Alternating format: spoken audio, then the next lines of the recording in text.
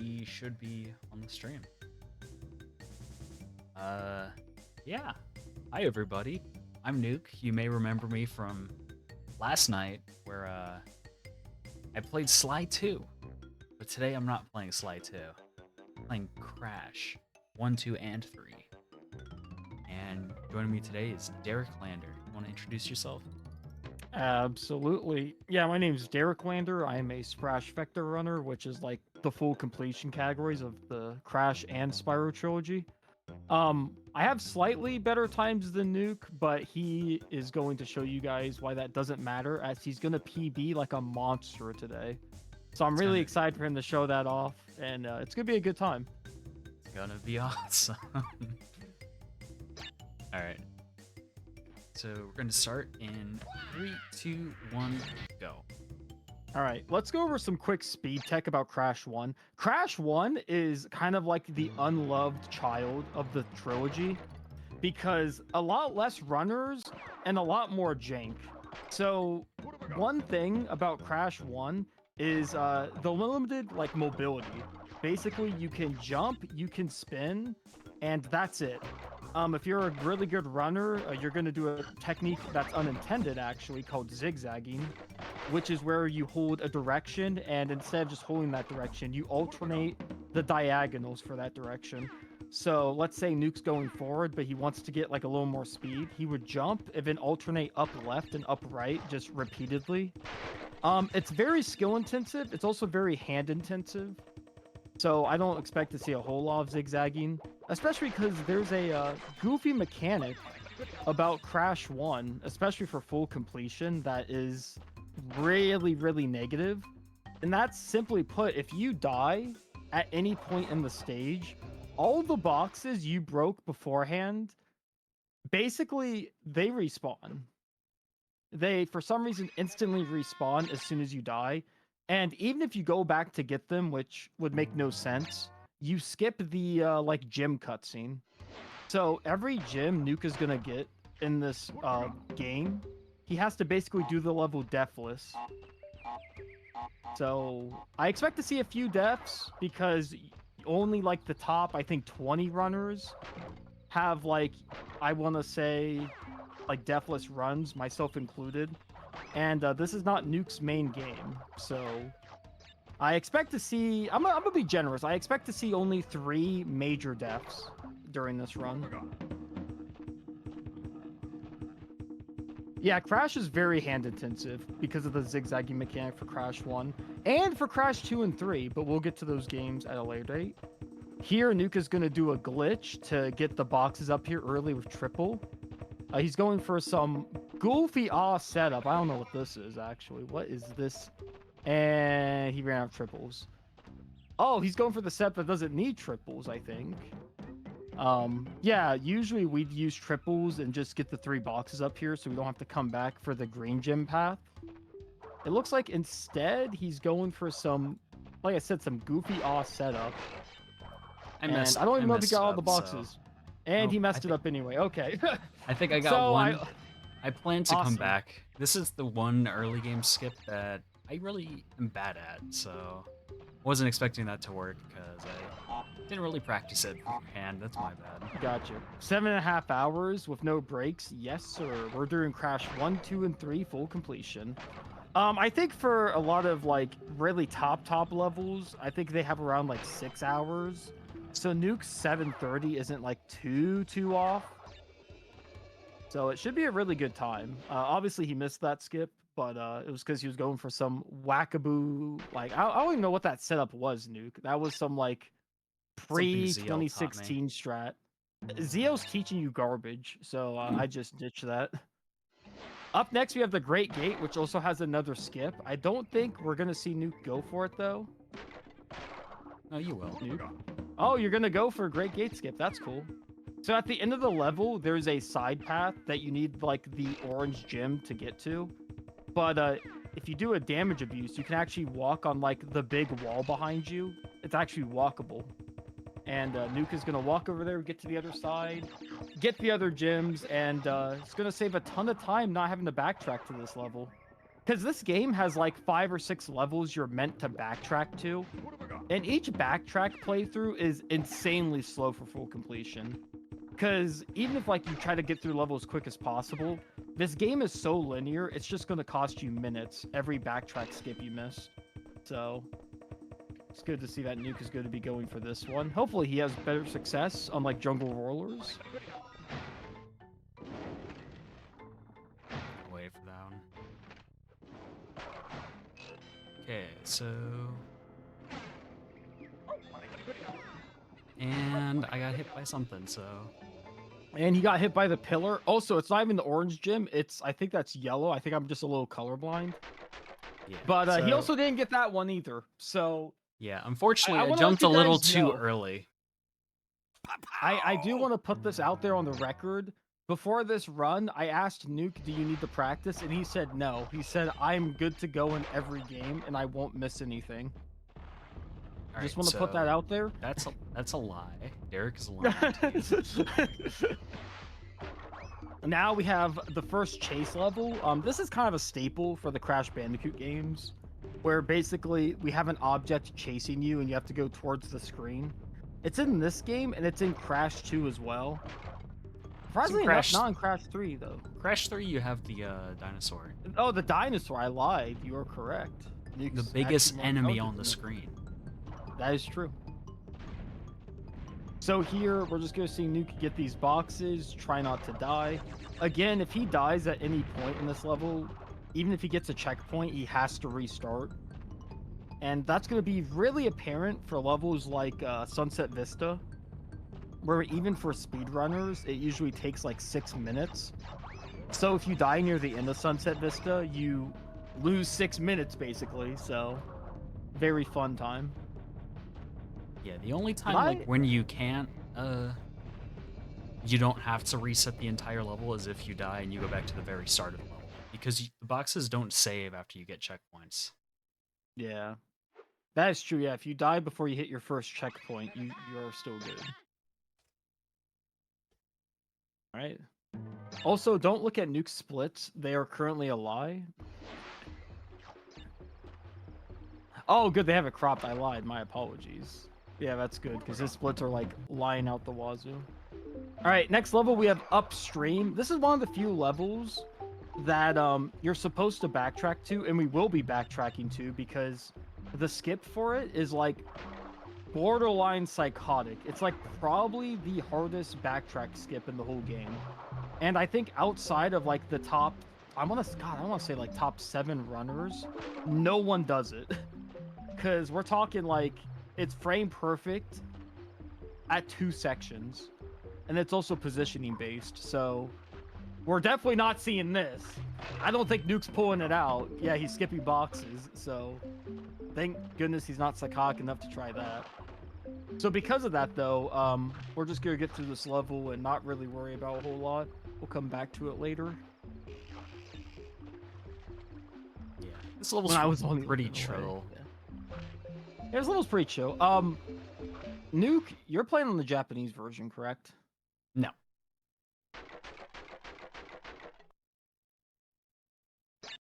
Of course not. But if Nuke was playing on the Japanese version and he actually cared about getting a good time in this game, the Japanese version saves like over a minute. It saves over a minute. Yeah, it's like a minute and a half because they make a lot of changes. Mainly for the Lost City, which is one of those like infamous bridge levels. They thought it was so tough that for the Japanese audience, they just cut it in half for some reason. Also, there's like easier platforming in the Japanese version, and there's like more masks to go around.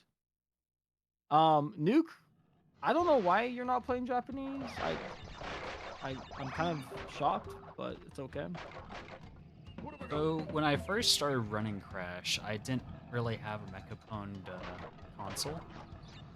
Right. Which is needed to play the Japanese version unless you want to buy a Japanese console. Yeah. Where does the extra 5% come from? So the extra 5% comes from Crash 3. Crash 3 has this thing called time trial relics, where you go through each level and you try to get like a really fast time. Kind of like pseudo speedrunning inside the game itself. And if you get all gold relics, you could talk to Coco at the end of the game, and she gives you a gem that gives you an extra 5%.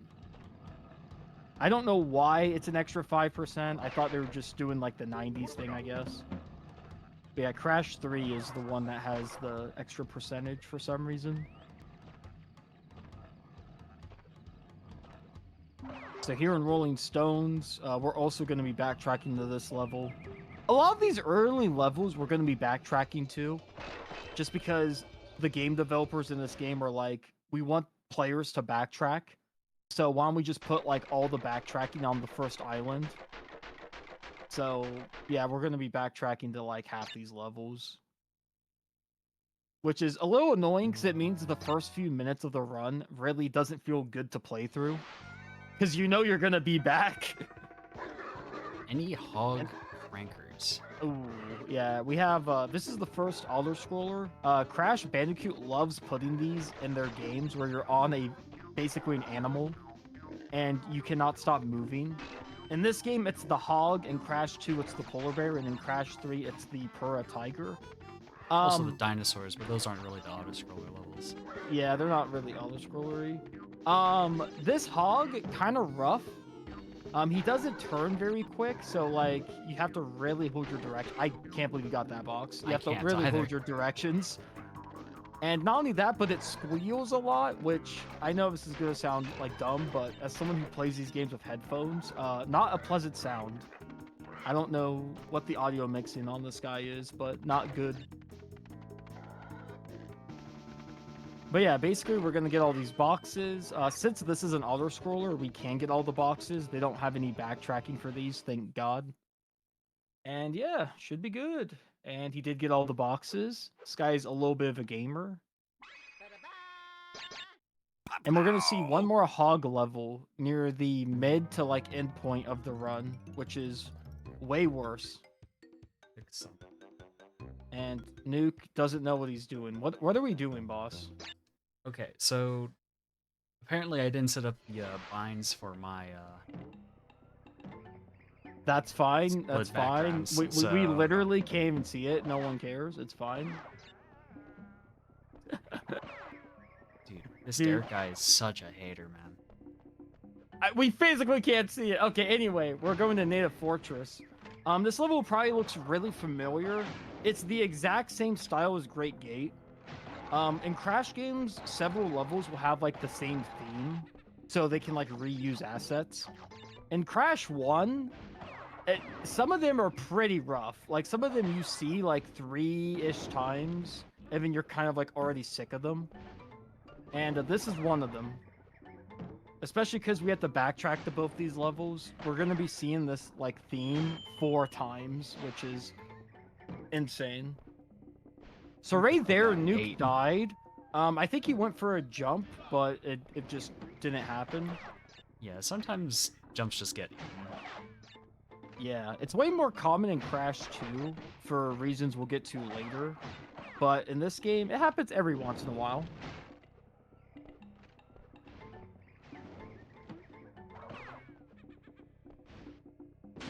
I shouldn't have gone for that. And he went for it and he died. Okay. Good news for Nuke, though. He can die here as much as he likes because we're not getting the gem at the moment. So the only thing he's doing is just wasting our time. I got hit by that guy. You cannot spin that guy. But yeah, since we're not getting the gem in this level, since we're backtracking to it, he could die after a checkpoint, and it's not like the complete end of the world, unlike some other levels. So we're just making our way. Oh.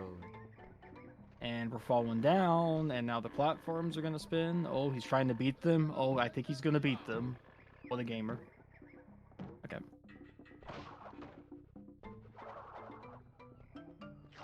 So fun part, but some parts of these levels you can just go back here. Just yeah, and some of these levels cycles. Yeah, you could just go back there, and it is dev intended. I mean, there's clearly a cutout. It's really like obvious, but it's really good for us because you could save a ton of time.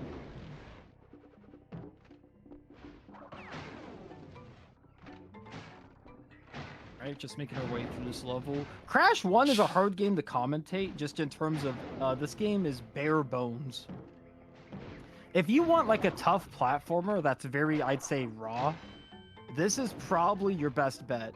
Because there's only 2 buttons, but this game is so cycle dependent, so tight jump dependent, it is insane. And also, another thing I haven't mentioned yet, which I probably should have, Crash in this game is really heavy. He feels like he has like cement shoes on. So every jump in this game does not feel like very satisfying in a way of like, oh, he's getting a ton of height. Like this guy, he's got some pounds on him or something, which just makes the platforming that much harder. Up the creek, Put I'd my say home. would probably be the first like difficult level. That you Yeah, have to up the 100%. creek. Yeah, up the creek is gonna be the first level that we like 100%, like the intended way. Like the devs intended like this would be the first one you could do without skips. Up the Other creek than- kind of sucks because there's backtracking in the level itself. We're gonna get to like an exclamation point box, and Nuke has to backtrack to hit boxes that spawn in. And where they spawn in at, it's like off by like the terrain. It feels really jank. So hopefully that goes well.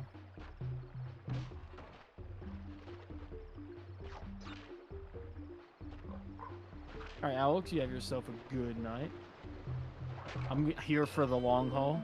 If we get really desperate, Nuke can always switch his stream over to mine. And Yeah, I'll just have do, Dare like, complete Crash the 3. game. Yeah. All right, so remember, this is one of those sections, not sections, one of the levels where we are trying to get the box gym. So even though he just hit a checkpoint, if he dies at any point, we're going to see the map screen again. So that checkpoint is like actually meaningless. But yeah, this is the exclamation mark box I was talking about. You jump on it, and then you die. And then you like get slipped off and you die because Crash is really heavy in this game. I had way too much momentum there. Okay. Yeah, one thing So about now we're back Crash, to up the creek. One thing about Crash's momentum is in Crash 2 and 3, if you stop moving in the air, you just stop moving. In Crash, you'll keep going. So you have to make a lot of adjustments whenever you need to like Crash jump 1, or spin. Not only does he have cement shoes, but he really carries his momentum. It's not like a lot of other platformers where they stop on a dime or their momentum like slows down. Crash, he's like, think of him as like a Corvette. He, like, as soon as you let go, he still zooms, and then he comes to a screeching halt. It's like someone slamming on the brakes only after a second that you've already let go of the gas. It's very not intuitive. Luckily, in Crash 2 and 3, they fixed this problem exponentially. In Crash 2 and 3, he controls like a dream. So that's a good sign. That shows that they actually improved throughout the releases, which is cool. I don't know about chat's favorite Crash game, but mine is definitely Crash 3. AKA Crash 3 Warped. That game is my favorite, and hopefully I'll be able to see it before 1 a.m. today. So yeah, this was the scenery I was talking about, where it spawns those boxes down there. It's really goofy, and you have to take that up arrow. So if you're like kind of slow, and you like, you know, have the TNT blow up the up arrow, you're kind of stuck unless you do a really hard jump, which I don't think Nuke has like ever even seen the backup for, because it's like brutal. So good thing he got that. Now we're gonna make our way through this. Nice. He's really intimidated by that Wumpa fruit. I should have gone. Oh, you have to wait again. One more chomp, and then I go. Yep. Okay. That wasn't But too bad. Minigame one is a steady set. The minigame one, really, Crash Bash is your second favorite. I love Crash Bash, but not really a ton of praise for that game. I love it though. If I am Okay, playing now we have Crash the first Bash, boss I would fight. be dead. This is second boss fight. We bought. Oh, second boss fight. Sorry, the first boss fight went by so quick, I forgot he was a real boss. We did fight Papu Papu earlier, where he just needed some smacks to the head. Now we're gonna fight Ripperoo. Ripperoo has this like weird boss fight where it's about like lighting up these TNTs, specifically the big TNTs for some reason, and basically having him be close by when they explode. So Nuke is gonna wait for this one and just spin it when he gets close, because this boss fight gives you 2 masks, so you only have to really stomp on one of them. And now we have the first, I'd say, pretty damn hard level. This is the Lost City. This level, in terms of like raw difficulty, isn't the highest. The problem is that it's in Crash 1, and it's, I think, the 3rd longest level in the game. So, because of that, and because of the fact that obviously if he dies at any point, he has to do the whole level again, this is the first like real test of the run. Because he could literally get through this for 5 minutes, be good, miss like the second to last jump, and we're playing 5 minutes all over again. Which is psychotic. What's up, TK? Fun times, of course. Wow, friendship memories, yeah. No, Crash 3 was awesome.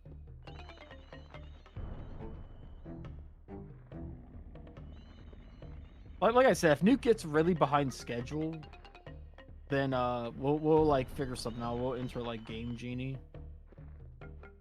Game Genie for PS1. I just realized what I said. That doesn't make a lot of sense. Just start straight up cheating. Yeah. God, what were the cheat devices for PS1? Game Shark? I feel like Game Shark was the only option, right? I don't think Action Replay was on PS1. No, Action Replay was like DS only, I think. Yeah. That was silly. Well, no, Action Replay was on GameCube, I think. Why was it on GameCube, actually? The hell? Alright. Anyway, we're currently like 1/3 of the way through this level. And as you can tell, it hasn't been like too challenging, but the last section slightly ramps up. And it's also where it gets really nerve-wracking. Fell down a little bit, but landed on a previous platform, so it's fine. Yeah, Action Replay, like the cheat device. So I think the PS1 only had Game Shark. I know the PS2 had like almost everything. PS2 had like 3 or 4 cheat companies for it.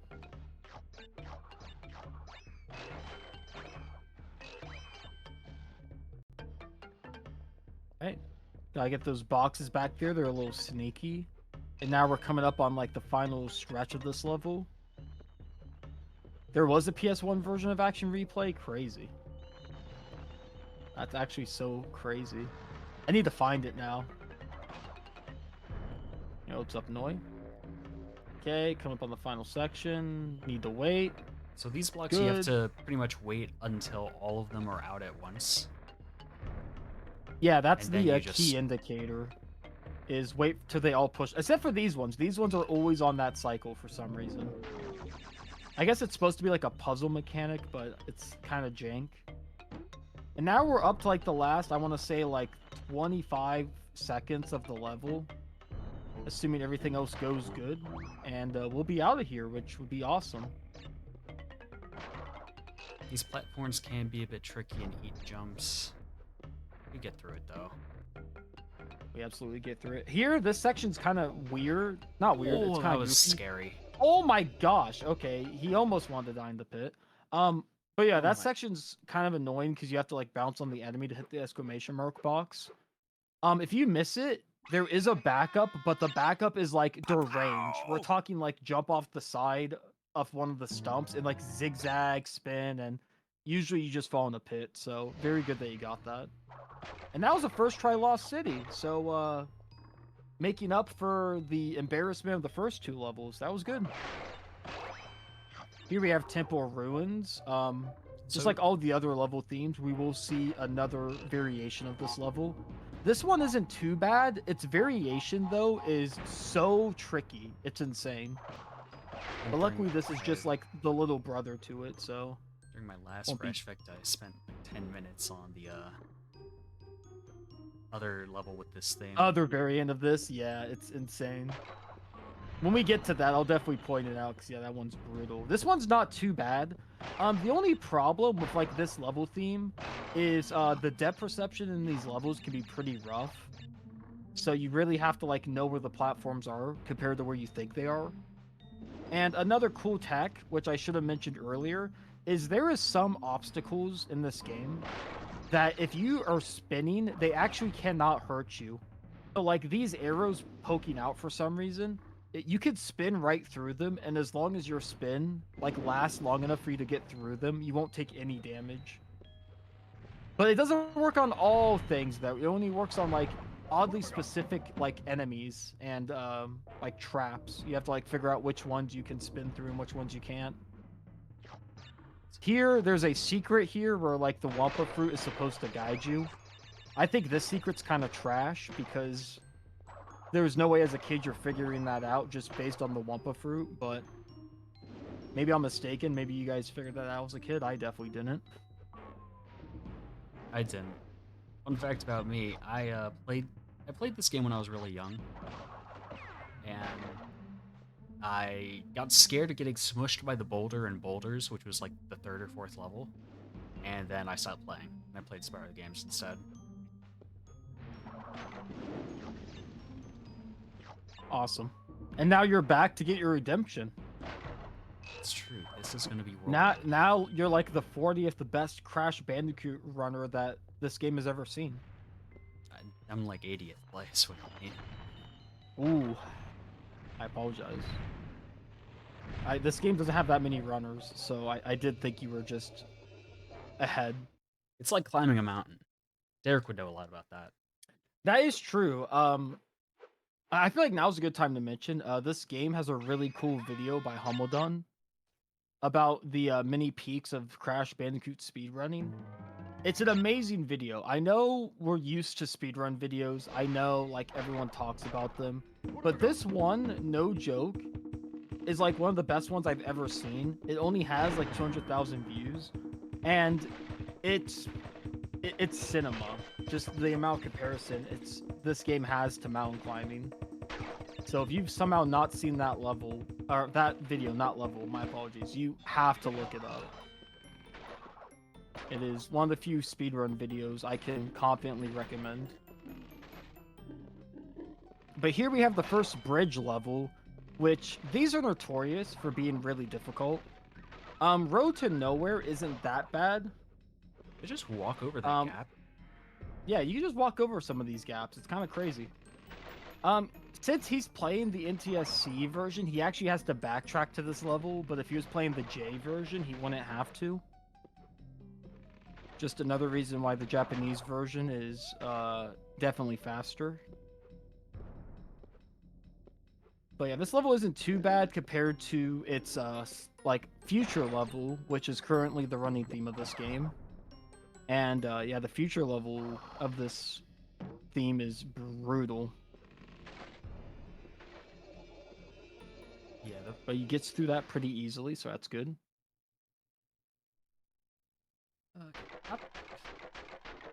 Not bad, not bad. Favorite 4 levels in the game? Really? These ones? That's cool. I have a cool opinion to have. So now we have Boulder Dash. Yeah. This is gonna be another level he has to backtrack to. But this is also the same like idea as Boulders, where like he gets chased by a boulder. I'm realizing since you missed the backtrack skips, I think we're backtracking to like no joke 8 levels. Yeah, every level that needs a backtrack, I am backtracking. Oh my lord. We're backtracking to like Don't worry, 8 or guys. 9 levels. Derek only regrets commentating this a little bit.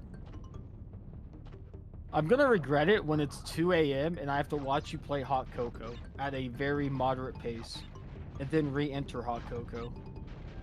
Dude, I'm gonna miss the Hot Cocoa 1 second because of Derek. No Crash Bandicoot mascot suit for the marathon. That is true.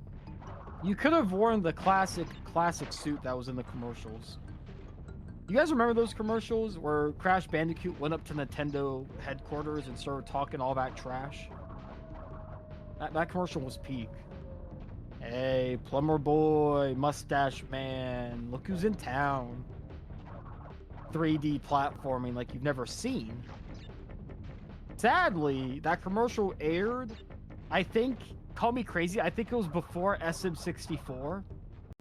So that was before they realized that Mario was about to drop peak. So unfortunate timing, but a good commercial outside of that.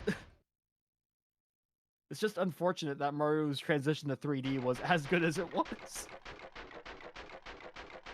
Oh yeah, fun fact. If you don't die at least once, you get the box cutscene telling you how many boxes you missed. In J, it only drops one box, and like you just push triangle. Here's the In the level. American version, you get dropped a box every box you miss. So it's really long. Also, here comes probably the second hardest level in the game, Sunset Vista. Again, this follows the theme of the Lost City, but the developers were like, what if we do the Lost City, but make it harder with the cycles, and then gave it a third story that also is prolonged to twice the length of like the other stories, the other levels. So scary. this level, oh my god, that was close. This level, no joke, is gonna take us like 7 minutes. And that's if Nuke doesn't die once. If he dies once, it's gonna be rough. Right back to the beginning. Yeah, this is easily like the second hardest level in the game. When it comes to just like having to do all this and not die. Do you really need that mask? Yes. Think of the viewers. They want to hear this music. I'm not taking that.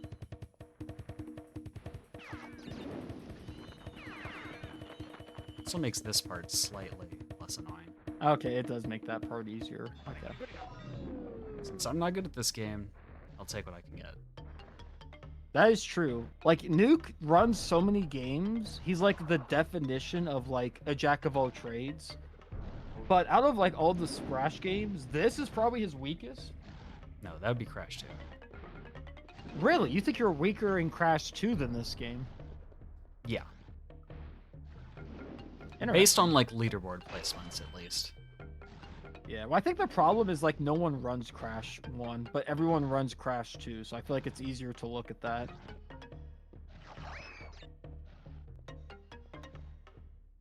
Feel free to die ahead of this level a few times. Oh my god. Yeah, this level is peak for just wasting. It goes without saying, in like real PB attempts, there is some levels where if you die in them, it's just a reset. And this is coming from someone of like Nuke skill level. If we're talking like world record or something stupid, then you die once, then you reset. It's pretty rough. So Nuke waited there to get a good cycle. Some of these platforms, if you want like the most optimal cycle, you have to like wait there a few times. He actually spun the mask away because he didn't want to get triples for this section. It makes it slightly harder because you have more momentum. Yeah. Oh my gosh, speaking of momentum, that was clean! Nuke 47 with the schmoves. That was a very clean ascent. So right now, Nuke is making his way downtown. Okay. He's gonna bait this enemy over here so we can hit this exclamation mark box that has other boxes that spawns in. And one of these boxes does is get it. important. Or Yes. Very important for a Cortex token. So not only is this level like the second hardest, just in terms of like how long it lasts and how difficult it is, foreground. You gotta go back more. There you go. Just because of like how difficult and long it's and prolonged it is. There's also a there's a Cortex bonus token. And you need to get all 3 of the Cortex bonus tokens because by getting all 3, it gives you access to a bonus stage. And in that bonus stage, there is the ability to pick up a key, which you need to unlock 2 secret levels. So we need all 3 of these Cortex bonuses. We need to do the bonus without dying. Oh. should I still go for the bonus? It's up to you. I would. Not do it. So even though Nuke died, he's gonna do the bonus. No, I don't think you have to re-get the box. Call me crazy. On the push triangle. Yeah, you already have It's it. crazy that I didn't make that cycle.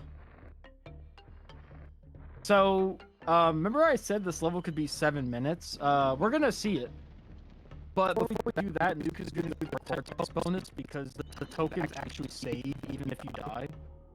So Nuke's gonna test this bonus, hopefully get a key, and then he is going to basically dip out of this level and pretty much just re-enter it.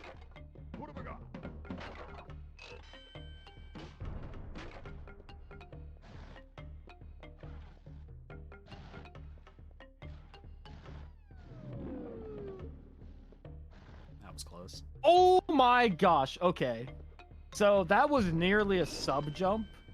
Basically in Crash 1, you still have a few frames of like activity to jump even after you like fall off a platform.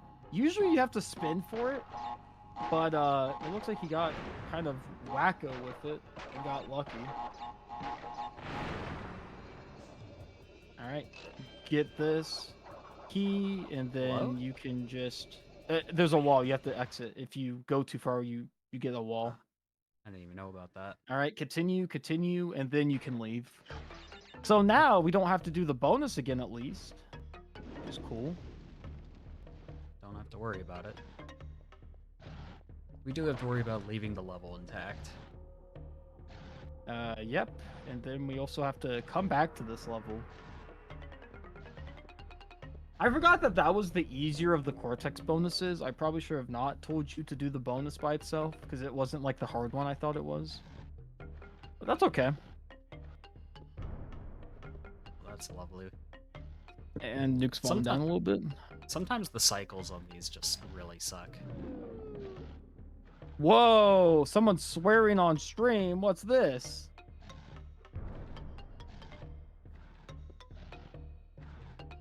I can't believe Derek swore earlier. I didn't swear. What You're a going save. backwards What a on the. I'm just so excited. Sorry, not family friendly. Oh my god.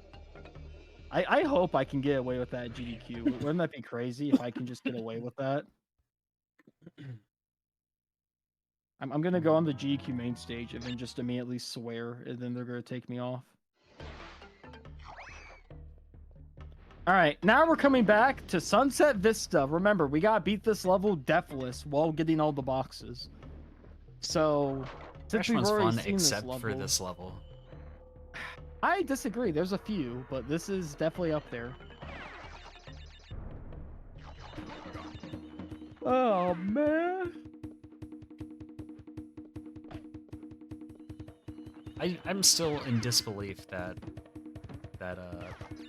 block pushed me off. It felt like I didn't. Maybe I just didn't go at the right time.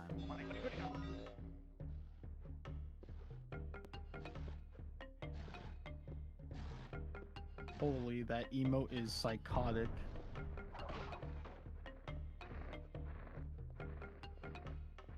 Alright, so as I said before, this level was like the second hardest in the whole game to like get done right. This level sucks.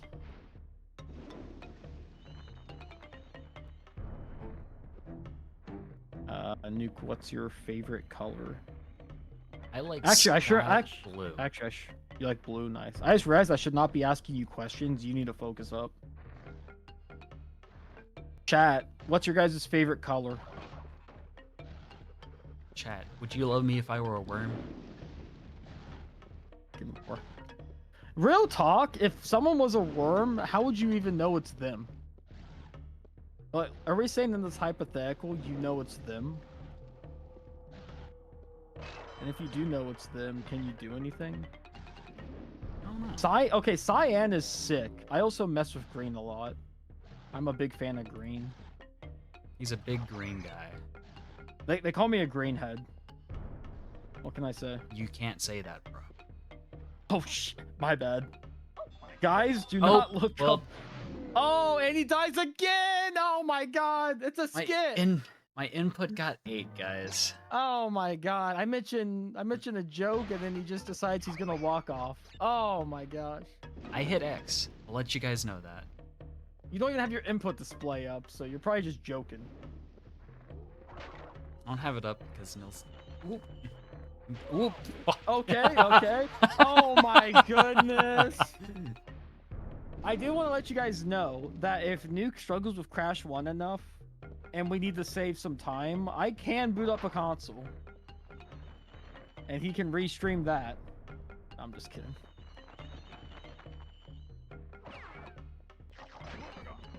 This Derek Lander guy was telling me before he came in here to commentate my run that he's just like, dang, I don't think I've ever commentated a run when I was just like the better player. I think I phrased it a little nicer than, well, I don't know if I did actually. I think what I said is it's gonna be weird commentating a run where like I'm gonna want the controller. I think I said something like that. So I will admit some ego lander was there. But look, that's past us. You're gonna shut me up as soon as you get past this level, like 3rd try. If my jump input drops again, I don't know what I'm gonna do. I'm gonna get this mask though. This one, yeah, when you have none, I mean, I respect it. Just a little. Time to pass the controller. That is true. Yeah, when you were a kid, if someone died, you had to pass the controller. Me and my friends used to do that for Skate 3, and I hated it. Because my friends were so good at Skate 3, they'd never fall off. And then me, who had never played Skate 3 before, they'd hand me the controller, like smirking. I'd fall off in like a minute, and they'd be like, "Oh, Derek, sorry, that's your turn." And then they'd like play for like hours, and I'd just be like, "Man, this hangout sucks. Why'd I show up?" And this was back in the day when like phones were like not as good. We're talking like iPhone 4s and 6s. So I couldn't even scroll or anything. I just had to sit there and watch them play the silly skateboard game.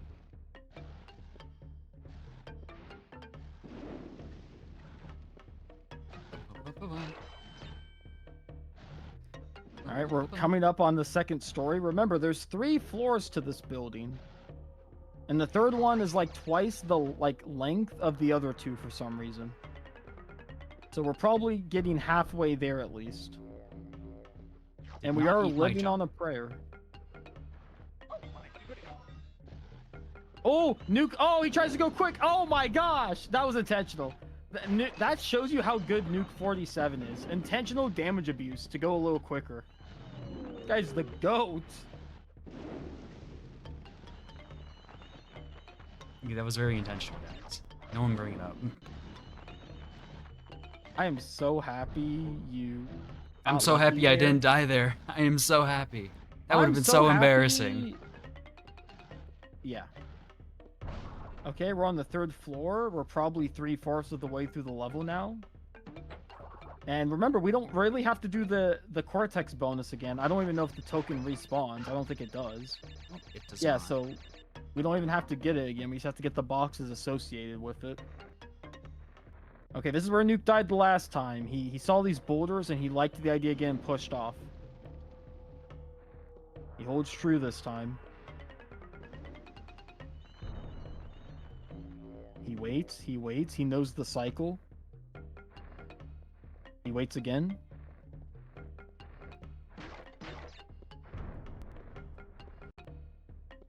Good. Oh yeah, another thing about those walls is you can like jump on top of them and kind of like beat the whole section, which is very nice because then you have to wait for their cycles. It's very, very cool. Speaking of bonuses though, I think I know what bonus you're about to go to. Oh, never mind. Tonda's not there. Alright, and we're getting close to the end of the level. He just has to get these No, go for the boxes! What are you doing? Oh, yeah. Forgot there was boxes back there. Oh my gosh! Thank goodness I had my mouth open and I was actually watching. Dude, you would have, like, punched the air if you dropped 2 boxes at the end of this. Okay. After that small like hiccup, he's climbing one of the last staircases to freedom. Got a good cycle on the spinner. Never mind. That one, yeah, that one's always a bad cycle. Oh, nice. Yo, P-Man, yo, Zingo, dude, all the fans are out here to support Nuke 47. You love to see it. And the only thing Nuke has to do is not die to these 2 jumps and the enemy. And he doesn't. Last jump. Imagine I missed that. If you would have died on that last jump, I think I would have cried. And there we go. That's the second hardest level in the game. And it was only 4th try. That was the hardest level for me, at least. Ooh, buddy. I've seen your fumblings. Dude, fumbling's awesome. But it objectively is the hardest level in the game. Okay, so this is Kuala Kong.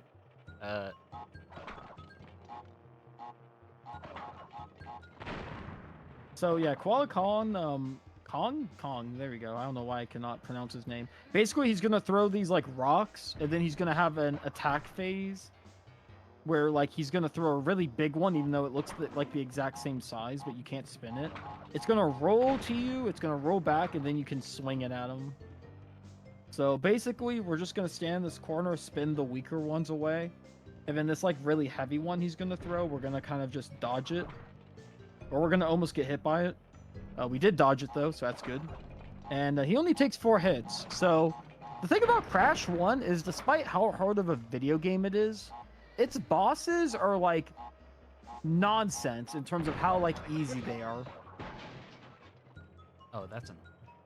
And okay, I lied. Yeah, those mine carts are there, so like you have to dodge. You have to like make sure they go past before you hit it back.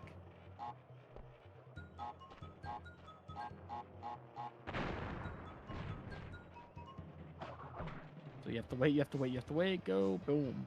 Yep. And yeah, this is Kuala Kong. A pretty relatively like easy boss fight. Like all the bosses in Crash 1 are easy for some reason. Which is interesting because in the later games, they actually get a slightly bit more difficult. But then the other Crash games, the actual like gameplay is easier, so. Or the levels are at least. Now we have a really fun level. I actually love this level a lot. And I don't love Crash 1 a lot, but I love this level a lot. And that is going to be Heavy Machinery. This level is really cool. It's really well made. There's only 1 checkpoint, which is unfortunate. But like I said, since we're doing 100%, the checkpoints don't really matter. So what we're going to do is we're going to come over here and we're going to fall between these guys to find a little secret section. Ayo, what's this?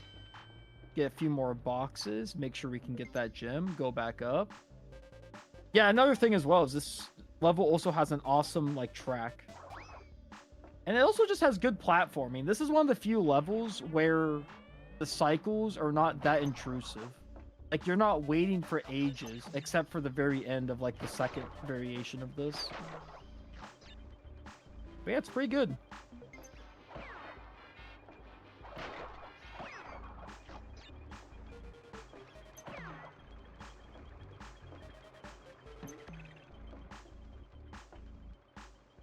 I always forget which way to go down on this one, because you can skip that little elevator.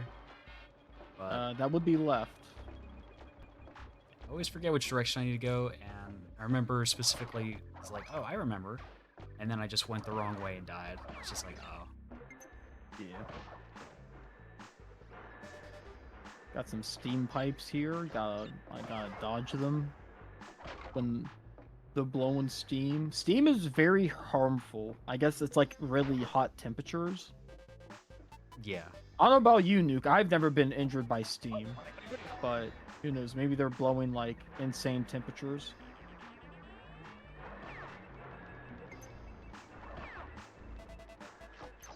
Yo, thanks for the good luck, good luck. Appreciate it. I know Nuke appreciates it. This one I know is to the right. Moving back to the right. Here, there's boxes here that you have to like break, but then you also can't go like too quick if you do it a certain way, because then you don't break them all.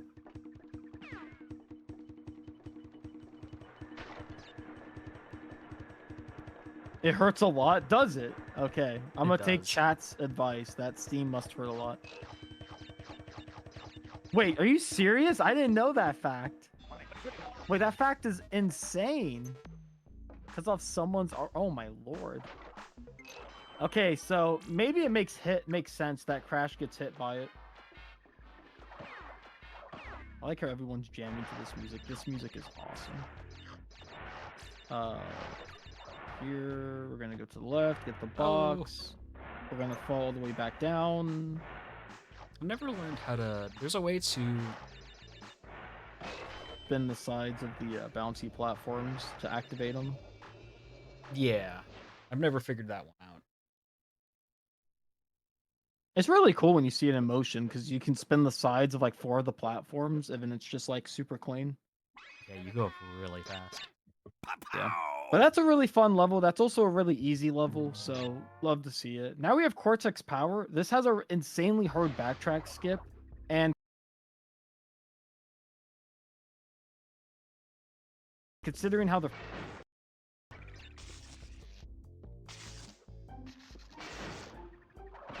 a insanely difficult trick where it's like you have to spin and then get a sub jump, and it's just brutal. Also, my stream is lagging up a storm. I don't know if that's my Wi-Fi or the stream. Nuke, where are you going? Nuke, where are you going? It's the easier route. What? What is that? Oh my goodness gracious! You messed me up there. I apologize. I've never seen that before. I greatly apologize. What? It's the faster route if you don't do the thing. There's no way. That's fake. There's no way that's faster. There's no way that's faster. You have to go all the way down here. You have to go through a door. There's no way this is faster. This is fucking. Dude, Derek, this is believe This me, is bro. bullshit, dude. This is fucking. Believe me, Derek. It's faster. Oh. That was insane. Oh my god, that was insane. Nuke 47 showing off the craziest swag tech. That was insane. Okay. So yeah, since we're not doing the backtrack skip because it's really difficult, we have to come back here. That was insane. Okay. But I missed. Hey, I died in the level. Why did this show up? Derek lied to me. Well, it's because you died before the first checkpoint. You have to get a checkpoint, then immediately die, and then you won't see this. All right, next up we have Generator Room. This one isn't too bad, but its depth perception sucks sometimes. Yeah, the depth perception for this level is like this is the one of the few levels in this game where the depth perception is just abhorrent. Like you really need to go further on these jumps than you expect. Outside of that though, do not mind this level a whole lot. I have a vibe.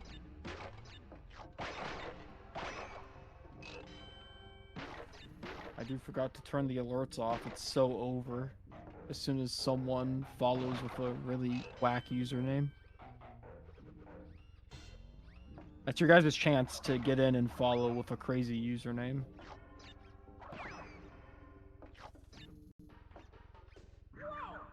Oh, I forgot he was on that level. That's so dumb.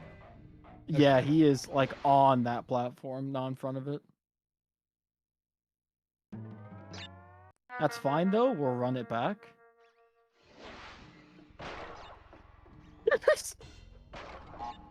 It's a crazy username to follow, that's pretty good. Nice.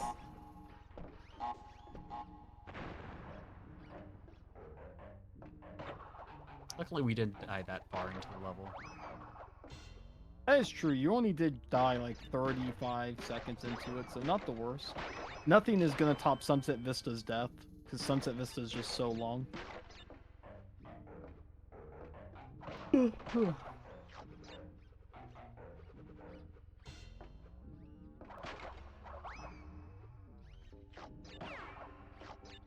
I thought for sure I was gonna die there.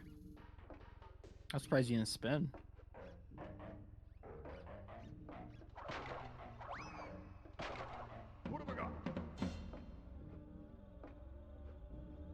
That was a mistake Yeah.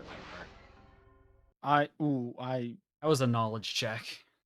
That was a knowledge check, and Nuke 47 You see, made his that was the D&D part where it's character just like like, a oh, I 5. have to go now, and it was like a depth perception thing. All right, chat. What's your favorite PlayStation 1 game? I want to see some PlayStation 1 classics in chat. For me, it's definitely got to be Spyro 3, Crash 3, and probably some CTR. I know that's really generic picks, but like, hot damn. Those are some good games. Brave Fencer Musashi. I need to play that. I've seen so much gameplay from you and a few others playing that, but I've not played it myself. Final Fantasy VII, the classic. The absolute classic. What's another classic I played that's not like the Bandicoot ones or the platformer ones? I really mess with oh, RC Revenge. Oh my god. RC Revenge is crazy. RC Revenge had a track editor, and I used to be such a menace. I would make really like bad tracks, and then I forced my friends to play them. And it was really in depth. And my jump got 8. Love to see it. Nice, nice. Alondra, I don't think I've heard of that. Ape Escape 1, though. Ape Escape 1's pretty good. What's up, Sione? Diablo 1 was the better version on PS1. Really? Interesting. Playing a Diablo game without mouse and key, as someone who doesn't know anything about Diablo, sounds scary. But if it was better, then that's actually really sick. I know some people really like the console ports of the Doom game. What are some other really good PS1 classics? And I know a lot of people talk up Metal Gear Solid. I think the first one's just okay. Tomb Raider, I'm kind of the same way with. What'd you say? Castlevania Symphony of the Night. Ooh, that's a good one. I've not played that, but that one I've seen so much gameplay on. I've not played it either, but I know it's good.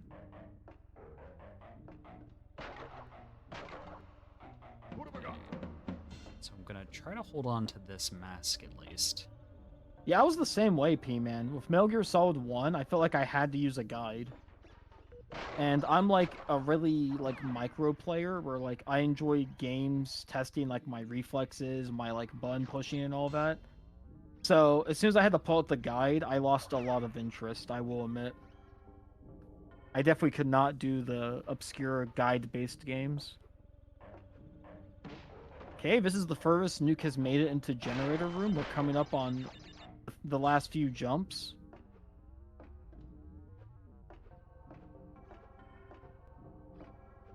Good, good, good. And now we just have to get to the moving platform near the end of the level and we're good.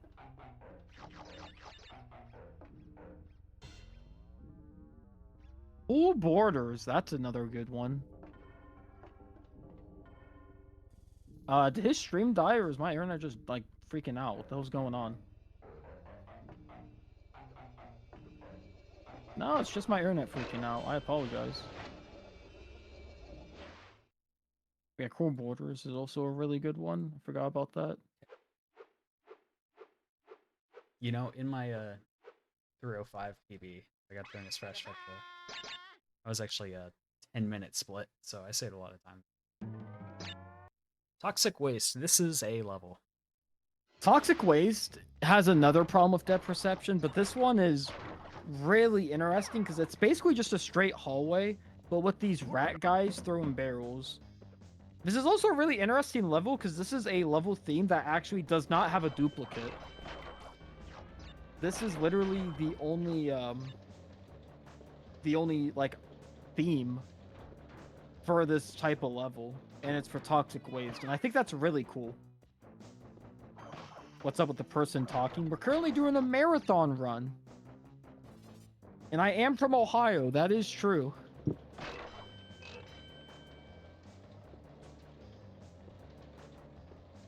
Why is he speaking Japanese?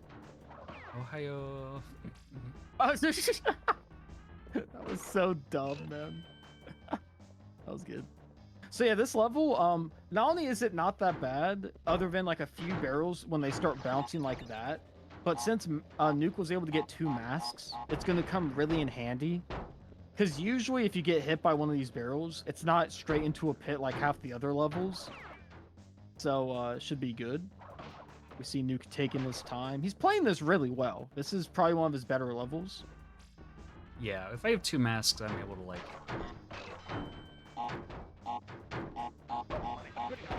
just take a hit there. Make sure I spin that away. Only PS1 game I played was Gran Turismo, where you watched your dad play. Interesting. Pretending we were in the car? That's so wholesome. Oh, holy wholesome. That's insane. Pretend you're in the car? Dude, in Gran Turismo, you can crash those cars pretty violently. Hopefully your dad was a good driver. Derek's actually pretty good at mimicking car sounds. Oh, yeah. Nah, sorry. So this is Pinstripe. You can just sort of hit him for free like 3 times right at the start.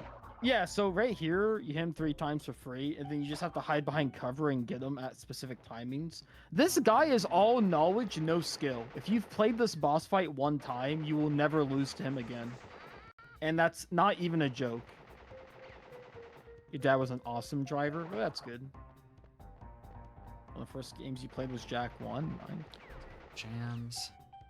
So yeah, he stopped right there. So you hit him. He's gonna come over here. He's gonna jump over here. You hit him again, and then he's gonna jump to the table. Then you hit him again, and yeah, that's Pinstripe.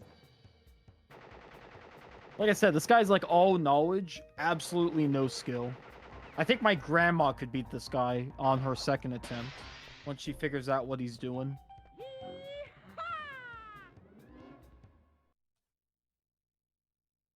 All right, High Road. This is the hard bridge level. Yeah, so this is the hard bridge level. In the Japanese version, they actually thought it was so difficult, they cut off like the back half section. So for like other runners, including myself, we don't even have to play like half this level. Why are we not on J? I already complained about that.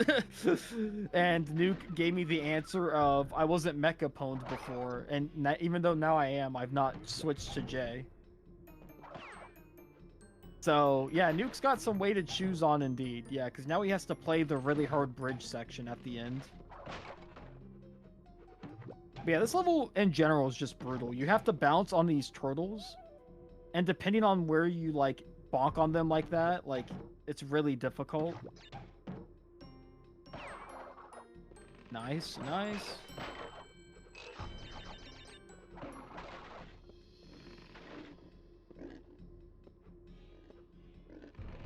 Also, if you guys know the Insane Trilogy... Ooh, and he gets hit! I get hogged. 1! He got hogged. Also, if you guys know the Insane Trilogy, for some reason, in the Insane Trilogy, the bridge level, due to the jumping mechanic, is way harder. Like, way, way harder. Due to the simple fact that Crash's, like, jump apex is shortened in the Insane Trilogy. So it's even harder in that version. Luckily here we don't have that, so it's a little bit easier than that, and that's about it. Otherwise, this level is still brutal. But the good news though is it's very short. Like, it's not astronomically short, but it's short enough to where, like, you get tested for like 2 minutes and then you should be done. Got unlucky with that jump. That is unfortunate.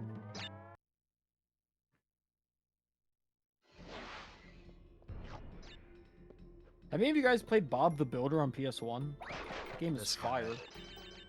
This guy. Bob the Builder, can we fix it? Bob the Builder.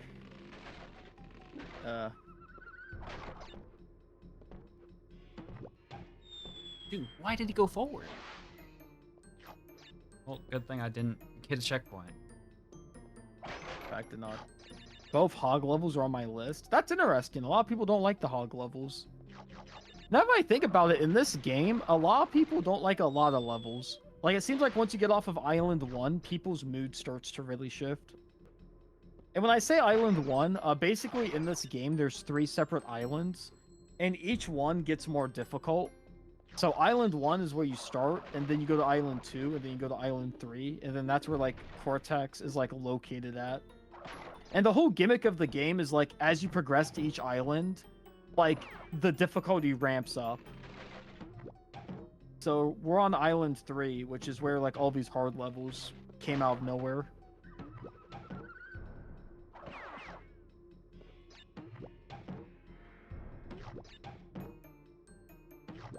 I love this game. I wouldn't say I love it, but I don't mind it as a lot of others do. I have a lot of respect for it. I do like it more than Spiral 1. Respect the hog this time. He got over the hog this time. This is the furthest Nuke has made it. He is on pace. So the good thing about zigzagging in this game is that you could just use it to make some jumps that you normally can't.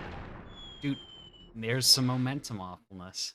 I love this. That was actually a perfect example of the momentum I was talking about earlier, where he feels like a car where like he goes for an extra second, but then it's like someone slams on the brakes. So right there, he went for like an extra second, and before he slammed on the brakes, Crash like kept like going forward. So that's the reason why a lot of runners in this game, they'll actually like push down on like a ton of their jumps for like a frame or two. Just so it's like, hey, I pushed down, I hit the brakes. You better stop moving, you Bandicoot. Good thing I have so many left.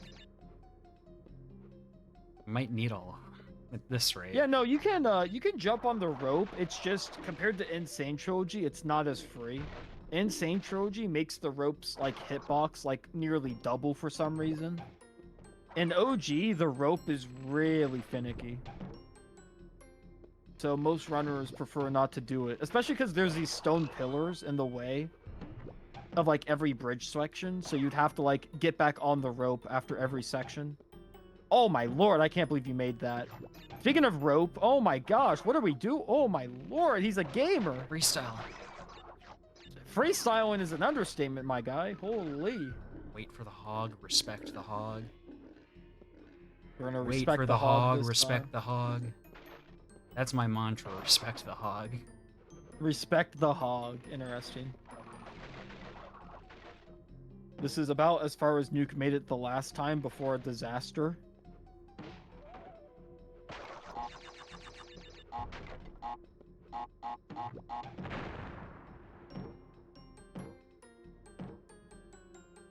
And now we're gonna bounce on these turtles. Oh gosh, that looks scary. And we're almost near the end. This is the last section we gotta do. Again, Jay would have been done by now. But Nuke's not on Jay, so he needs to keep going. Okay. Last few jumps. That should And be he's it. got it, folks. That should be it. Yeah. Mr. Pig. They call you Mr. Pig? What? I'm reading chat. That sounds like a really rude insult. Like you're calling someone big. What? Slippery climb. This is a pretty hard level. So Slippery Climb, this level isn't that bad, but it has the problem where it goes on just a touch too long. So like this level, I wouldn't even put in like the top 5 for hardest levels. But for longest, I think it's like the 3rd or something. Like this level just drags.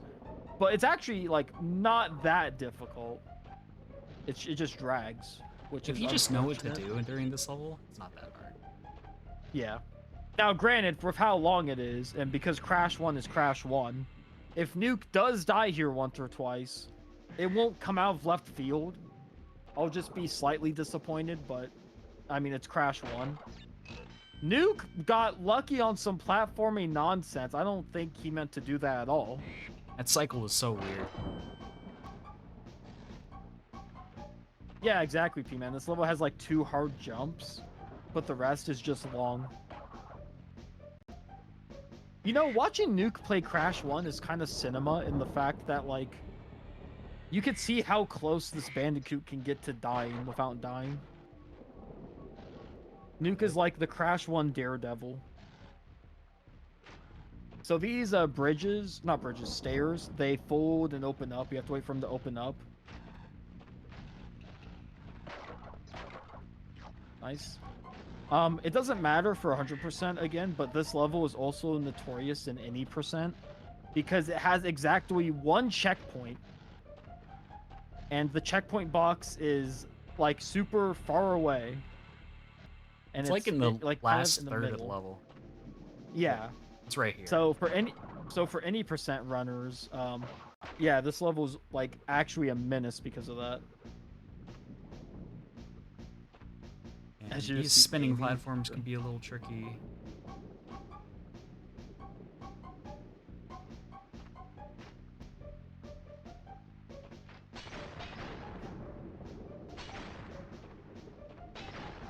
All right, now we're coming up on the final straightaway. This is where the level really starts to ramp up. Like this level, again, is not brutally difficult unless Nuke doesn't hold the jump button there. I did. But I just you went a little definitely late. did not. I saw that jump height from the top stair. P-Man, That was tell him I not held jump.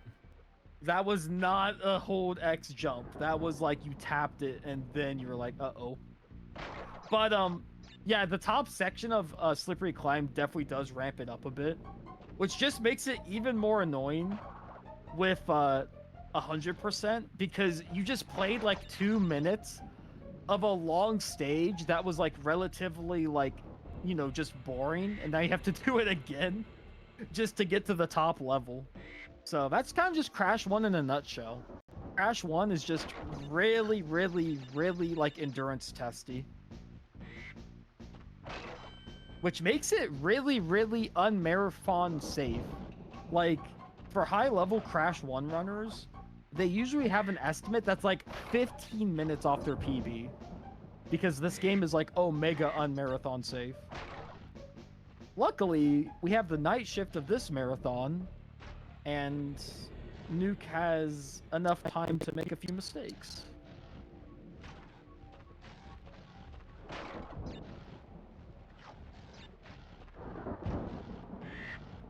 Controller ignoring input? Maybe. That's another thing about Crash games, is they do drop inputs more than like a lot of other games around this time. I will Thanks, say though, Andy Crash Gavin. 2 is definitely the worst. It's Andy Gavin. Yeah, shout out to Andy Gavin who made these games. All by himself. Exactly, that's why the program's so weird. Maybe he was the being naughty Crash 3. dog all along. He was the naughty dog all along is actually so funny. Alright, well, we're returning back to the top section. Last time we were here, we didn't see it too long, but Nuke's got it in the bag this time.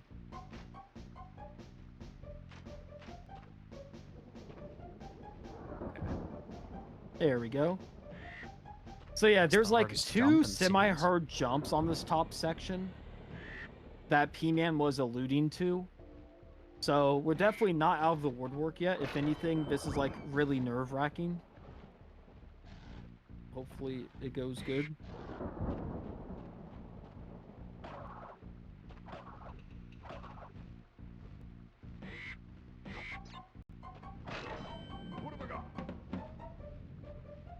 And this is one of the hard jumps right here. And he nails it, nice. And now after this, we just have one more semi-hard jump and we'll be out of here. Okay.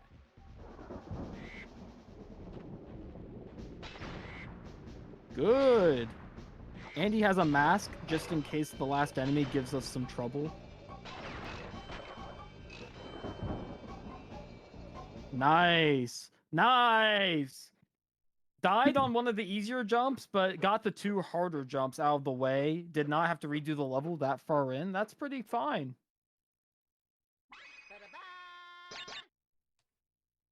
Wait, what's our estimate for this? 7.5 hours. Oh. Okay. If you need to know, my PB is a 7:22, and I'm actually ahead of my PB right now. Well, that's good. Yes. I was just thinking in terms of like me being awake hours. I was viewing it more in that sense. Yeah, if you guys don't know, Derek's is an old man. I'm he's getting up there in job. years. Oh my god. He's getting up there in years. I do in fact have a full-time income position in the tech field. It's psychotic, I know. Anyway, we have lights out. This level theme gets used one other time for fumbling in the dark, which is not only oh, that was, I didn't think that platform should be that spaced out. What the hell? Which is used for the hardest level in the game, which is fumbling. So we're gonna see this mechanic again in the future. But the mechanic is basically like the Aku Aku mask is your light source. So you need to go semi-quick or else it gets dim like that. And you won't be able to see anything in certain sections. Like, you can still play through the map, it's just dark. Yeah, it's just dark. That's a thing Crash Bandicoot likes to do in the future games as well. They really enjoy their lighting mechanics, where you have like a firefly guiding the light or something as well, where if you don't go quick enough, you just won't be able to see anything. So they were really a big fan of lighting effects for the PS1 era. Here we have some saws. You can actually spin through these and they won't damage you, but it's kind of tricky. Like that. Like that, yeah. Those ones are the easier ones to spin through because they're on the ground. So that's very cool. Nuke was able to show that off. These ones in the air, though, these guys are like menaces to try to spin through. And we can't complete this level, so... Yeah, this one we 100% can't complete. Like, it's not like there's even a hard backtrack skip or anything. Like, the yellow gem platforms take you upwards in like a spiral. So, like, there's just no hope of us ever finding anything for that. It would have to be like the craziest glitch in Crash speedrunning history. And here we have Jaws of Darkness. I hate this level so much. This level's probably one of my least favorite in this game. And the worst part is it's not even like a tough level in general. It's just really slept on. And this level also has a Cortex token that is placed in such a jerk position because if you spin a certain enemy, it blows up TNT and you can't get the Cortex token. So there's going to be a section here where Nuke gets to like a snake enemy, and you're going to be like, oh yeah, just spin him. But instead he has to like do some like weird hop on him. Yeah, no, this level is not very good. I am not a fan.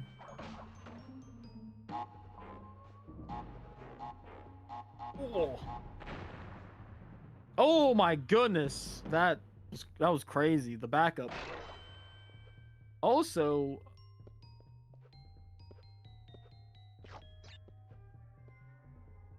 nice. Oh yeah, this mechanic, when they start shaking, they fall down. Now we're gonna take the blue gem path that we got earlier, and we're gonna be able to get some more boxes here, and then we're even gonna get a little triple mask section, which is kind of cool. Or not. Extra... No, I get the next one. Oh, you get the next one. Fair enough.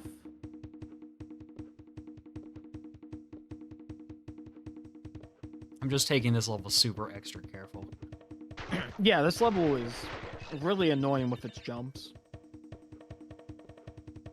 But it's weird, though, because I would definitely not put it in the top 5 hardest levels. And it's also not the longest. It's just, like I said, I think it's just slept on. It's one of those levels that have like some awkward jumps that you just don't think about until you get to it. And then you're like, oh man, like I died to that awkward ass jump again. So unfortunate. Speaking of the snake enemy, he should be coming up relatively soon. Yeah, it's this next straightaway after these platforms. Yep, and remember, he can't spin them or else it's going to blow up the TNT. So he has to try to hit some wacko jump. But if he gets hit by the spikes beforehand, then it's going to like automatically push the snake either way. Nice. And he gets the Cortex. Nice. And he's able to get out. Oh my lord. That was on the edge of that platform.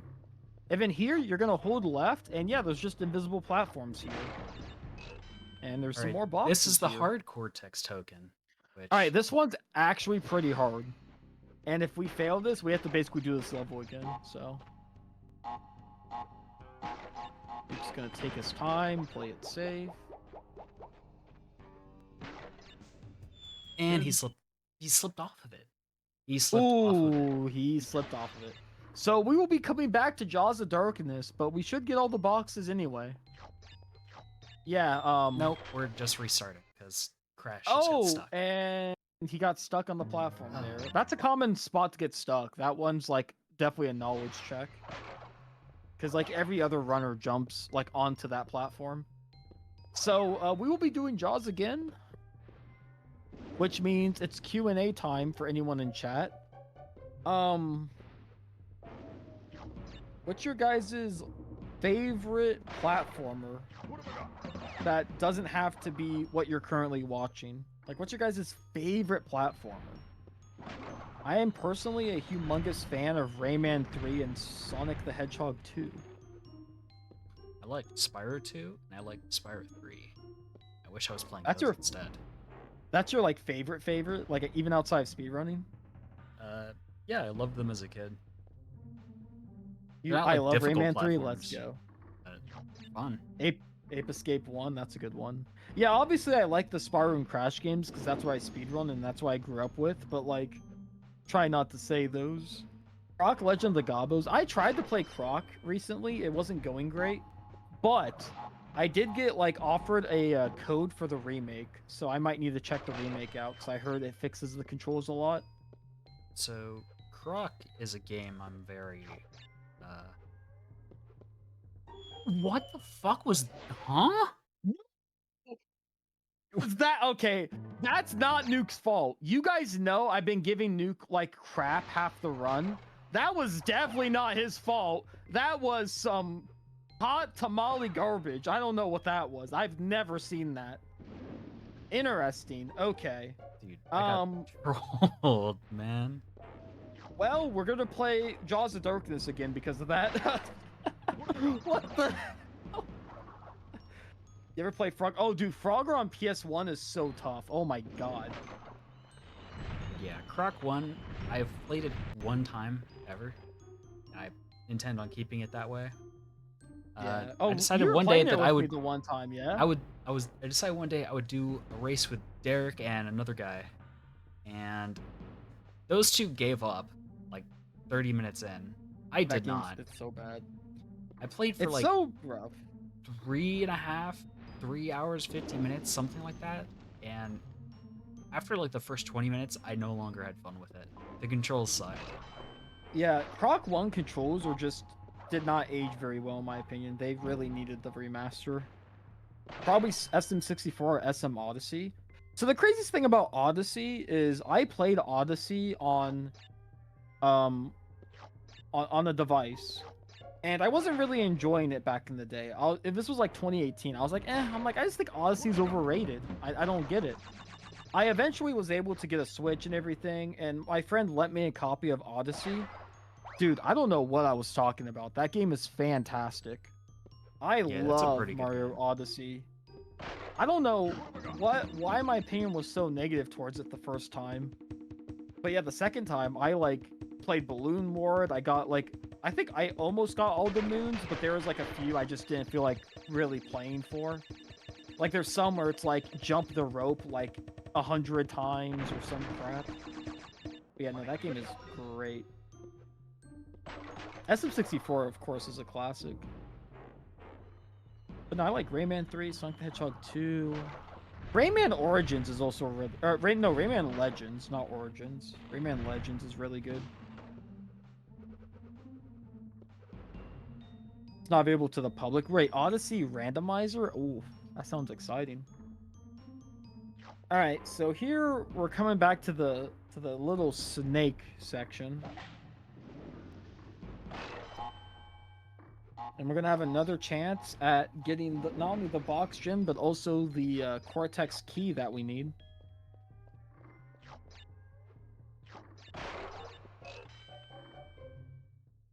Okay. All right, focus up.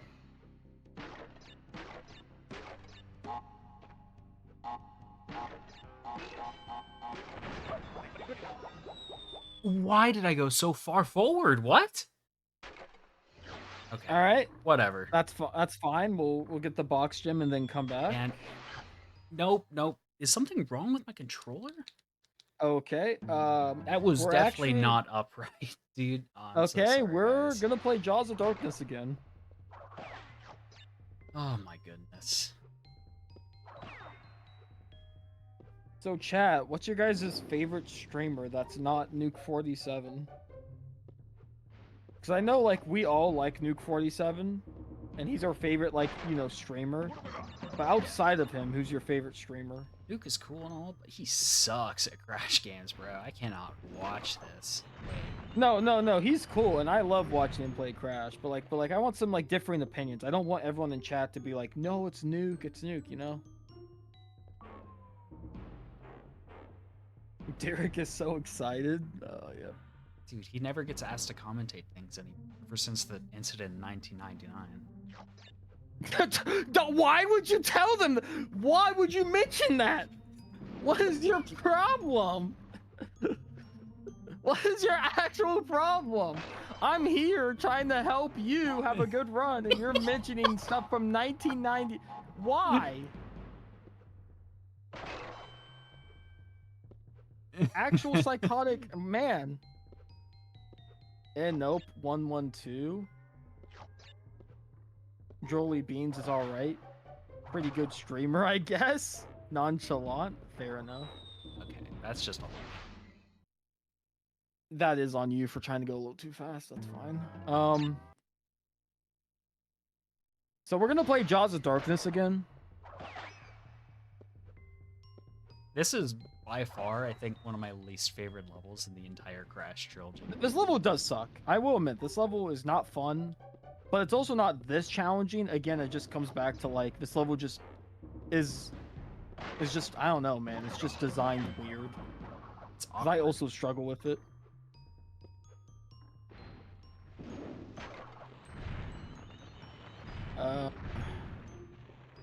What's your favorite cuisine? I like Chinese food. I really like fried rice, egg roll, orange chicken, butter chicken? No, orange chicken. I've been really beef and craving broccoli. bratwurst. Bratwurst? Like what? Like on the grill? Yeah. Yeah. It's like hot dogs, but like if they were an S tier food. I don't mind hot dogs if they're grilled really well, but like microwaved hot dogs or boiled hot dogs, like just no thanks. Like I'll only eat them if I'm desperate for food, which I will admit I more often than not am, but what's your favorite cuisine then, Nuke? Are you just like American?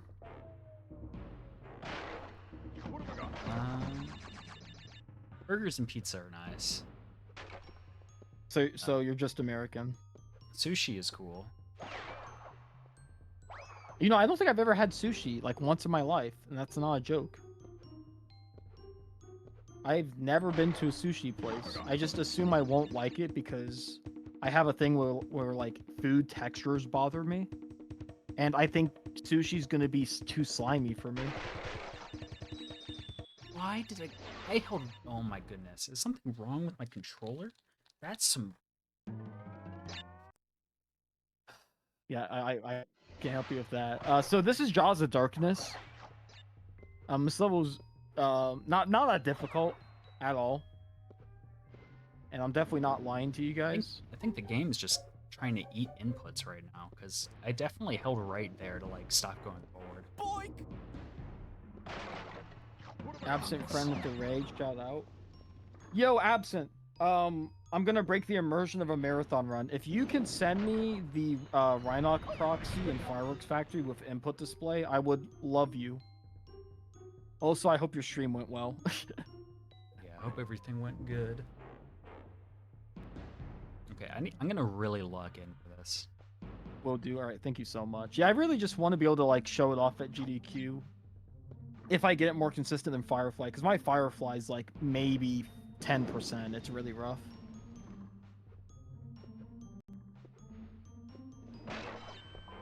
All right, so we have seen this level a lot. So is there anything you want to talk about, Nuke? Well, actually, maybe I shouldn't distract you, but yeah. All right, so Nuke's gonna lock in. I'm just gonna be the background noise. How's your guys' weekend been? I got to see some extended family yesterday, and it was really wholesome. got to see some young kids I haven't seen in a while, and they were really excited to see me.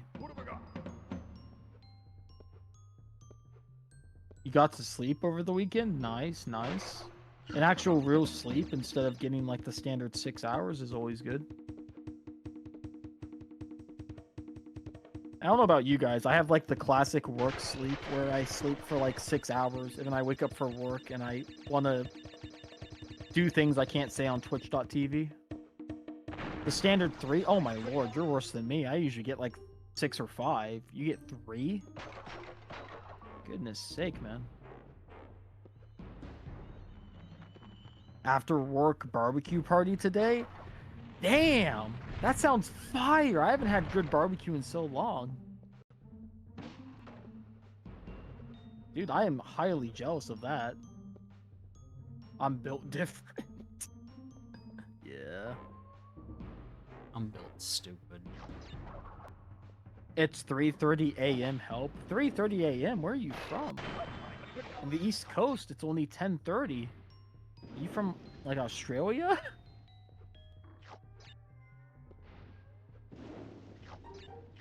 No, Australia wouldn't be that gone. UK.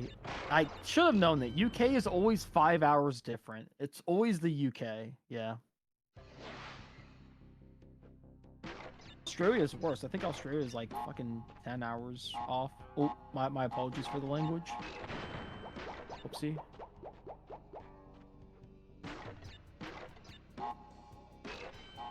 You're an Aussie? Wow, Okay. that's crazy. Also, good job on the bonus. That last TNT you were a little right of, but we got it. Yeah, Good job. I tried to slow down. All right. Hey, slow down. Slow down. Focus up. Just a few more jumps.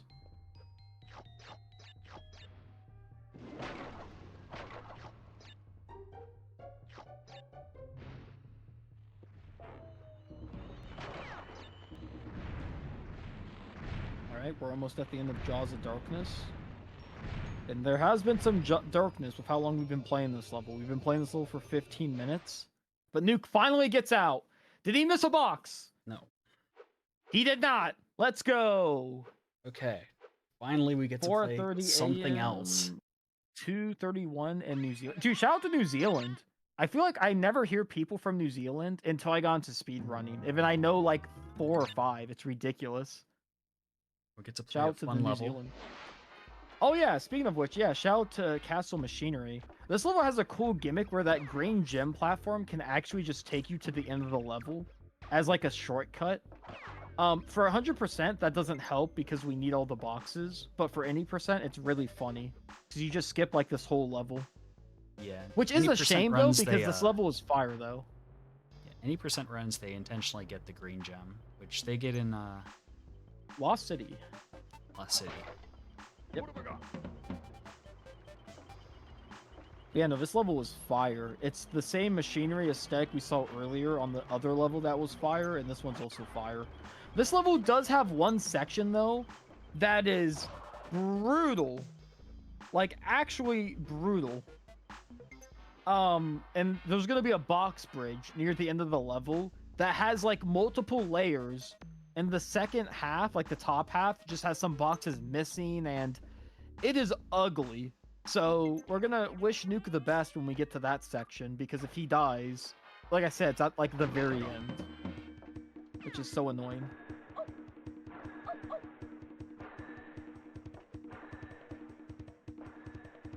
Also, thank you for the shout-outs. Yeah, shout out to this marathon, by the way. I feel kind of bad. I didn't know this was happening until Nuke asked me to do commentary. And then I was like, wait. It's like, hell yeah. I'm like, this marathon sounds cool. So shout out to the marathon. Okay, interesting height. Shout out to the marathon organizers for having us and for putting on an event. I've seen a few of the runs now. Not a whole lot, but just enough.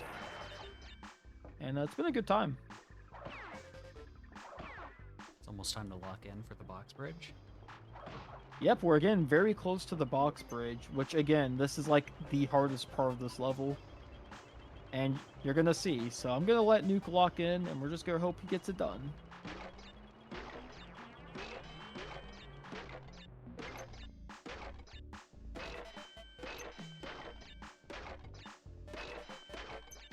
Okay, good. Good.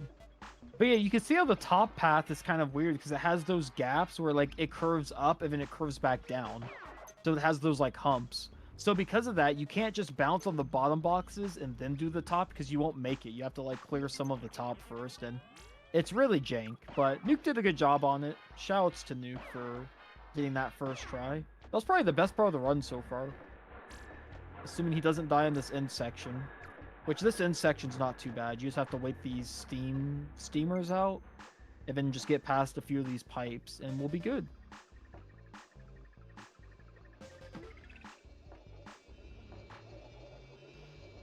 Yeah. Good. Good That level. was probably your best level. That was good. I mean, the machinery levels are always fun, so. They are fun. They are simple. They're actually pretty fair as well. So, all in Yeah. all, good job. The box bridge looks scary, but it's really not. I mean, if you do it the fast way, then it's really scary. The fast way doesn't save as much as it should, though. So you definitely should not be doing it the fast way unless you're like highly committed to this game. I used to do the fast way, but I haven't played this game in so long. I don't think I do the fast way anymore.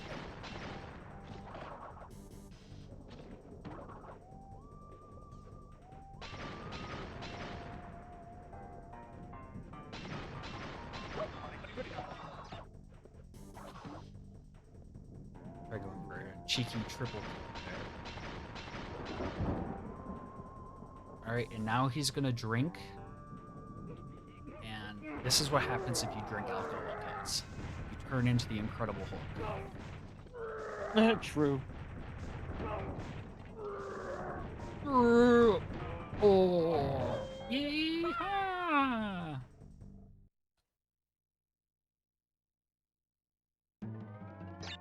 Right, the lab. This is a level.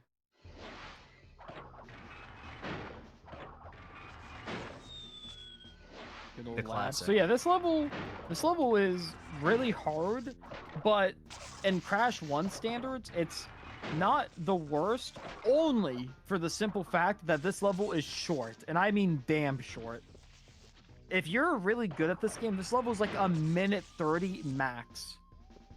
So even though this level is really difficult in the short term, it doesn't last nearly as long as half the other like marathon grinders.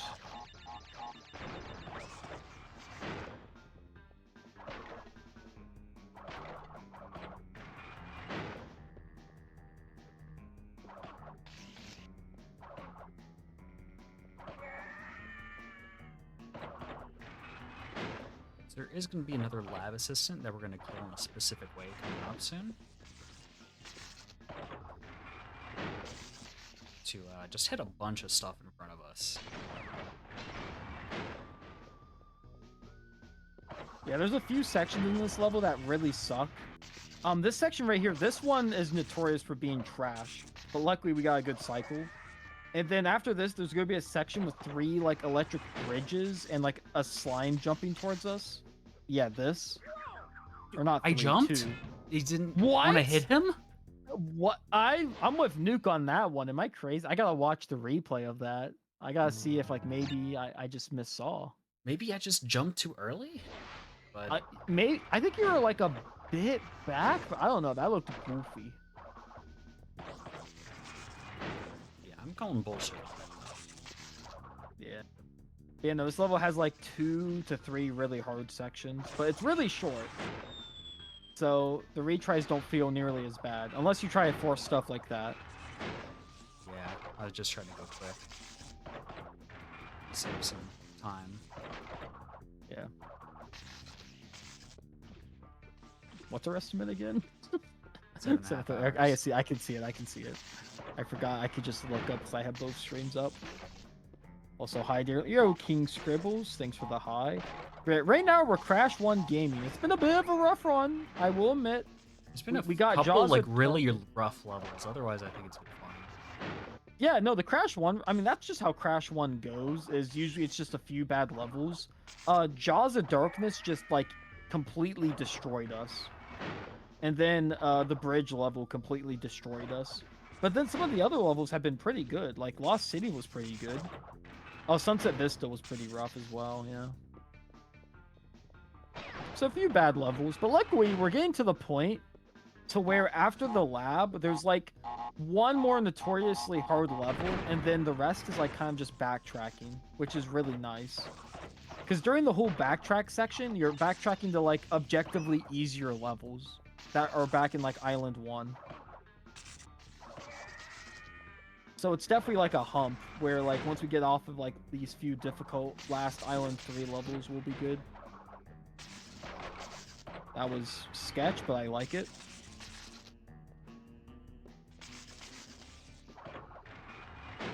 Oh my gosh, and it drops Ray as he's about to go. And this section's easy. Just jump on the TNT and you have to wait. And then we're good. So that's the lab done. Second try's not bad. So now it's the backtrack section. Yeah. If this for any percent, it would just be one nothing burger level and then the final boss. But we have other stuff to attend to.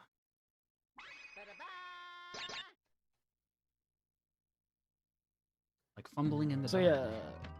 Now we have Fumbling in the Dark, which is a hidden level that we had to get one of the keys for. This is the hardest level in the game. Full stop. Like, every runner usually agrees that this is the hardest level in the game. To the point that most people die in the beginning to set up cycles. Like this level's hard, but luckily, since it is so hard, runners actually practice it, and runners actually prepare for it. So hopefully Nuke has been well prepared for this level. Otherwise, we could be here a while. I watched my goat Derek Lander play it on its PB not too long ago. Did you actually? Yes. I am blushing. Because if you copy what my PB... Dude, if you copy what my PB does, I'm gonna, like, cry of happiness. Right now, it's definitely looking won't. extremely... Well, right now, it's looking extremely identical. I'm pretty happy at the moment.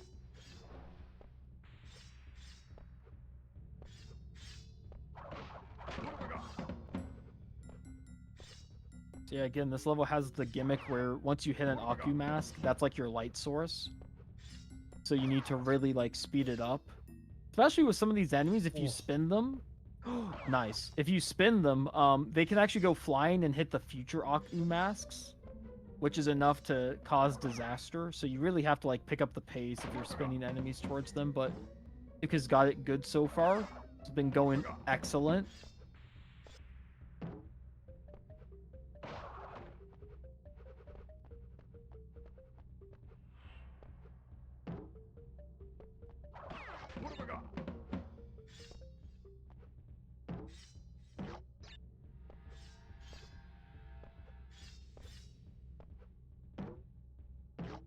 Good. Great. First try, let's go. First try, let's go. First try is the hardest level in the game. Oh. And then fails at some of the easier. You know what though? That's a fucking worth it. That's a Nuke W. That is a Nuke 47 W. Because I hit that one hard cycle that I had to zigzag for.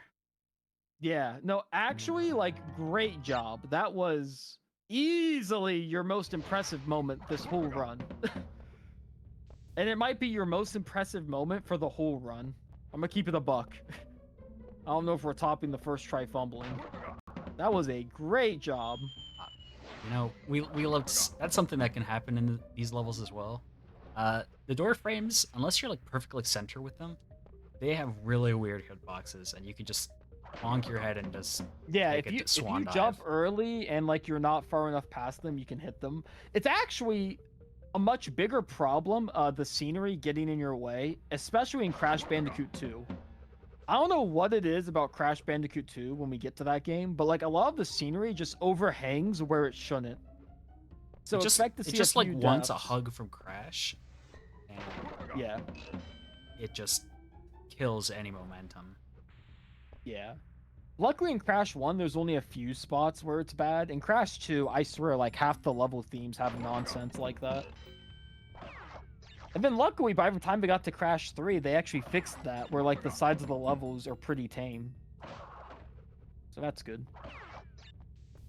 So here we're doing Lights Out. Same theme as Fumbling, but as you can tell, it's, like, way easier. I mean, way less input intensive. And then we're going to get to the gym platform and then just ride it straight up. And that's basically lights out. This cool And section then we after get to this, see the camera turn around for the first time ever, and only time ever. and then after this, we're gonna get to one of the most jankiest hog levels known to man. Basically, this level has a box glitch where they put a box right next to like a downward slope that then goes back into an upward slope. I don't know why they programmed it like that, but because of that, there is a glitch where sometimes the hog you're riding, it will just like walk over the box and not collect it. And that glitch is really, really annoying because it's like halfway through the level. And then on top of that, if you're playing on J, which luckily which sadly Nuke isn't, except for this one example, on J, the whole hog cycles are broken, and some of the rotisserie hogs are like actually way tighter, to the point of where like it doesn't even look fair. But since Nuke is playing on the American version, he doesn't have to deal with that at least. So he just has to deal with the box glitch. Nice. Oh my goodness. So that's the hog. That's the hog I was talking about. Since he's playing the American version, it's not bugged. But in the J version, that jump is like even harder. I don't know why. That jump is just beyond insane. My only strategy for it is to go near the middle and just try to jump. Like I try to center myself up with the hog and then just hope I make it after a full press. And that's been my only strategy. Doesn't get the box glitch that time either. That's very good. Gets over the hog. Nice. Gets a raid from Nick. Nice. Everything's going Nuke's way at the moment. It's all coming up, Derek. Yeah, what's going on, Nick? Welcome on in, Raiders. We're currently watching Nuke do a 305% with me on commentary.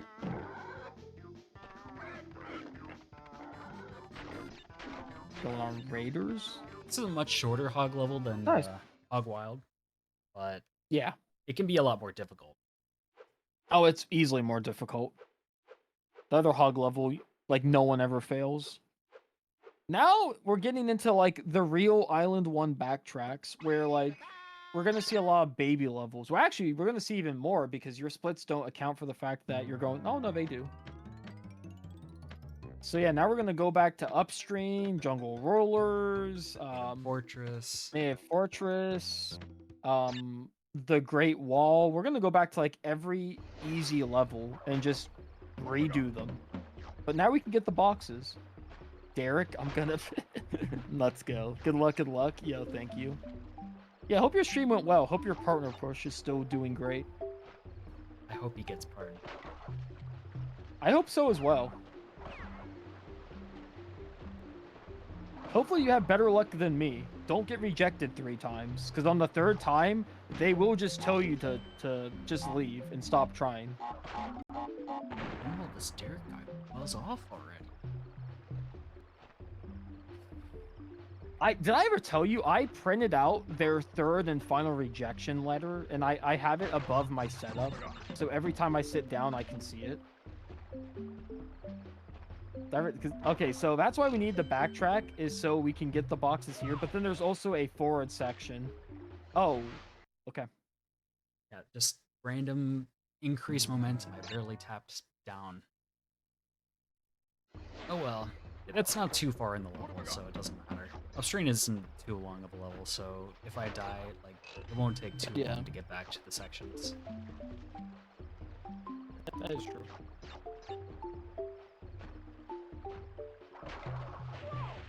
And my jump got eaten. So yeah, that's classic when you're spinning. If you're spinning near, like, the end of a ledge, sometimes the game just won't give it to you. Because it's really weird with this game, like, you can slide off a ledge and get a sub jump, but if you slide on the edge of a ledge and then the spin ends, like, near the end of a ledge, then you get screwed. It's a very fun mechanic. Yeah, what's going on, all the Raiders? Dude, there's so many people cheering you on, Nuke. What do you have to say to the fans? Let's meet up and make out. Oh my gosh! I'm just saying what Derek was thinking. That's not what I was thinking. I did not say meet up with the online people and start making out with them. If anything, I left the communities that do that. If you guys want a server for that, though, I can hook you guys up with a link. Cheeky link. Yeah, I think it's called, like, what's it called? Like Vortex Kissing Sesh or something? Really? I think that's what the server's called nowadays, yeah. Anyway, we needed the gym platforms so we could ride these 2 platforms to get behind the portal. These have 3 other boxes that we need to get. I don't know why they put just a few more boxes back here, but they really wanted you to backtrack. That was quick. Oh, and now we get to wait. Yeah, One we more get to bite. wait.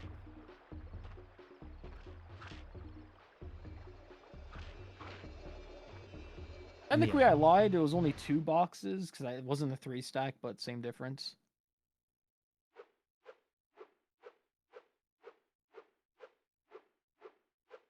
And now we're heading to Jungle Rollers, which is literally the 2nd stage of the game. So this one should be like baby easy. We shouldn't be dying here. No. I went to Papu. What the fuck? And we went to Pop. So Papu Papu, he's a really cool boss in the fact that, like, every other boss, he doesn't actually have a gym you have to backtrack for. I think Nuke just really wanted to fight the boss again.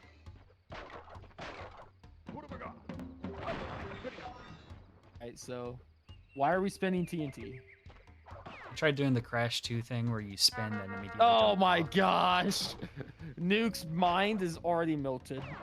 Dude, I wanna move on from this game. I do as well. This game is like there's nothing to talk about. I've Fun already fact, explained guys, the mechanics. The world record passed like 50 minutes ago. My PB passed 30 minutes ago. No, make it 40. This Derek guy is so toxic. Can't even bring up new runners. That is true. That is. Wait, you're a new runner? The amount of time I spent grinding Crash 1 was about 2 weeks. Not even grinded, I did 7 runs. That is impressive, I will admit. So But I'm yeah, we had to- basically a noob. But yeah, we had to back. Basically, since we didn't do the skip there, we had to go back once we got the green gem. You saw how it had those 3 boxes up there. Usually you can get them. Nuke was going for some weird backup I have not seen, but other runners will get like triple mask and do these like weird like circles in the air that sometimes gets them and sometimes doesn't. Oh, nice skunk snipe. Snipes the Thanks. 2 guys coming out. That was not necessary at all. That was just kind of swag.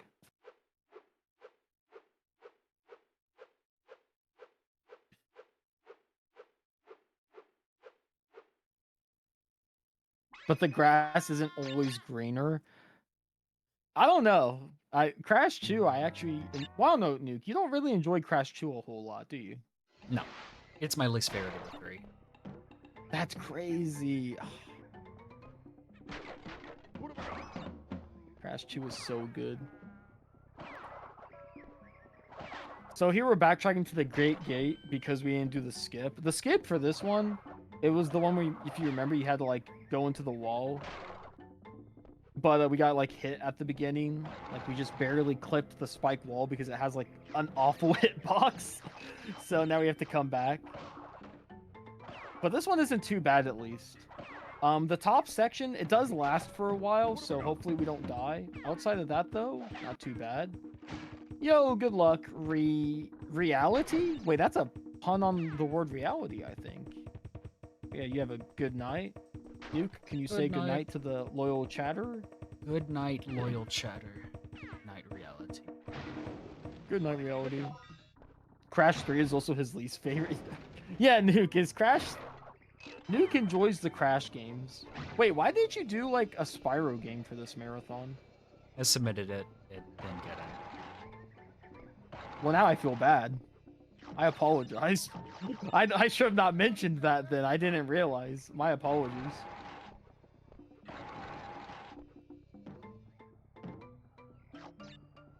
Dude, could I remember where I'm going?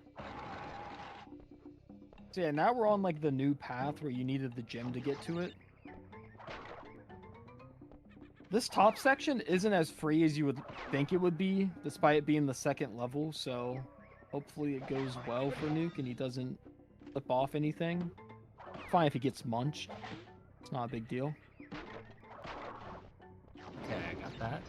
Hey, I was literally about to say, here he could do a spin bounce where he spins the box and gets a jump out of it still. That's not dev intended. Like, they wanted it to be where if you went for the box jump, you can't go back here. But because you do the spin bounce, you can skip all the, like, really hard platforming, which is nice. And then you just have, like, a few more platforms you have to get past, and we're good. People want Crash. Dude, unironically, Crash Bandicoot is sick, though. Like, shout out to Crash Bandicoot.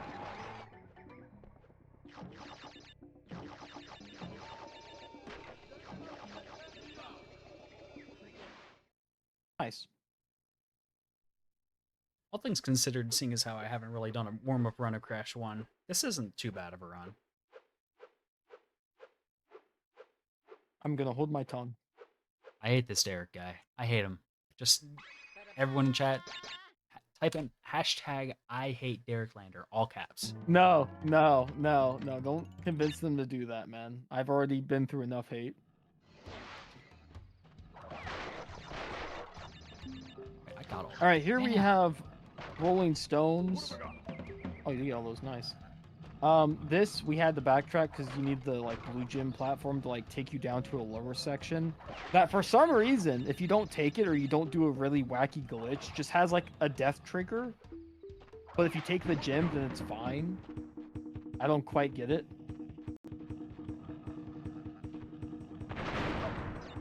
Actually, nice to have triples here. He's gonna be able to just walk to this TNT stack, and yeah, that's good.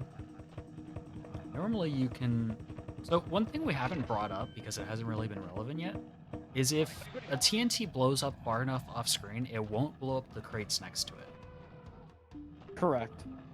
So, in the other Crash games, it actually works the opposite way for some reason. Like, if a TNT's lit and you go insanely far away, then the TNT will just, like, get the boxes, even though it's despawned, basically. In this game, it's, like, the opposite. I don't know how they did it. But if you, like, light a TNT and then you run 80 yards away, basically it's programmed where it's like, oh, it despawns. Like, you know, let's destroy it. But it doesn't factor in the fact that, like, it's by other crates. So in this game, a lot of people have to do TNT bounces where they, like, you know, jump on a TNT, spin, and try to jump away from the explosion. That's a mechanic in the other games as well, but it's used for, like, mainly different purposes. While in this game, it's used to, like, not get, you know, boned. So that was another simple backtrack. Now we have Native Fortress. This one Native is Fortress probably the is... hardest level on Island 1. It definitely is, especially because the backtrack, like, not only do you have to backtrack because there's no skip for it, but you go to, like, the cloud platforms, and they have some really interesting platform design. So it definitely could be rough. Who in chat's excited for Crash 2? Hashtag I wasn't paying attention to the request. Hell yeah, let's go. You see, Nuke, no one in chat's saying it. They don't. No one in believe chat it. truly loves me. We're only here for Derek Lander. Whoa, that's not even true. What do you mean? What? I'm just here to siphon viewers that want to hear Derek Lander speak. People want to hear Drama's my a cat voice. boy. Whoa! What? That's a deep stitch. That's crazy. I thought my Vortex kissing session like server was already kind of close. We're bringing up that shit. Oh my god. Insane. Dude, they're never inviting you back to this marathon. Me and you. Dude, we're so cooked. We're so chopped. They're gonna like send out like a personal letter or like an email, and they're gonna be like, "Yo, Nuke, congrats on the crash run. Never come back. We never want to see your fingers on those sticks again." Which is really weird because like we play this game with D-pad, so I don't know what sticks they're talking about, but. Oh yeah, that's another thing I should mention. The Crash Bandicoot games, most of them are played with like the default PS1 controller. Like that's what most runners use. Because the analog sticks are not good at all for zigzagging, except for Crash 2 because they found an exploit. But otherwise, these games have been like dominated by D-pad forever. So, what? Okay, that works. I wasn't really thinking when I went for that. It should have not been on that cycle, is the problem. Like, it kind of just went. I don't know what it was doing. Maybe it knew you were playing, so it thought it could get away with that, but I was watching. All right, so here's the backtrack. This one, there's like no skip for it because you have to like get all this height, and like there's literally nothing to give us this height aside from these platforms. And then once you get up here, once the camera shifts up, all of a sudden below the cloud platforms becomes like a death plane for some reason. So yeah, as soon as it shifts, you gotta really watch out. And these cloud platforms are not ideal. They are pretty janky. Nuke is gonna spin these so he doesn't have to bounce on every single one like 5 times, or I think it's 10 in this game. Then we're gonna head right back. Then we're gonna fall down and then get to the end of the level, and that should be good. Oh yeah, falling down from this is really annoying sometimes. You can fall in the pit. Hold on. That Bandicoot, yeah, exactly. Get hold in one. And then after this simple platforming That scared section, me for some reason. Oh, that scared me too. That was kind of close, my guy. After that, we're gonna spin these. And then there's actually boxes up here at like the left side and the right side for some reason. So you have to get these 4, and then there's a cheeky one to the like left right by the portal. If you're new to this game and you just are like not really thinking, you can get like hit by that. It's pretty bad. Yo, what's up, Waffle? Waffle, what is that?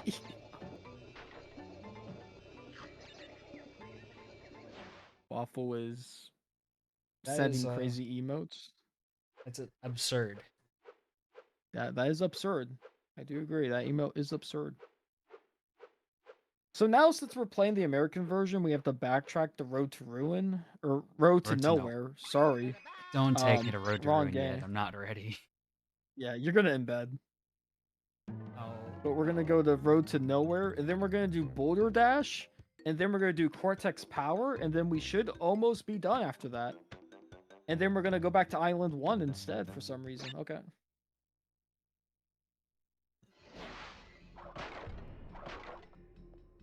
What have I got?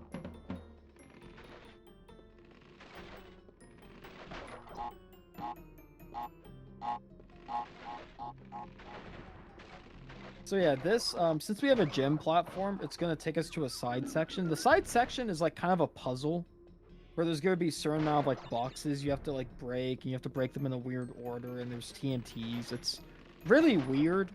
There's a skip for it, which I think Nuke probably knows. He probably just knows the basic sequence break. I know it. I don't go for it because it scares me. Okay. So we're gonna see it done the intended way, I think. Yeah, and it's not that much slower. It's really not. But yeah, this takes you to like the side section that we're just unable to get to without this gym.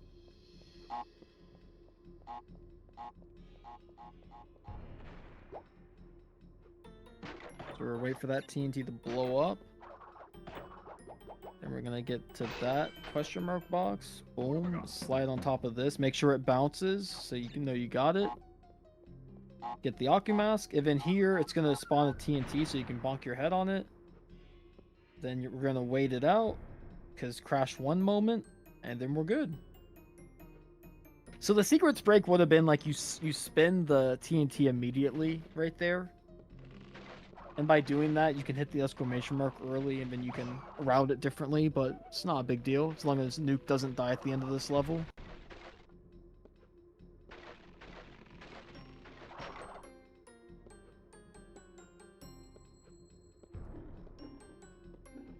This is the easier bridge level, so it doesn't have the crazy turtle section.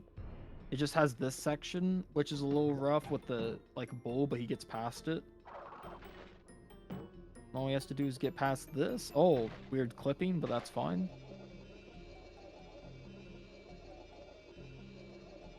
And then we actually have to go behind the portal and jump on some invisible platforms. The rule here is that there's 2 planks on each one. The rest are invisible. Honestly, they should have just made it solid. There's actually no indication for why half the bridge is broken and the other half isn't. It's just like, It's just I guess it's tutorial. just made to sell magazines.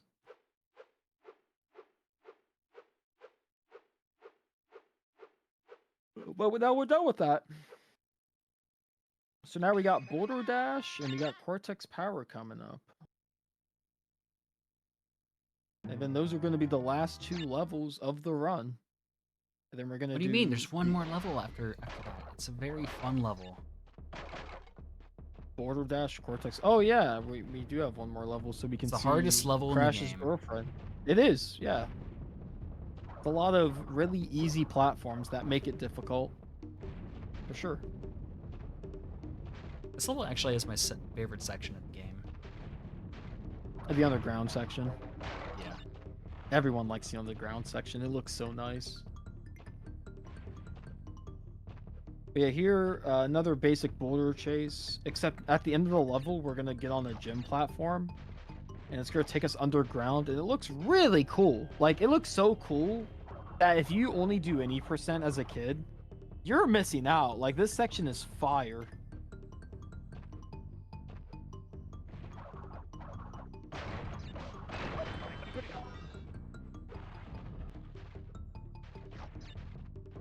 Perfect.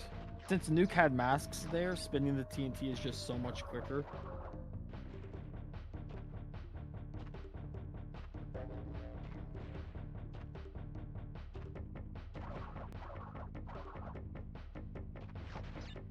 I guess we should also bring up like why I've been spinning, like when I'm on longer straight sections. You move slightly faster when you spin this game. Yeah, so we talked about zigzagging, which is like the fastest movement option, but when you are on the ground and you spin, it does like, I think it like lowers your traction, which is why it's faster. Because it doesn't increase your base speed, it's just like the traction of the floor gets like halfened. So you're able to go a little bit faster while spinning on the ground. You can also spin in the air to like try to like go forward a little bit, but it's way less useful than just spinning on the ground.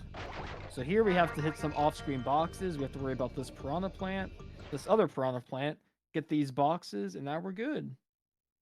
And now we're heading to Cortex Power 2, and then the really tough level at the end of the run. Cortex Power 2 can be a little difficult. Not the most difficult, but it can be challenging.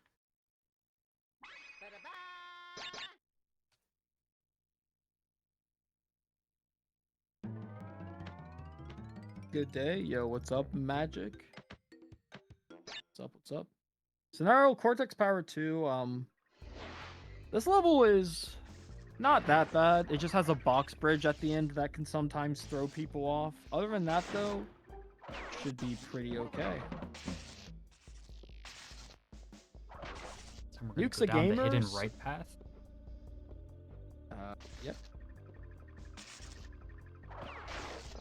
Just so you know, I'm timing this in my head.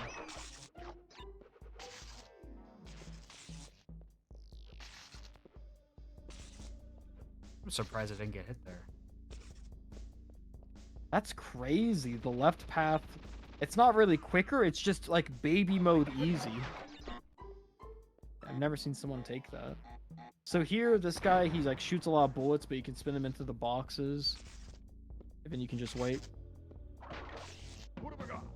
Garrett can count wild if true. Whoa, whoa, whoa, whoa, whoa. Of course I can count. I have 3 college degrees. Which means that I am definitely intelligent and not an idiot with 3 college degrees. And those college degrees are learning how to count to 1,000 and learning how to subtract from 1,000. I have 2 degrees in that. Thank you very much. 2 very, very hard-working degrees to get those. Sadly, no one will take my job apps. Well, I say no one, but then I eventually did get a job, but still. Oh yeah, this bridge sucks. You really want to like spin bounce a TNT, but since that's like kind of tricky, we're gonna light one and then just have to wait here a little bit. Good. Then we're gonna get to the end of this level. Sadly, there's some backtracking we have to do in this level.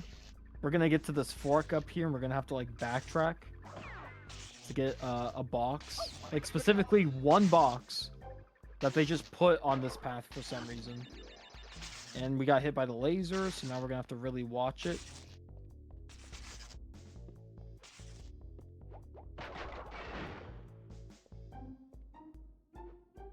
I mean, 2 is a great Crash game. I like 3 a bit more, but yeah, 2 is fire. And then here's the like last box bridge that can be a little tricky. Really good runners don't hold X. They like just let Crash go and they just push up really fast. Yeah. Almost every other runner just holds it because we're terrified. Yeah. I don't want to fall in the goop right at the end of the level. Yeah, exactly. That's why everyone does it. So we got the last gym. We're going to do the Great Hall, which is the toughest level in the game to see Tana, aka Crash's girlfriend, her one and only appearance in this game outside the cutscenes and the save rooms. And then we're going to go to Crash 2, which is objectively the better game. So even though I gave Nuke some crap, I want to make it clear that Crash 1 is like an extremely hard game. If you gave this game to a casual like platformer like expert, it would take them way longer than 2 hours and like 10 minutes. Let's make that clear. It would take them like 7 hours alone because this game is brutal. So a time of 2 hours 10 minutes, not the worst. GG. Turn off the... Dude, Great Hall is a brutal level. Yeah. Dude, I nearly choked like the run there. Could have all died. Yeah. Do you know if you die in the Great Hall, you have to get all the gems again? That is true. Yeah, I don't know if you guys actually know that. If you die in the Great Hall, it like takes all the gems back. I don't know if they meant for it to do that or if it's just a last like, you know, like we hate you message from Andy Gavin, but it is true. So now we're playing Crash 2. Crash 2 is really fun for a few aspects. For starters, we're going to be playing the PAL version because on the PAL version, the main movement tech is like glitched. Like they did not program PAL in mind with this game. Oh my lord, why is it so low? Goodness. I had to scroll past like 15 menu options. But anyway, the PAL version, the main movement tech, which is the neutral slide spin, it's just really messed up due to the difference in frame rate. So you actually get like, no joke, I think it's like double the amount of speed you're supposed to get from it. Like it is a 9-day difference if you play on like the US version. So every speedrunner uses PAL except for those who like want to really challenge themselves, which is psychotic. So just like in Crash 1, we also have the zigzag mechanic. So anytime Nuke is in the air, he needs to zigzag to like make sure he's going forward and to save a little bit of time. Some jumps in this game, he will have to zigzag. Like there's no ifs, ands, or buts about it. So hopefully he's got his zigzagging on point. It's for this game I did. Everything on stream. I didn't have... Crash Bandicoot 2. For sure. Strikes back. So here, Nuke should be starting the game, but instead he's messing with OBS stuff, and he's probably gonna get demo moded in like 2 seconds. Okay. Nope, I had it. Alright, so now we're gonna go into Snow Go. We hate Snow Go.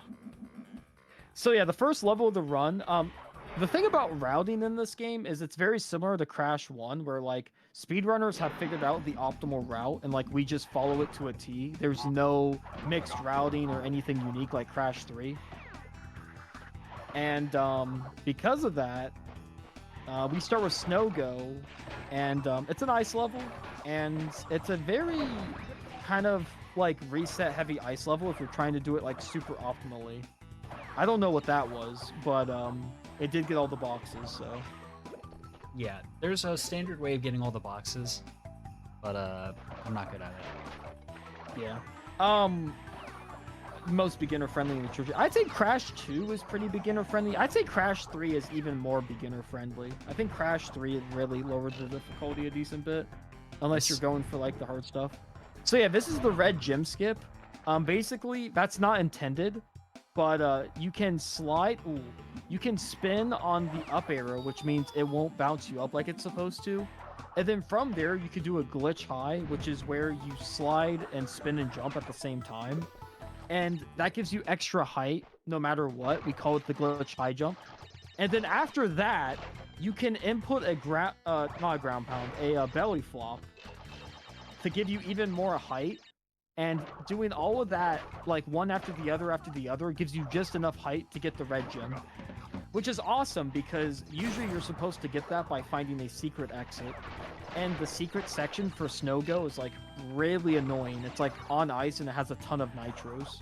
So now we can skip that in the future. Nuke, apparently you need to increase your mic volume a little bit, or you need to start talking louder, my friend. Yeah, I Someone moved mentioned my in the mic. chat. I realized that my mic wasn't really pointed at me, so it should be a bit louder now. All right, good. Let me know if it's still Really quiet. knows how to do snow.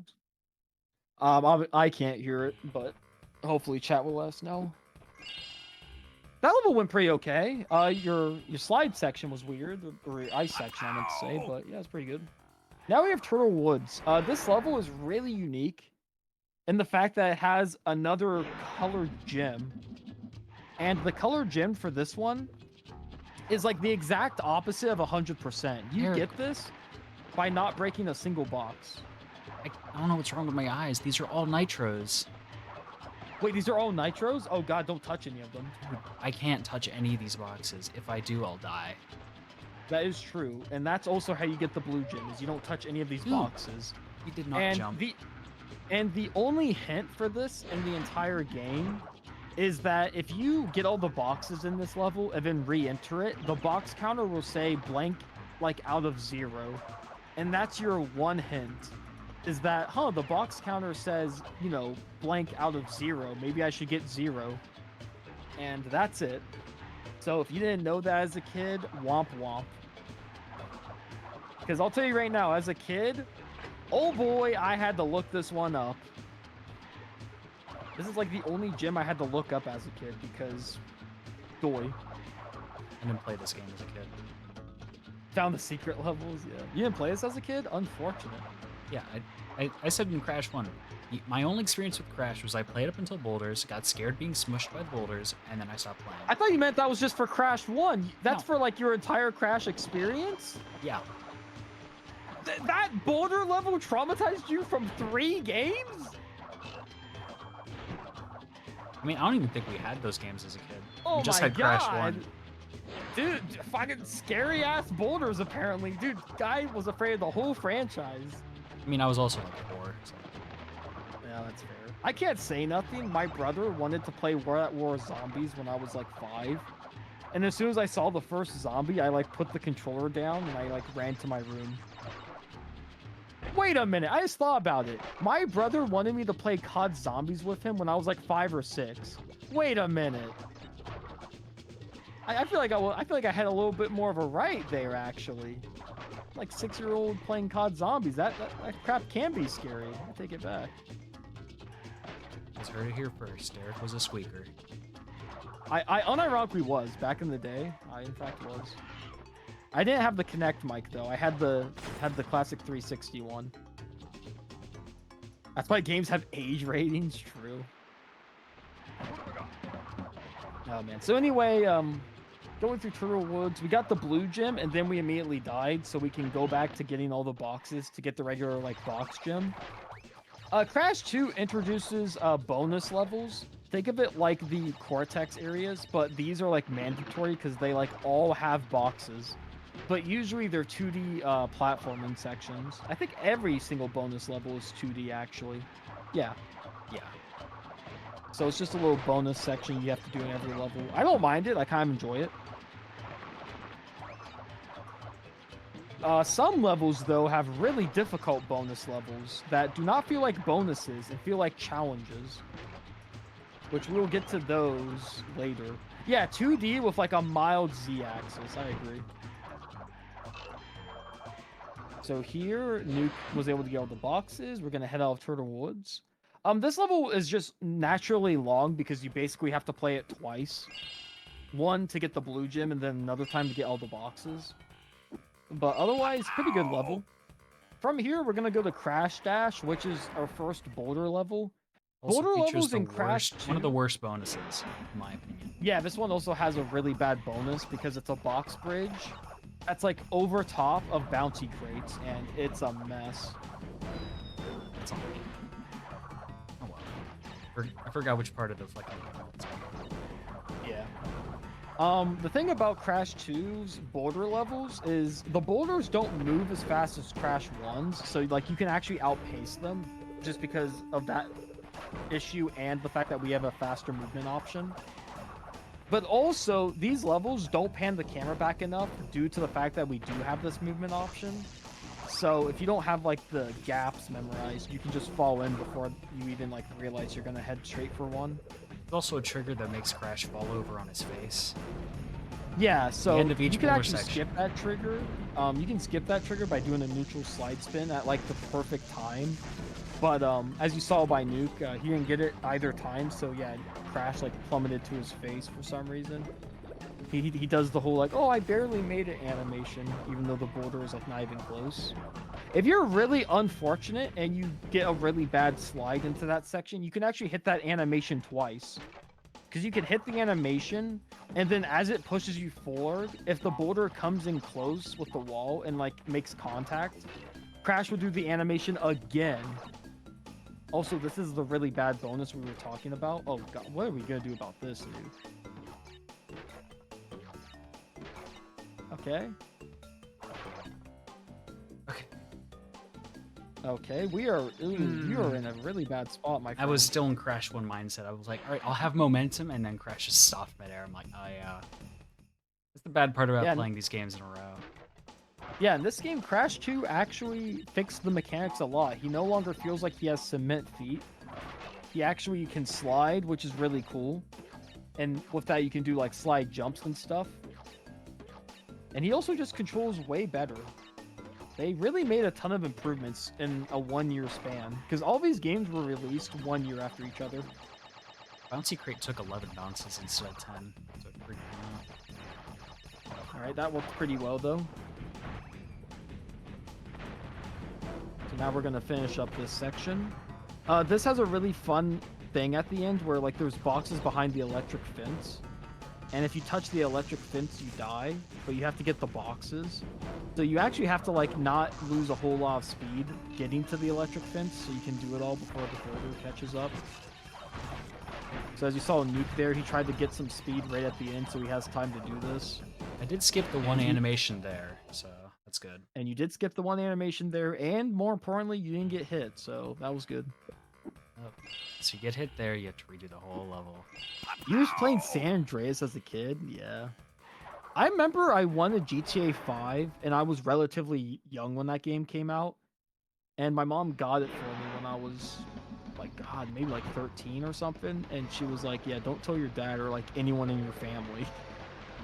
Because, yeah, GTA 5, that game, especially its single-player campaign, I knew nothing about it as a kid. I was just like, oh, this is, like, the fun game. And it's like, do you know the plot? Here, we're going to do Hang 8. This is one of the cool levels where at the start it has a timer because it has a gem just to get to the end fast enough. So what we're going to do is we're going to get the boxes on the way. We're going to hit a checkpoint. And then we're going to like start ignoring stuff and trying to just head to the end quick enough to get this box. Just to get this gem, I meant, not the box. So we're going to get the crystal on the way as well. Right now we have 30 seconds, but this level ends like right here once we like get past this hoverboard section. So it's not too bad. We should have enough time, assuming Nuke starts hitting the boost button a few times.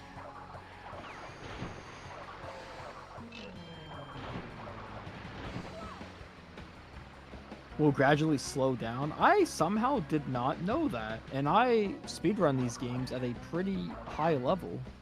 That's interesting. You probably don't die to the boulder a few times. I do not know. That's still interesting. I thought for sure I'd realize that as a kid.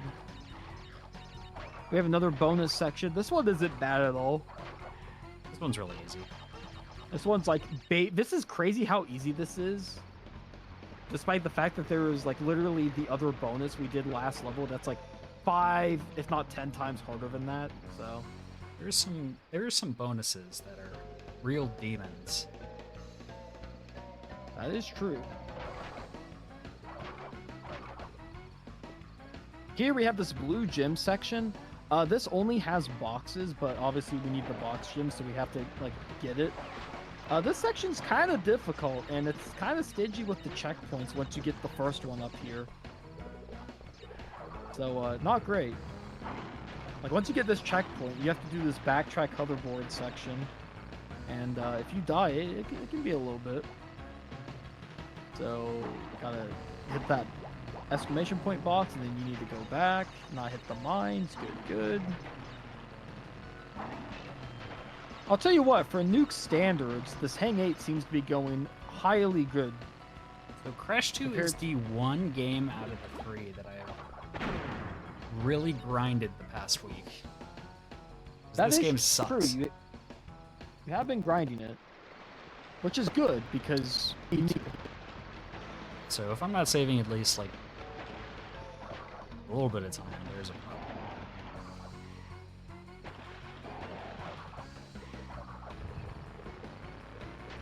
The donuts, yeah. Dynamic difficulty for sure. There's a few other PS1 games that have dynamic difficulty or adaptive, but it's kind of rare.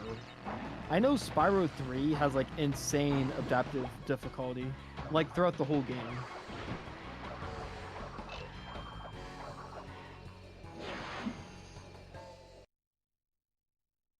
Actually saving nearly 3 minutes on this level. Yeah, that was a good level. Good hang it. And now we're heading over to the pits. The pits has a fork in the road that we need to go left on, and then we have to backtrack. The backtrack's kind of annoying, but it's not the worst. Other than that, it's a standard like jungle level.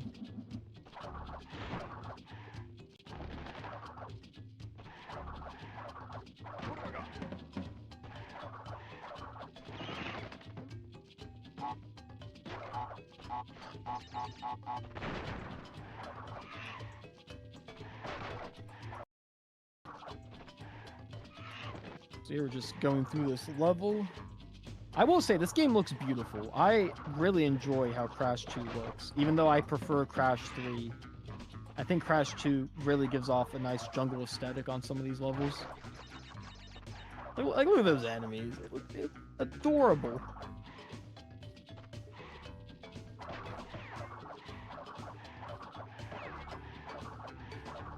Yeah, here we're going to make our way left of the fork path. Then once we get all this, get the crystal and everything, we're going to backtrack. You can make the boulder just not spawn entirely. I would be shocked. It might get easier, but there's no way it's going to get that easy. Because surely I would have known about that one. So here we're currently backtracking to get these boxes we skipped.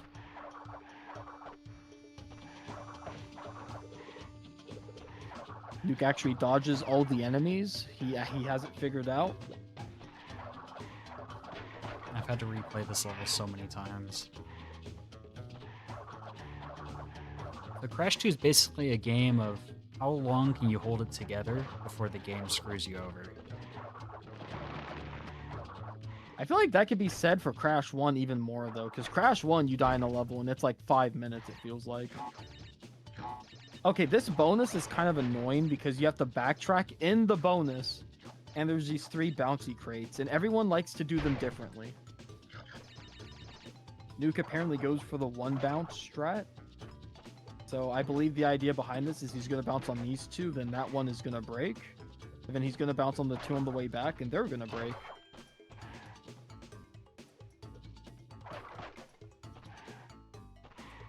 Oh, he does a little spin bouncy thingy. What the word was that? It was a little spin bouncy thingy. That was... You said. Interesting. Those people just bounce on them again. That was a really good pits for you. Unironically, Crash 2 for Nuke has been going really good so far. Not to jinx it or anything. But yeah, compared to Crash 1, great Hub 1. And now we're going to fight Ripper Roo. He does make his return from Crash 1. Ripperoo in this game, he's literally an auto-scroller. Like you have to hit him 3 times at the end of like his phase, but before that we can't influence anything. We can only die or not die. So Some people like to mimic the sounds with Crash moving. Like me. some people do that. Some people also bounce on Ripperoo. I like bouncing on him on the second phase because I know where his pathing is. Some people like to get their zigzag practice here. Some people literally play games on their phone. I've seen that before. Like they do like their gotcha pools or whatever you call it. So this section is literally just a minute like 50 or a minute 40 of just waiting around. I think it's a minute 40, yeah. So yeah, it's just a minute 40 of just waiting around basically.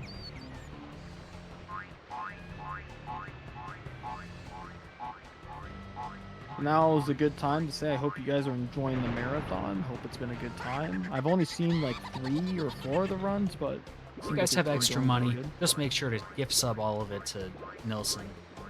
He's awesome. Jeez, I thought you were gonna ask for the gift sub money. I thought you were gonna be desperate.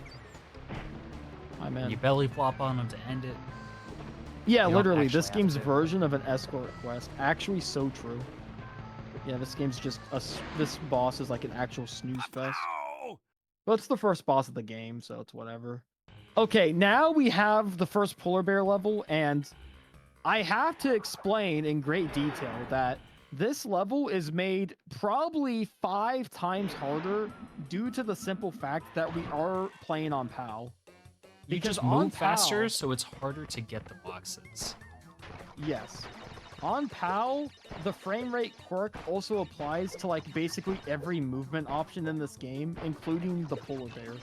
So, riding the polar bear, you actually move like 10 to 15% faster, which means that getting all the boxes is brutal in some sections. Like near the end of the level, there's going to be a 3 set of boxes that you need to go left, right, left for, and it is so unbelievably tight on PAL.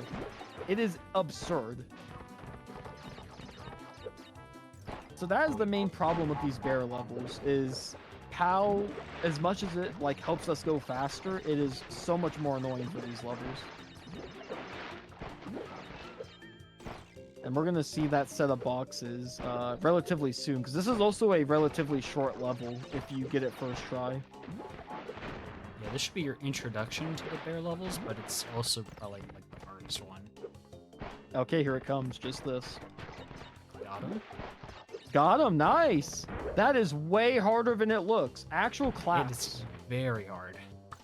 Like, my The game I don't think doesn't my, want you to hit them. like I think my personal best doesn't even hit them first try, and my personal best in this game is like pretty damn good for like variety streamer standards. So, yeah, great job, Nuke. That was really good Barrett. That was like top level Barrett. So now we have a Crash Crush, which is another border level. This one is a menace, though, with the dropped inputs and just the rather unique level design of it compared to the first level.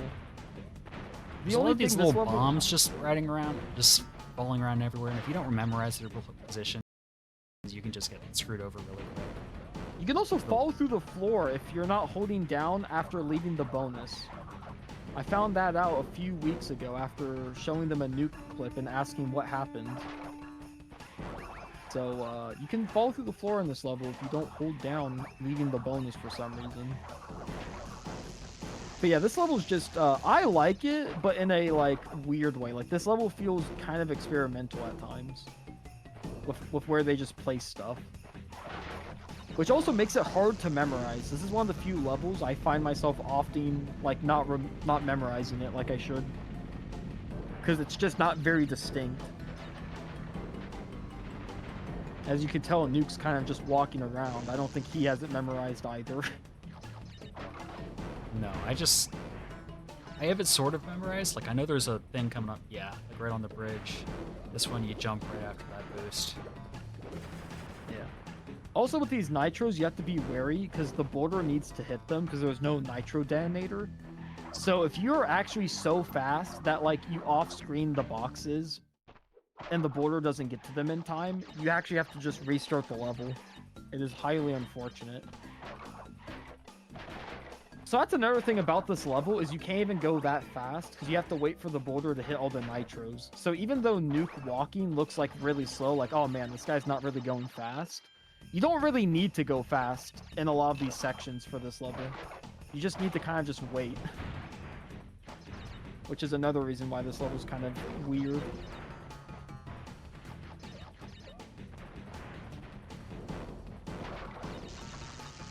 So booster to boost you right into a pit. We'll do that. Boost right here. Here, those metal crate looking things, you actually have to body slam those. I don't think I've mentioned it yet.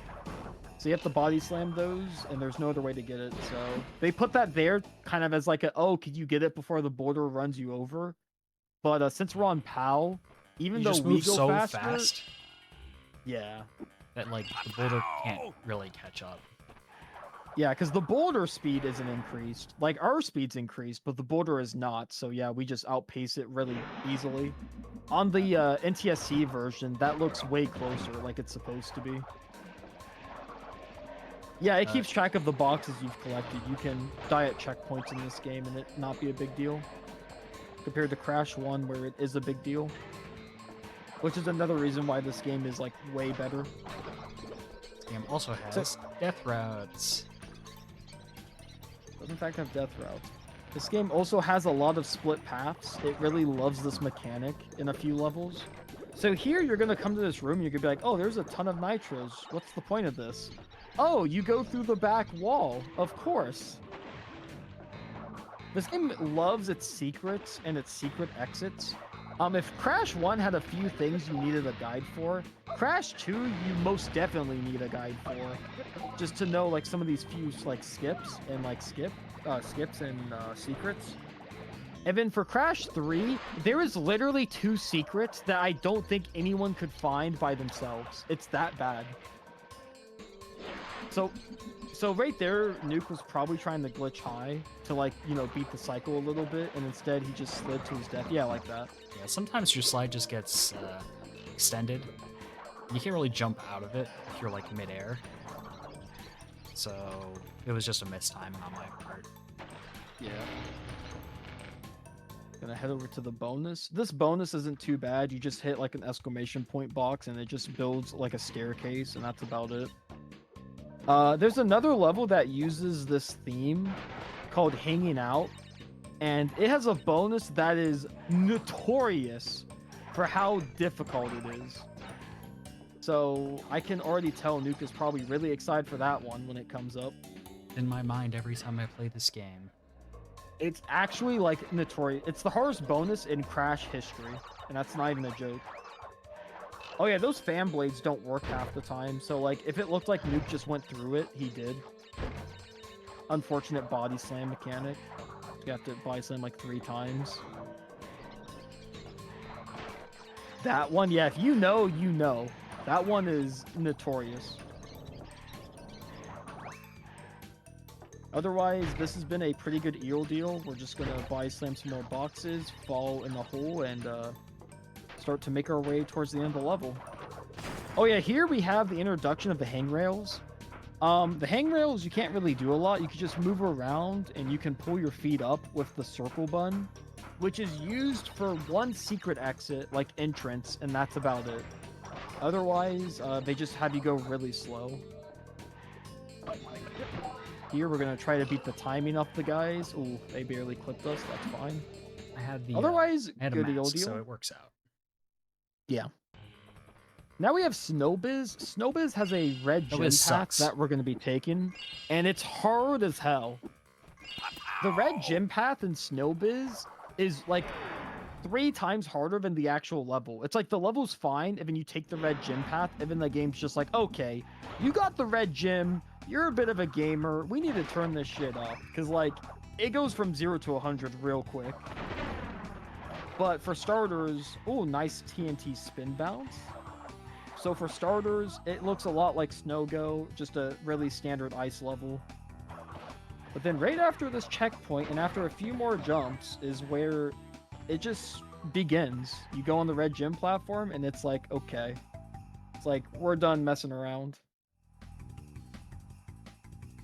Also, the music ramps up, which is really cool. So start the red gym platform section. You have a few boxes you have to get. And then you have to get past these little porcupine guys that have really egregious hitboxes like that. Then here you need to activate some TNTs to activate a question mark box. Like so. And then here's where it starts to get really jank. You have all these boxes you gotta get. Just like that, nice. You have these TNTs that you want to light up, and then you either want to wait or you want to spin bounce them. Gotta get those boxes. Got some more boxes. Just really odd placed boxes just to slow you down. Here, this section's crazy. Yeah, here the boxes are just placed everywhere. They really just wanted to slow you down here. And then this is where it gets even funner. You have to get these two boxes. Got this bouncy crate to get these two boxes. And then you got a ton of things coming down. The gray ones, like the gray stone looking ones, they only go down when you pass them or when you're close. The wooden looking ones, they just drop on a random like cycle, like consistently. And then after that, you have to wait for this guy. And since my mask got hit earlier, I wasn't able to just go straight through that area. Yeah. And that's the red gym section. At a high level, that section is awful. At a low level area, like skill level, that area also sucks. Just because it's like kind of difficult. It made it look relatively easy though. There wasn't a whole lot of like the usual shenanigans. Again, afterwards, but in the remake you can't. Really, I didn't know you could use it again in OG. Something new every day. These icicles, they just fall when you're close, so you just have to like bait them out. This foreground wall is just trying to distract you from like the 3 boxes back there. Here we're gonna enter the bonus with a slide. We're gonna get that box. This is one of the worst bonuses as well, for a very specific reason. I disagree a lot, but I think I know why you hate it. It's gonna be this section right here with the TNT boxes on top of ice. The idea is you should spin these and then slide away. If you have a mask there, you can just spin it and not even worry about it. But you hold momentum on ice, and it's really weird. Yeah. Get past those seals, and yeah, this was pretty good. The ending of Snowbiz isn't too bad. If you just slow it down a little bit, make sure you get all the boxes still. So yeah, pretty good.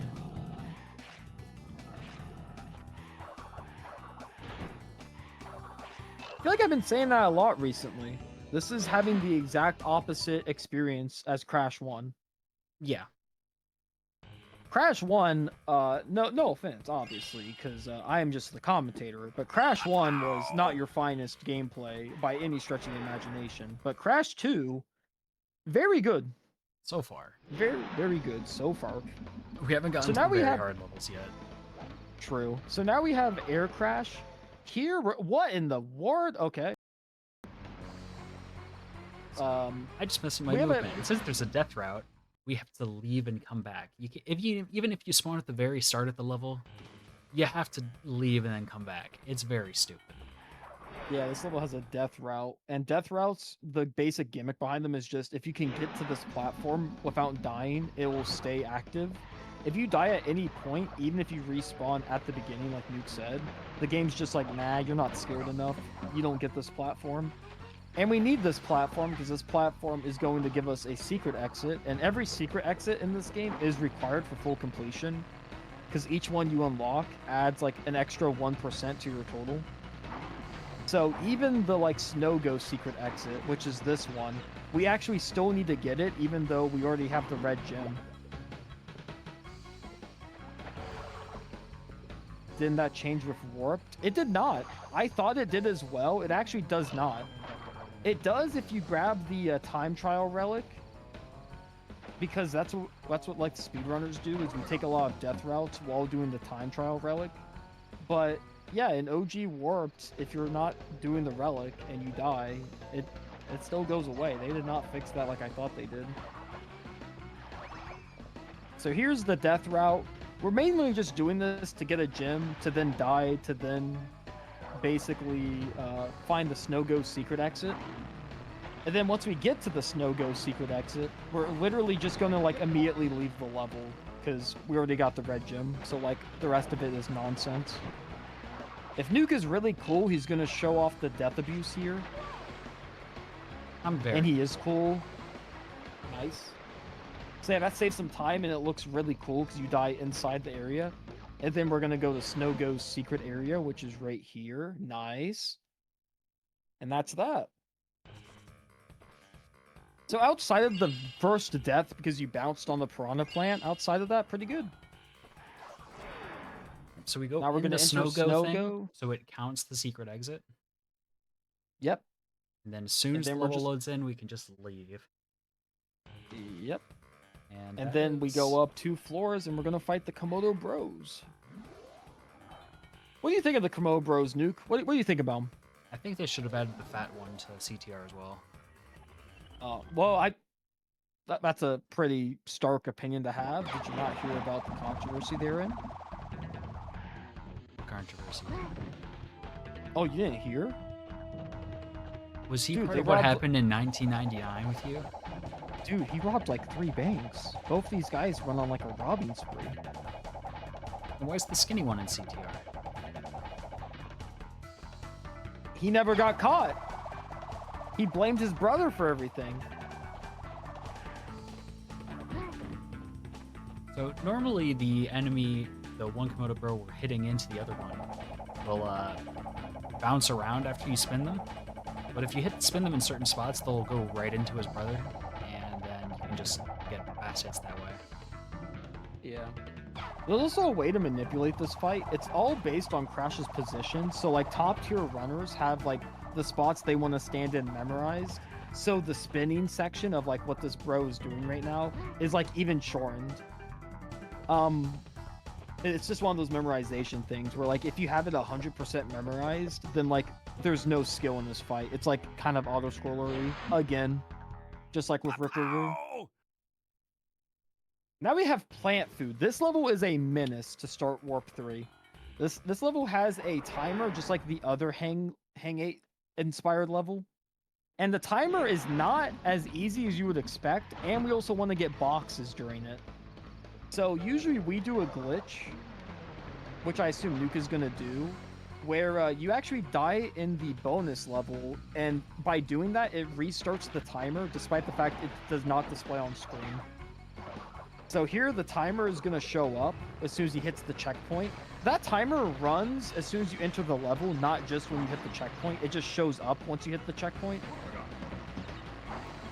So here, Nuke is going to get the boxes. He's going to try to go fast.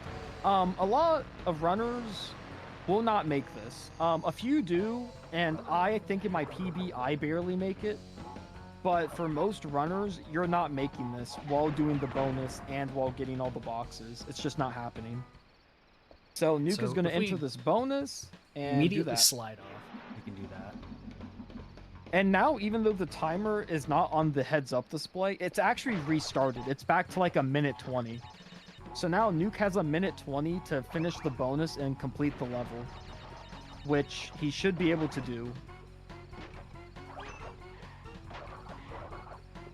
I took that bonus a little carefully. Yeah.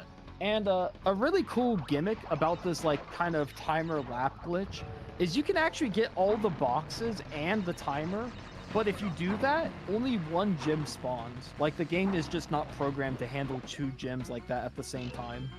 So because of that, what we're going to do is we're going to hit the final checkpoint and then immediately just dash to the end of the level. Even though technically Nuke would have been able to get like the last 2 boxes up there. It's just the game can't handle it. So now we're going to go, and the yellow gem's going to be there, because Nuke probably has like 20 seconds to spare if I had to guess. Something like that. Then we're going to death abuse, and yeah, get the box gem here. This was a really good plant food. Plant food is really intimidating, because if you die during the timer before you get to the bonus, you're just done. If you lose a mask at certain spots, you're kind of just done. Like, plant food can go really tricky sometimes. So it's kind of cool that that it went as well as it did. Fun fact, one of my last few runs last weekend, I didn't hit the nitro detonator, thought I missed boxes and messed it up, and restarted the level. That is true. I was there for that, I think. Secret exit actually... That is true, actually. I didn't correct you. I probably should have. Yeah, the secret exit, as soon as you unlock it, counts. We just enter a snow-go to exit quick, because it's, like, the only one we have. But same difference. Okay, this here, level Road sucks. to Ruin. This level, oh god. This level has a death route. And we don't take the death route, actually. I think Nuke used to, but he's grown up. He's no longer a baby speedrunner. He does what us, like, big runners do, which is we do a glitch high and zigzag our ass off, and you're able to get to the gym path without doing the death route. However, in Crash 2, there is a funny mechanic called embedding, which is where Crash gets stuck kind of like in the scenery, and you have to exit the level. You cannot like get out of it. You're just stuck. And this glitch, like this glitch high jump into the death route gym, is notorious for embedding. It's like the spot if you don't have good zigzags, because you'll click the right side of the platform, and that's like prime like embed situation. So Nuke really wants to get a good slide out here and zigzag good, and he gets it. And even though he doesn't hit the jump back, since he has the gym, we're already good. So that's already good, because getting that gym early instead of taking the death route platform is like a crazy 50-second time save. It's insane. And like I said, he didn't embed, which is very, very good. Here we have this bonus. This bonus kind of sucks because it's supposed to be like a puzzle. A lot of runners will glitch high to the right and try to make a really tight jump. I think my PB does it. I assume Nuke is not going to do that because that jump is pretty tight. Yeah, so instead he's going to do it intended where you jump back and forth between the platforms. But yeah, the glitch high is so hard because of that box. It's placed in a way where, like, most of the time, you're just going to hit it, like, face on, and you're going to fall in the pit. Yeah, there's also, like, the off chance you embed again. This level's exactly. really bad with embeds. Yeah, this level is notorious for, like, having 3, like, relatively, like, easy to fall into embeds. A lot of the other levels have embeds. It's just due to the nature of the game and how it's coded. But yeah, this level's notorious. Because embeds happen when, it's, like, weird to explain, but it's like when a, like, platform they made has the property of, like, not fully intangible around the edges of the platform, but once you get to the middle of the platform, it is tangible, if that makes any sense.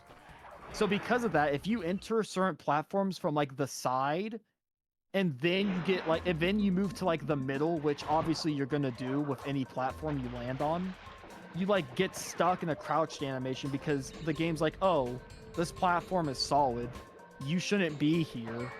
And it doesn't have any failsafe to, like, eject you. It's just psychotic. And on PAL, this is even more common because since we're faster, usually we land on platforms with a lot more speed. Which means if we do land on the edge, there's a good chance we carry that speed to the middle of the platform, and then it's just disaster. That was a really, like, nerdy explanation, but I hope that gets the point across. It's basically what's happening when we say embed. Main villain of this game should have been in.bed. That's funny as hell. That's good, man. I like that. Gonna make some food. See ya in a bit. All right. Hope you enjoy your food. I had I had Salisbury steak and corn for dinner. And I'm not gonna lie, I could be going for some more Salisbury steak because I want to heat it up. So Nuke, when do you want me to take that quick Salisbury steak heat up trip? Is there any section you don't care to have me? You can do that now if you'd like. can explain everything from here, pretty much. Fair enough. Yeah, I'm gonna make my Salisbury. I'm gonna heat up my Salisbury steak and come back then. I'll probably be back for Unbearable. Alright, so it's just you and me, chat. So we just did that bonus. You can do a glitch high there, but I've embedded there quite a few times in the last week, so I did not want to do it.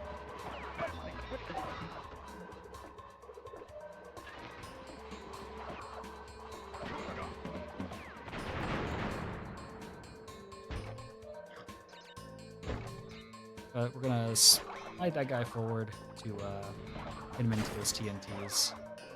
Otherwise we have to wait a while. Just gonna take this path after hitting those exclamation point boxes.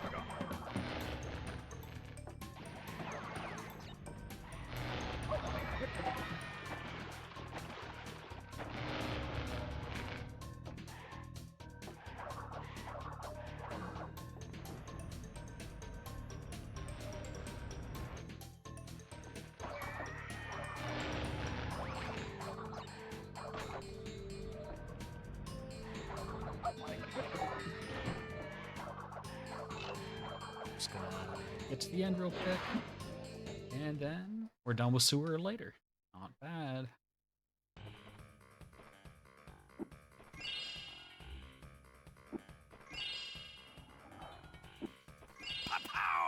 And we're going to Unbearable, which is you run away from a thing, but at the very end of it, you also get to ride a thing at the same time.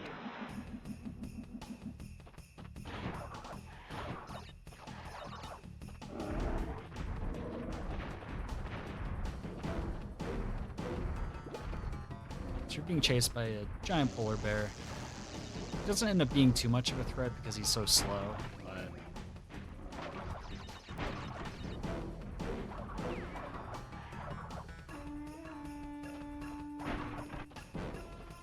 Yeah, see, we're already so much farther away from him.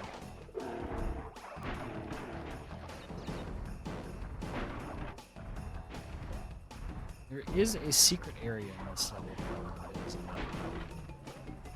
pretty difficult.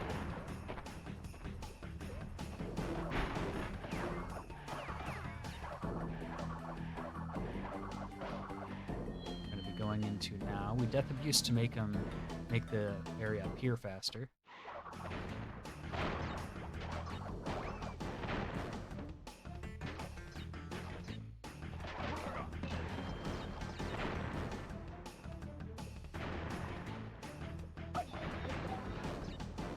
Sucks I got hit there, but it's fine. Just keep going.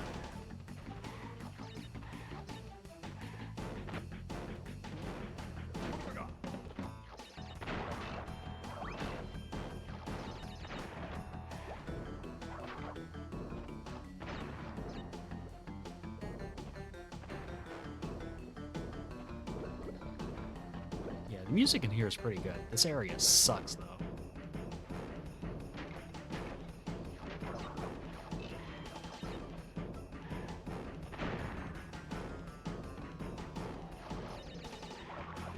You just glitch high to skip past that area. And then if you just take damage right at the end there, you can just make it all the way through. So, that's for that area first try. Not too shabby. Go into this bonus, which is pretty easy, all things considered. Oh wow, you just did the Unbearable, like, underground section first try? Yeah, I haven't had too much trouble with it recently. Interesting. Yeah, that section is usually notorious for its brutal difficulty, so that's kind of cool that you didn't have any issues with it. Very, very good. And then yeah, this bonus is like worthless after everything we've already done. It's a nothing burger of a bonus. Then we got one more chase, and then we got a chase with a polar bear in the future. So we're going to be riding polar, and he's going to help us escape his dad, I guess, or something. Mom? Mom? Yeah, I don't know what the... There's like at least 4 polar bears in this level. Yeah. Apparently, yeah. End up making ramen with rice and sloppy Joe meat. Nice. I'm not Sounds the good. biggest fan of sloppy Joe meat, but I do love me some good rice and ramen. Yeah. This is the one level where Polar is fast as shit. Bye, Polar. Yep. Now we don't leave just yet though. We gotta get the gym and then we gotta go back for the secret exit.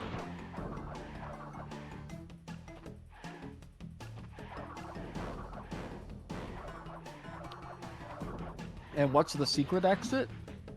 Just touch Oh, Polar. you just touch the polar bear. Yep. We get to go to a secret bear level. Ooh. Now this bear level is interesting because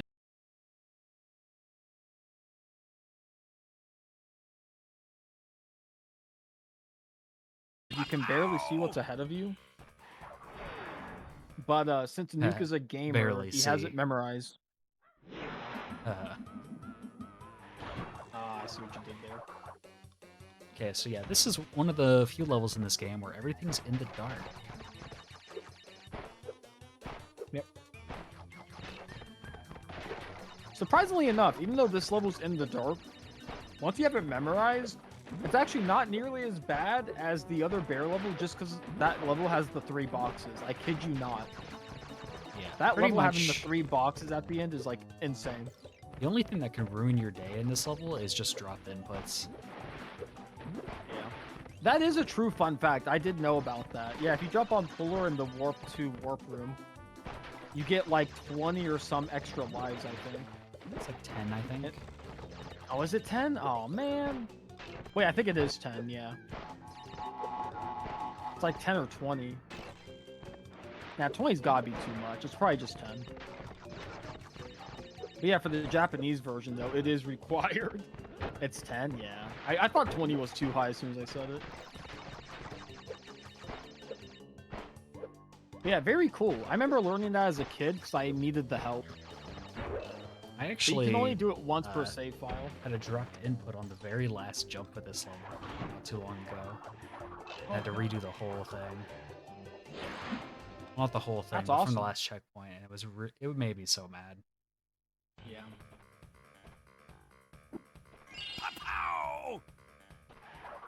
Now this is like the bear marathon, because now we're going to bear down. Which this really should have been the tutorial level because you move so slowly in this one. Yeah, this one has a weird gimmick where you start off slow, but then you like go back to normal speed near the end of it. So yeah, this really should have been the tutorial bear level. I don't get it, because yeah, right now you're like way slower than you should be. But then as the level progresses, there's like this curve where you gain more and more speed. It's the only auto-scroller level I know of in the Crash games that does this. Has like that speed as the level progresses. I mean, totally bear, you gain a lot of speed like at the halfway point. I don't realize that. It feels like you do at least.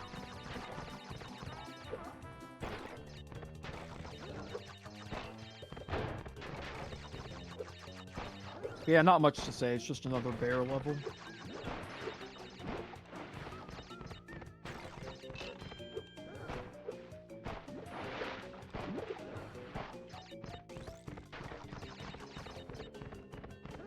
After this level, though, we get Air Crash 2, which is one of Nuke's favorite levels. Yep.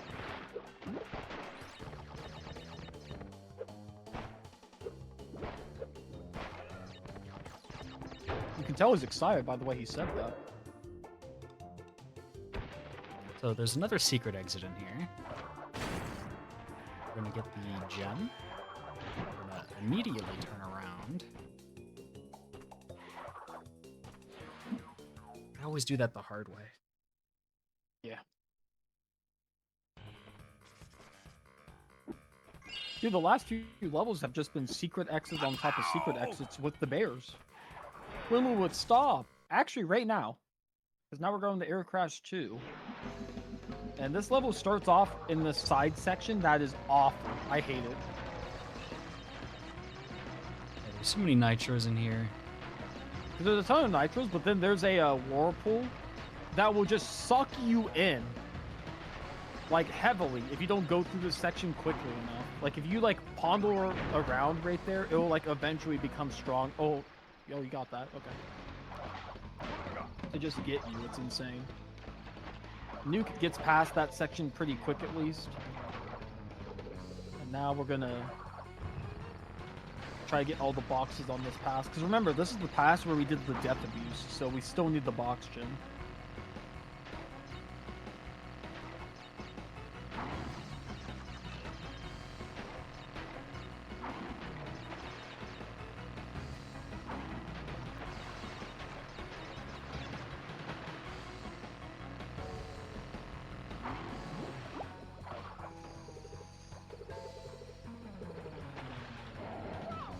Amy jumps too far. What was that? Well, at least the checkpoint was right there. That is true. You don't have to wait for that platform. I'm just trying to be safe.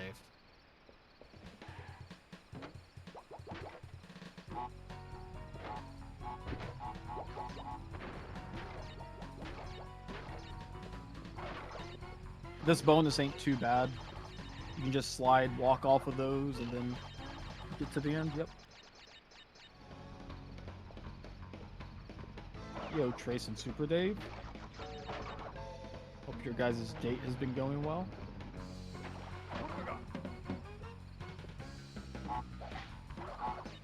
Nuke really pondered about taking that death route again, it looked like.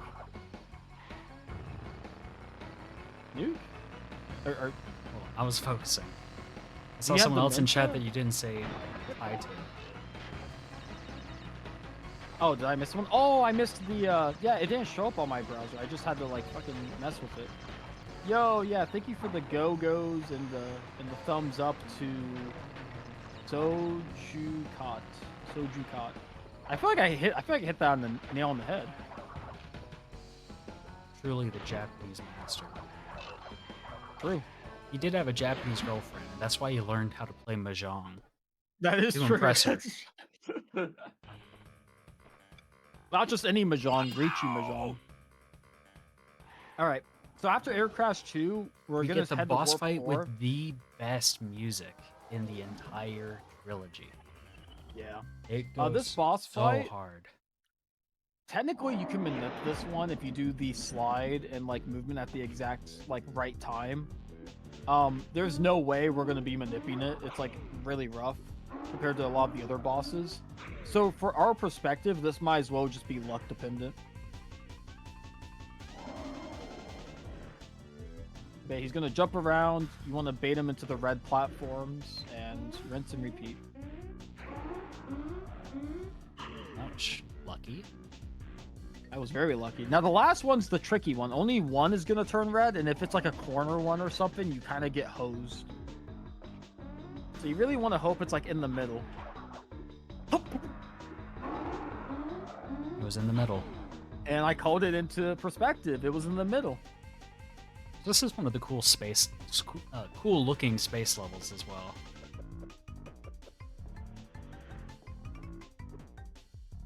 That's it. Pow! Great, Ruination. This is like Road to Ruin, but harder, I guess. This is like Road to Ruin, but harder. But surprisingly enough, way less embed like possibilities. Like they really tightened the platforms up on this level. You don't embed nearly as often, but it is like way harder. So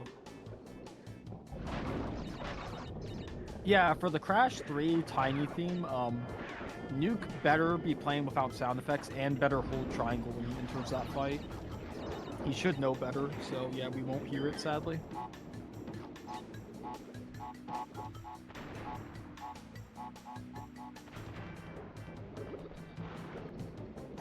Okay, good. That exclamation point box, we've hit every single one in both games. We actually skipped that one because it's just nitros.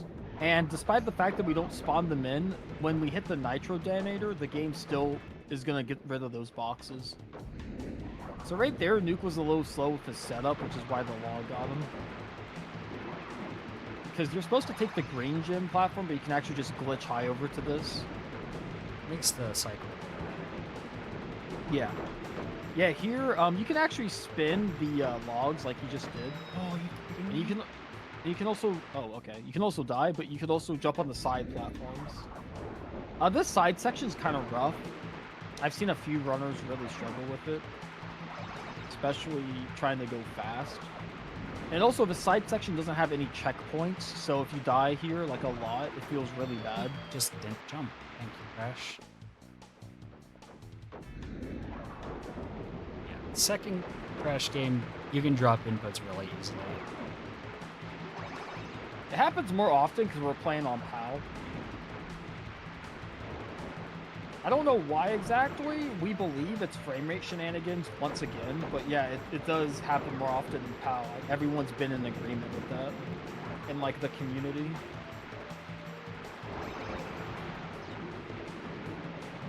But we don't have like hard like reasons why. We just know it happens more often in this game. Here, Nuke's going to use the side platforms to basically skip the obstacle, get the gem, and then die. Yep. So now I have the gem.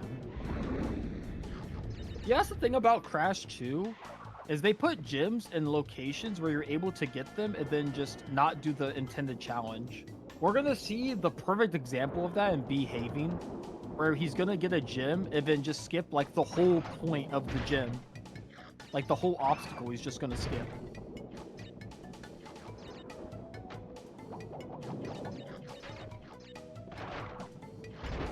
So this bonus can be a little tricky doing quickly. Yeah. Oh my god, okay, yep.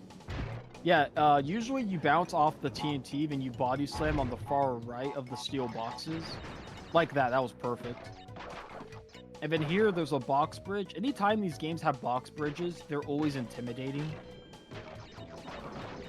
Just because box bridges in every single game is so difficult. That went pretty well, though. Yeah. A bit of a weirder way to do it than I would have, but it was still first try, The second stack, I just went a little too far right because belly flop did not come out because you have to do it at a specific time during your jump. Yeah. So we're Yeah, gonna that try is to, true on how your body slam is wider. So we're gonna try to save both masks we get at the end here, or a skip in the next level. Yeah.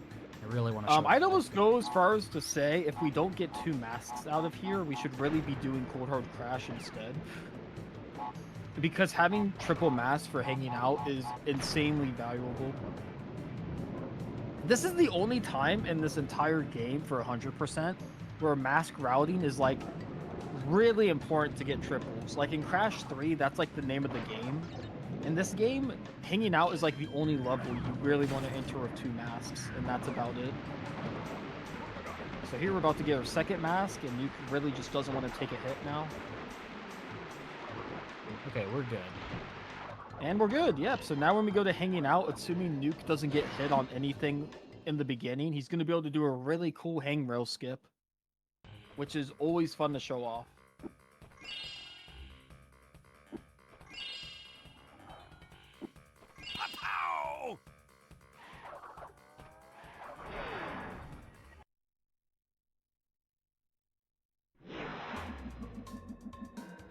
At the start, just let this guy do his fire. Yeah, this guy is notorious. In some other levels, you can skip their fire by, like, going to the edge.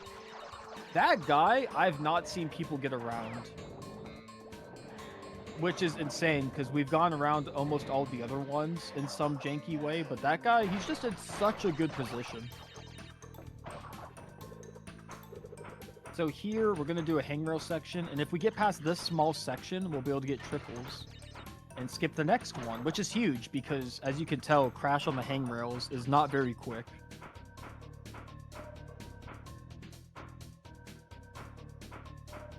Nice. Okay. There we go.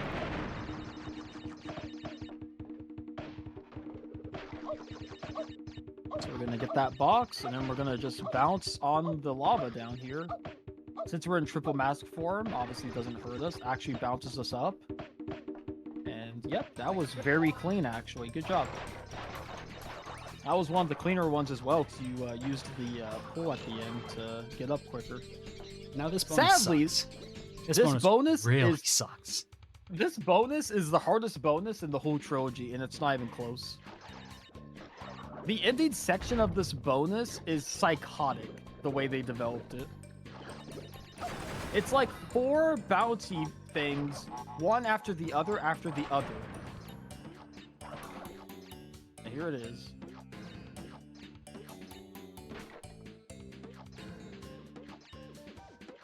A lot of other runners would spin bounce these and then like fail it one time and be screwed. And other runners, I mean myself.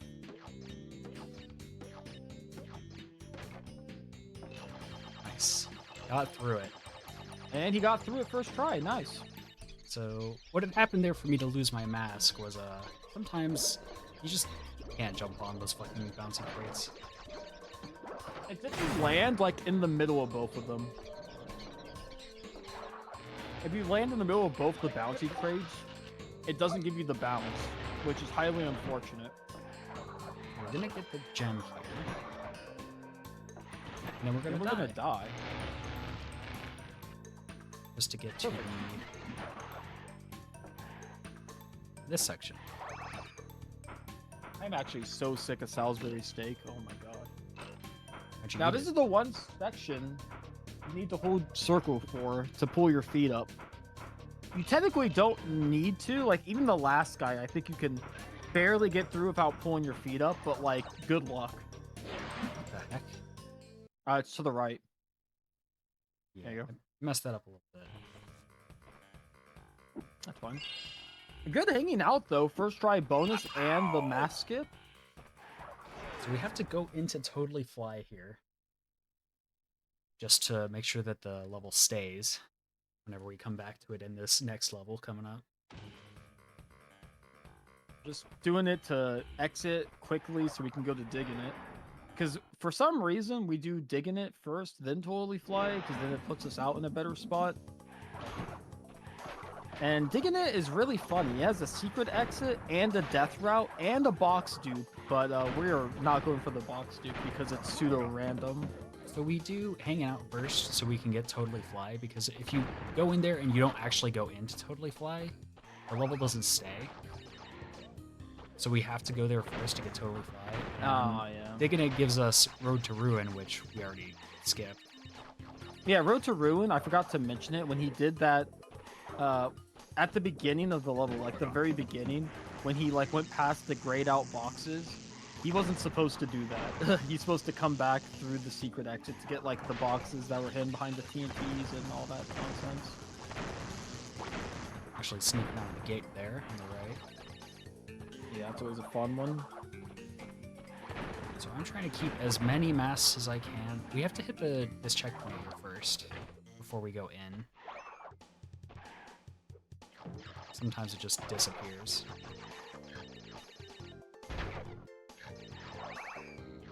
Good.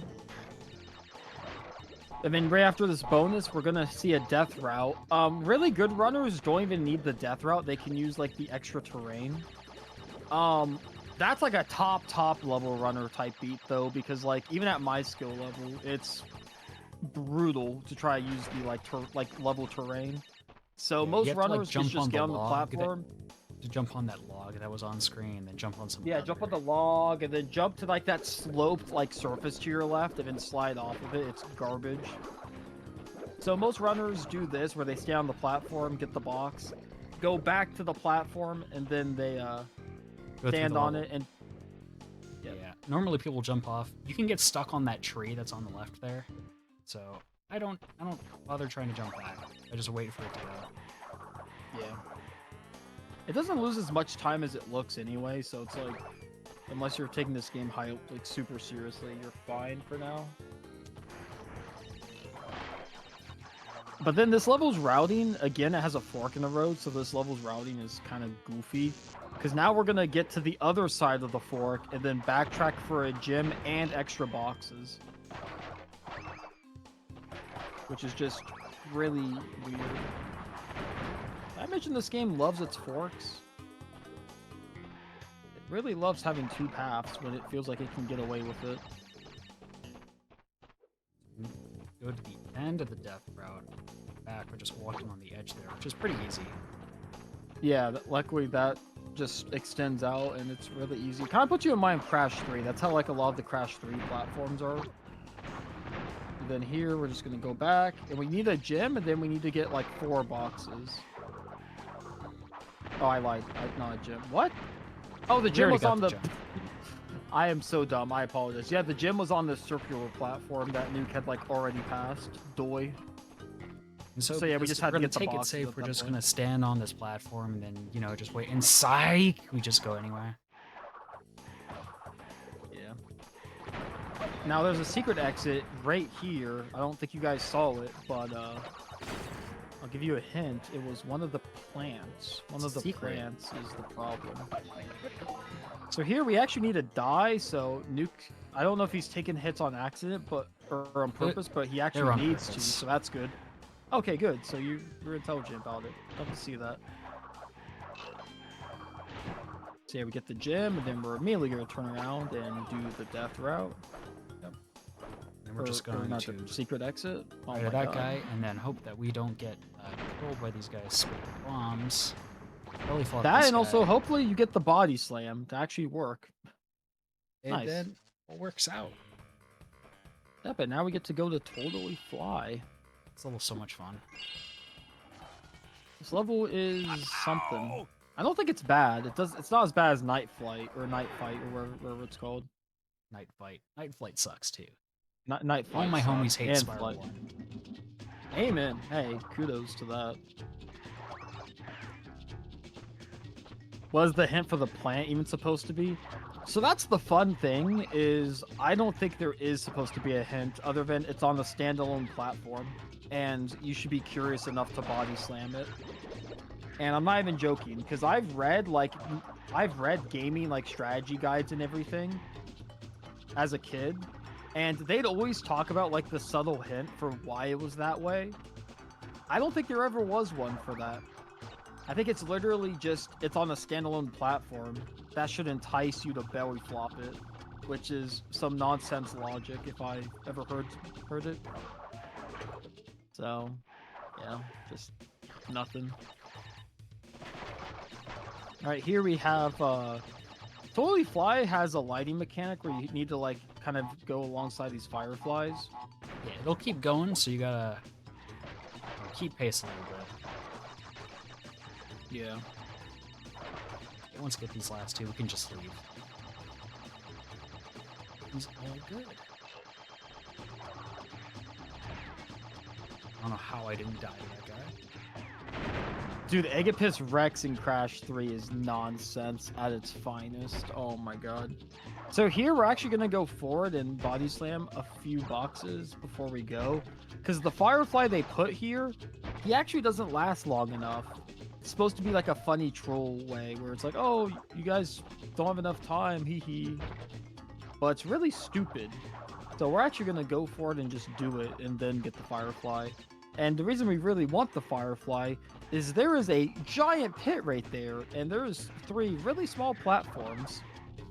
And trying to do that in the dark when you're not like, when this is like not the only game you run is insanely difficult. It gets to the point where you can't memorize a lot. Yeah. So it's better to just be able to see where you're going. Alright, what hard crash? Want to explain the box, dude? Yeah, so we're going to be duping the boxes in this level specifically for the sole reason that it saves a decent bit of time. Because if you've ever done this level legit as a kid, which I have, the idea is you go to like the death route, you get the gem, you come back from the death route and get more boxes after you've hit like the exclamation point box, and then you go back down and it's just a mess. Here, we're going to be doing a box dupe where we're basically going to be doing the bonus and not getting any checkpoints. We're going to death abuse, and then all those boxes we got in the bonus, it's basically just going to get added, and the boxes outside the bonus are going to get added, even though those ones have already respawned. So all these boxes he's getting right now before the bonus, these are the ones that are getting duped. These are the ones that we're gonna be able to collect twice, basically. So to do the box dupe, it's really like technical, but okay. But basically, we're gonna head over to the death route. We're gonna basically go in here, break a box, and by break a box, I mean probably slam our face into a nitro, and then immediately leave. And then we're gonna do the bonus, get all the boxes in the bonus, and then as soon as we leave the bonus, we're gonna die. And since we did the death route, got a box, and we're heading straight for the bonus, it like confuses the game. It can't like remember everything. And because of that, the like main level boxes get like screwed up and the game thinks we haven't collected them yet. It's really complicated stuff. I don't 100% know it for once. I'm not that nerdy to figure it out. There's another secret box that I didn't get in here, but Yeah, I always point that out because I don't know why you don't get it. So yeah, here you just break the boxes. You can and leave. as the you can box leave. timer is counting down on the bottom of the screen, we die. Yep. And then die. we spawn back at the beginning of the level, but we have 70 boxes. And look at that. Those boxes in the main level that you already got, they're back. And this is huge because we're able to dupe just enough boxes to where we could take the death route platform and skip the whole rest of the level. And this level is massive. It's so long if you're not doing the box dupe. So this saves like a crap ton of time. Alongside the fact that it just makes the level so much easier. Because once you know how to do the box dupe, like, you really aren't going to have trouble with this level outside of like setting up the box dupe.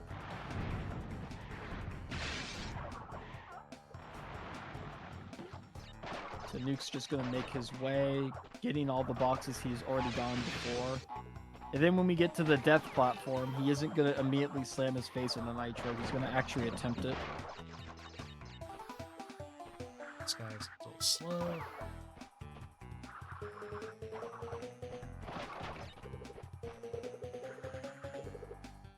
Alright, I'm gonna try to hold on to my 2 masks here, because there's another mask you can get.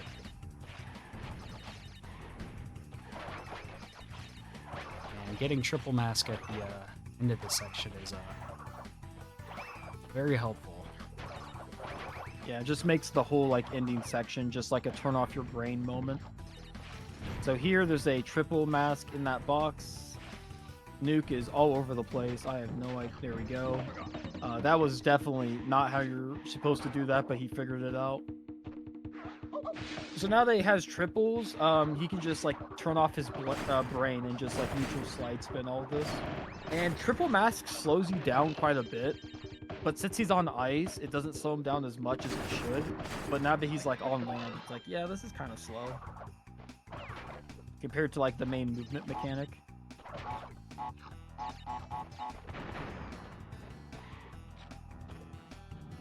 So here, Nuka's going to be looking at his box counter a lot.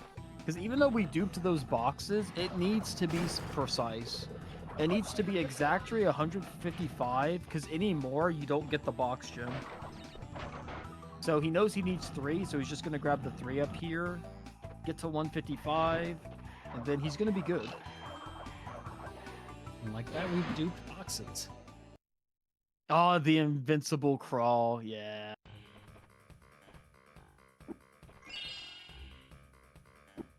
And yeah, we just did Cool Hard Crash despite the fact that we didn't really take the main route. And it's very helpful. Here we have Bee Haven. This level has a gimmick where the kind of the red looking terrain, you can actually burrow like underneath if you just spin without like sliding. We only really want to do that for like a few spots, if even. Usually we just want a neutral slide spin above it. There's And like just 2 try to like spots in this outpace level? the bees. Yeah. I think there's only one spot I do it, and it's at the very end of the level, because that stretch is like crazy long. You could also do it here, because this stretch is kind of rough for beginners, yeah. So yeah, there's the thing where you burrow underneath. I didn't mean to do it again, And you but click it again by accident. Yep. But because that mechanic exists and it's tied to the spin button, anytime you don't want to like go underneath the platform, you have to like slide spin or you have to do something else to basically make sure you don't do that.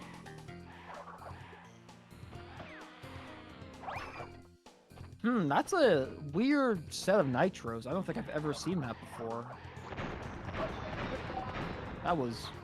Nuke, I know we're like in the middle of a run, but like once you get that checkpoint, yeah, could you like go back and see what that's about? Yeah, I have no idea what that was. Yeah, just like, I don't know, just like land on it, I guess. Oh, secret exit. And this is how we get the purple gem. This is really goofy. Basically, the gem's right there, and we can just fall off and not even do the whole challenge. And since we got that checkpoint further in the level, we just go forward. Yeah. In Crash 3, they realized that they shouldn't have gems and side paths like that. So in Crash 3, all the like required gems you want are like at the end of side paths. But in Crash 2, they didn't figure that out. They didn't realize you could just get the gem and then just dip. Like, you're not like forced to be there, so... Humongous blunder on their part, but we take advantage of it. Even this bonus is relatively easy going. Nuke almost made it not easy going, but we figured it out. And now we're just trying to head to the end of B Haven so we can fight Engine.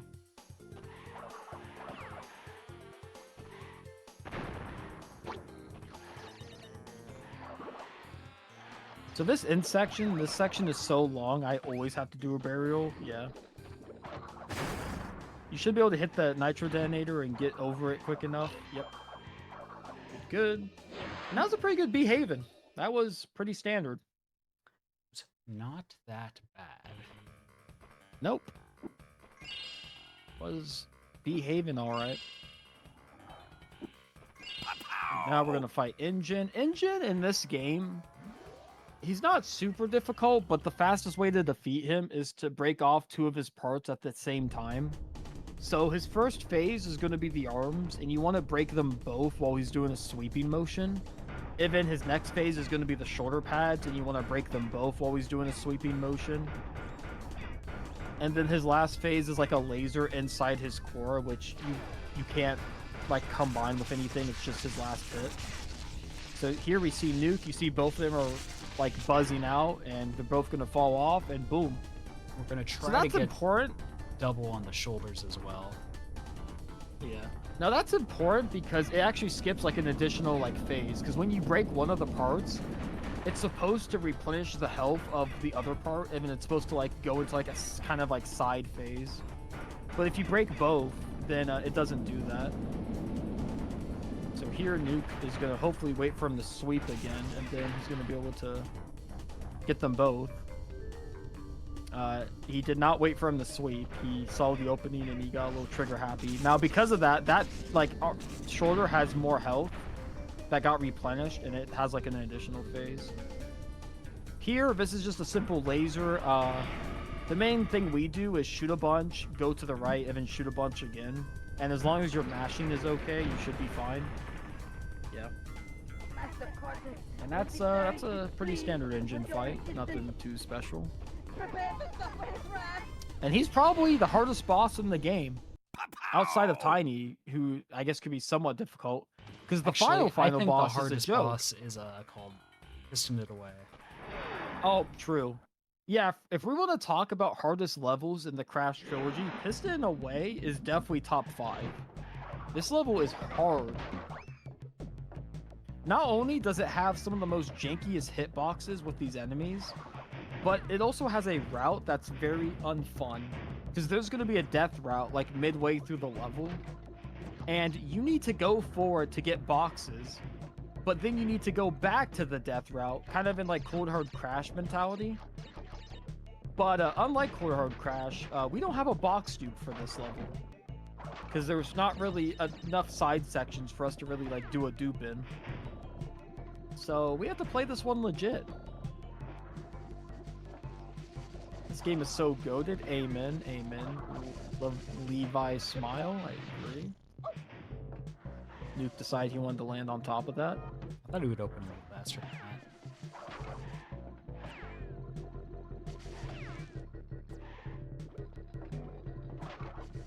So yeah, remember, we can't die because there's a death route. So Nuke needs to really make sure he doesn't die.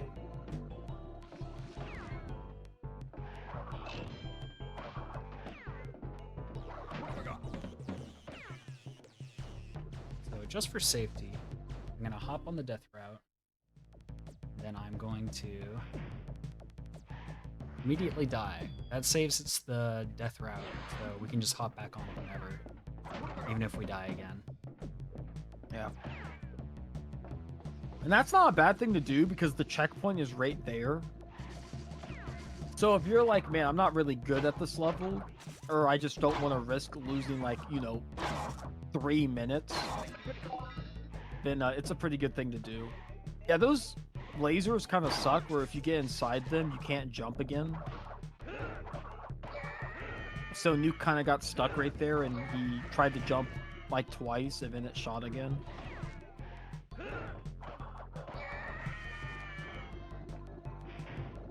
So we have to skip the death route and do all of this for exactly 1 box. That's it. Just that 1 box they decided to put there.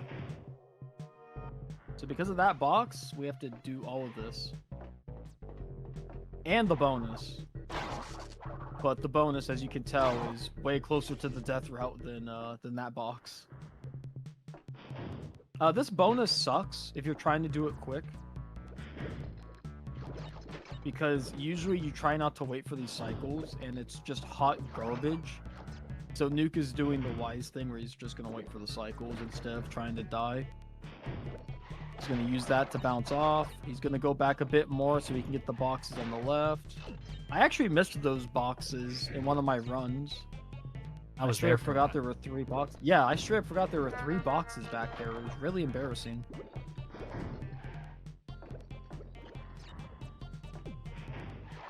And here he's going to probably wait for it to rise, do a basic slide, glitch high. Cool. And now we're going to head straight back for the death route. Most fun part. So we just have to not die, or else we have to go back and get that box again. Yeah, if we die at this point, that 1 box obviously does not... Nuke does not know what he wants to do, okay? I didn't want to go forward and then accidentally die to that guy. Yeah, okay. So now that we're on the death route, assuming we get past this beginning section and hit the checkpoint up here, we'll be good to go. Here you could do a really cool gimmick where you do a glitch high and you land on top of the guy, and you can walk along the top ledge. I guess Nuke does not do that. No, this area scares me.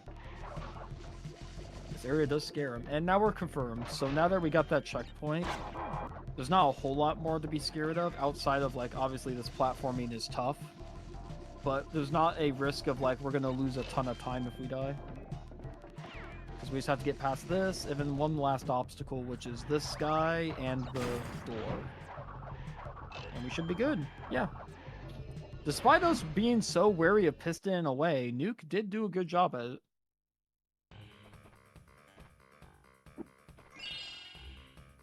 Now's the other hardest level in this game.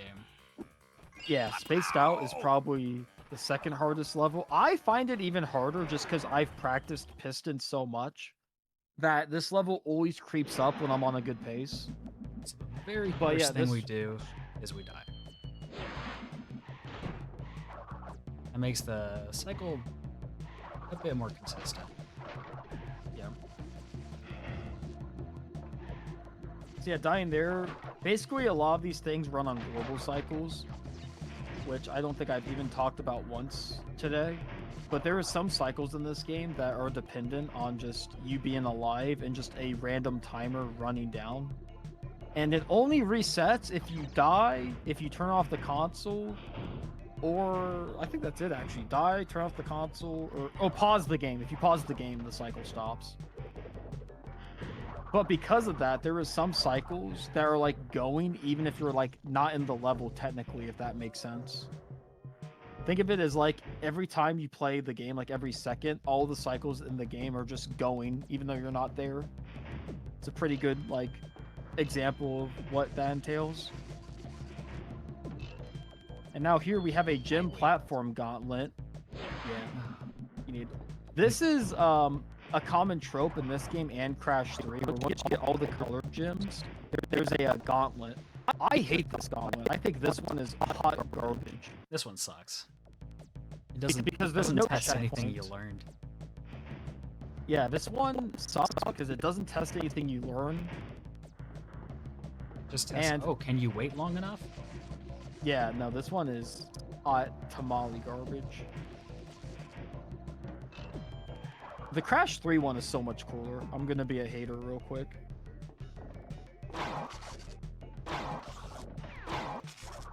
Dude, I spun. Why the fuck was he still crouching?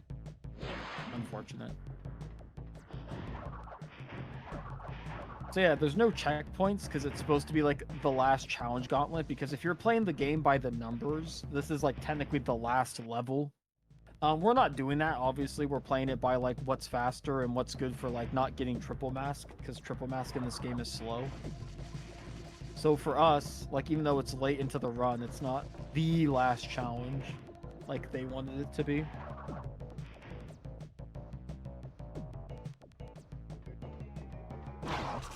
But yeah, this section sucks.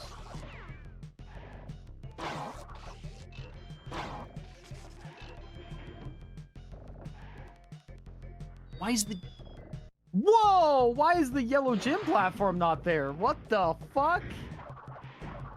I've never seen that. Where the fuck is it going? obligatory? That has never happened before. Dude, I have how many tips in this game? Like 300? I have like a 118 or some I've never seen that. I've never seen that, and I have so many hours in this game. I don't know what to tell you. That was garbage. Try taking the green gem path quickly. That's what I got. What the? Why did it go?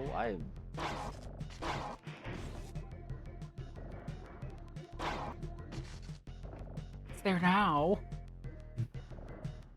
It's like you like skipped the trigger for it to come down, because like it always does that animation, but it's supposed to be done before you get there. You know what I mean? Like it's not supposed to be you get there and then it's like, oh sorry, we're late. Like I can't stress enough. I've never seen that.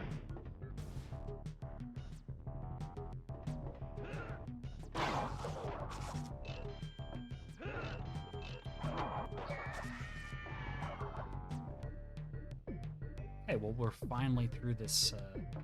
This gauntlet, yeah, no, this gauntlet sucks. It's really tough and it's really bad, and it cost me multiple PBs, so I'm also biased. But now we're done with that, we can actually go to the rest of the level, which, while it's not easy, that gauntlet's definitely like the worst part. The rest of this isn't. Ooh, Get his arms down. Unfortunate.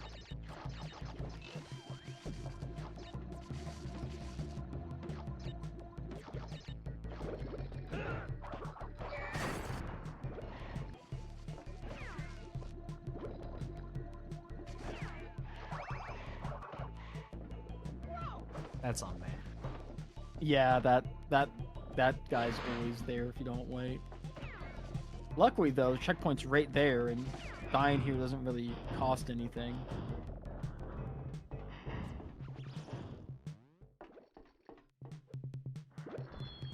Okay, that's a forever crazy to drop move. down. Very silly. Fine. Say okay. Oh my lord, you landed right on. Ooh. Yeah, me landing right on the edge there was my downfall. I missed my. Yeah, timing. that was crazy.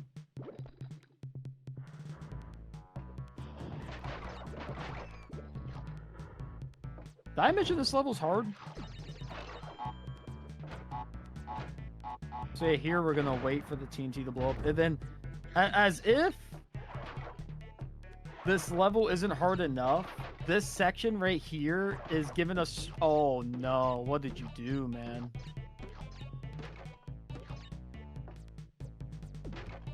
Oh what? Oh, this, Whatever. okay. You can just slide it now. Okay. So yeah, in case this level wasn't hard enough, they pull back like a mini hanging out section, but it's way less bad because it actually connects to the ground. So good. I could have gone. Good job. You could also 3D around it, but that's fine. Yeah, this has not been Nuke's favorite level, but compared to the rest of the run, I mean, this has been like really the only negative I'd say at the moment. The only like obvious like, man, this level went bad. And one of it was the yellow gym just not being there. I again, I've still not seen that, and I have a what people would call a relatively respectable time. So I want to know something funny, Derek. I think this is the What's first level that I'm not golding out of my Crash 2 splits on this. Insane. Yellow gym delay. That's what I'm saying, chatter. That's what I'm saying. Just what? Kind of. All right. Now we have the last 3 levels. 2 of them are jetpack levels. The jetpack in this game, I'm just gonna say it. It looks amazing. It controls like hot dog water. So it's just not great to control because you control the up and down and the forward backwards of it. How'd you got hit by that? Okay. My thumb went to square for some reason instead of circle. Okay. So yeah, these levels don't control the best, and Crash likes to get caught in a lot of things. So like if you're near a door or something, you'll get stuck, and then you're just out of luck. And you're probably gonna want to scream fuck. No, I'm just kidding. But we have 2 of these levels. We have this, another one of this level, and then we have one more nighttime level, and then that's it for Crash 2. I'm not trying to talk Nuke up early, but compared to Crash 1, he cooked with this one. Forward, backwards, R1, L1. Wait, you can? I didn't know that. That'd make this so much better. What? Is that true? Dude, how do I not know that? I'm actually gonna use that in my runs. The hell? I am testing that as soon as I come back to Crash 2. After I get done with GDQ and everything. Well, I don't know. I do want to come back to Crash 2 at some point. How'd I not? I don't think I've seen anyone with an input display do that. I think that's why I haven't noticed. All right, this last section here is kind of rough, but since Nuke has a mask, or he could just go through it. No offense, Nuke, but that was your time to get hit there. That was nonsensical, but okay. I mean, you played I think it the right, game though. was trying to say sorry for the yellow gem thing. Maybe. Ow! I'll go to night fight. This is Derek's favorite level. I despise this level. This level is so bad because the backtracking on the left side is so bad.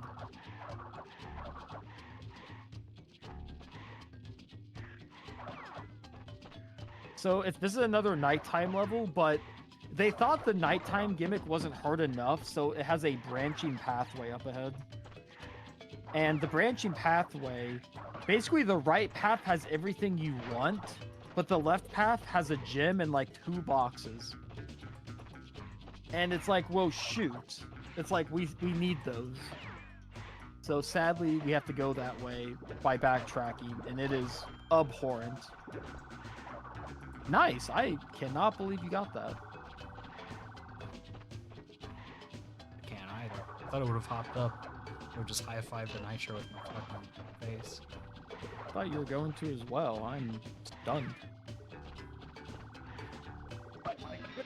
Okay. Well, you decided to crouch there, but that's fine. You only want these masks for the backtrack. Oh, that's another thing, is if you die before you get to the backtrack, you have to do the whole backtrack section without any masks, which is, like, brutal. But here we have another bonus reminiscent to the last bonus we did that used this gimmick. This one's a little different, though. Instead of the Firefly, like, on a set path, it's just following you, but after a certain amount of time, it's gonna say bye. Yeah, like right there. Like Luckily, right there, I was already yeah. at the very end.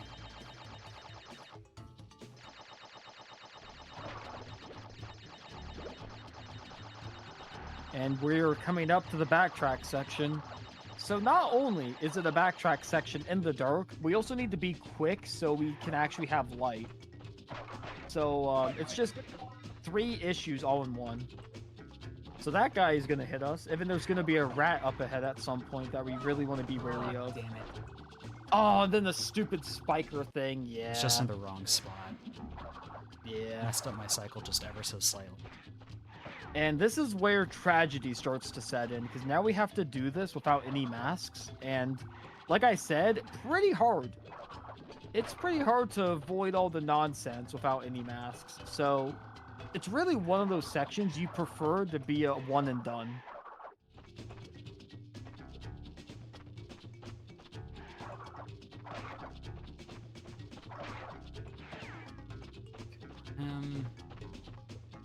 That's good.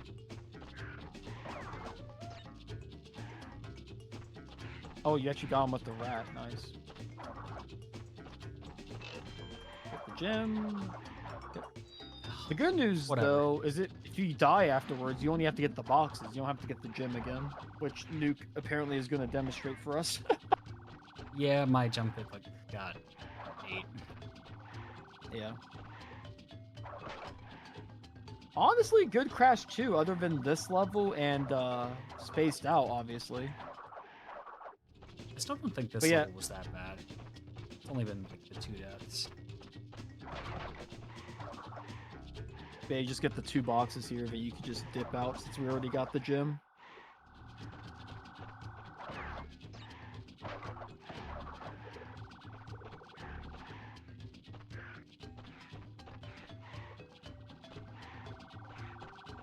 And then after you do that backtrack, I guess the developers were no longer feeling mean because the level kind of just ends. Like, that whole backtrack section really is just the whole difficulty of this level.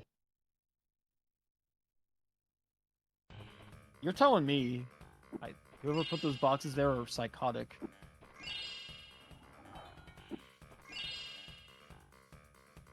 Alright, now we have the last level of the game. Rocket. This is another rocket, like, jetpack level. This one's way harder than the first for some reason. Like, it feels really jank at times. And I don't think it was intentional.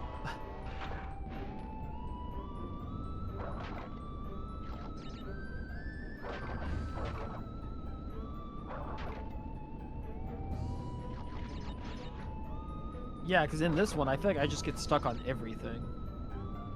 Nuke's making his way downtown pretty quick, though. Oh, yeah, this section sucks. Yeah, this section's awful. The section with... Yep, and you see Crash is already stuck. Yep. You just get stuck on it. Dude, this level, he gets stuck on everything. You're stuck right there. What the... Oh, my God, get out of there, bro. Holy... Yeah, remember when I said this level feels worse because you get stuck on everything? I was not kidding. Yeah, you get stuck on everything. Like, this one definitely needed some more time in the oven. Embed strikes again. Yeah, pretty much, except you can actually get out of these embeds, if we're gonna call them embeds. You know what? That's a perfect... That's fine. Yeah, you just got the checkpoint, yeah. And guess what? They're gonna close up, so now you can just go. Yeah.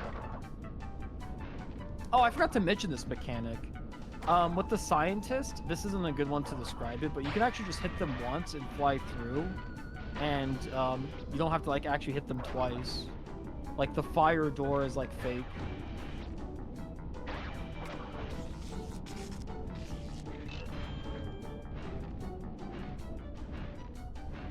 So here, once he hits the scientist once, he can just floor it. He doesn't need to hit him again like you would think.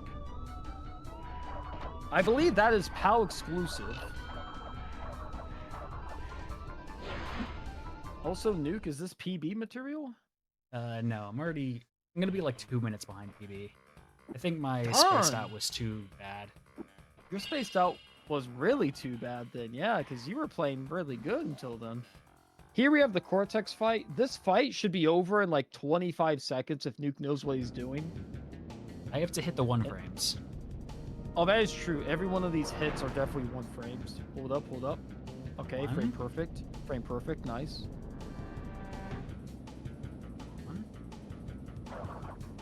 I actually missed. Fuck. You missed?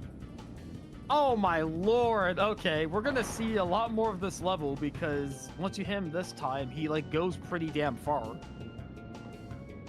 Yeah, we're gonna see a lot more of this level than you're supposed to.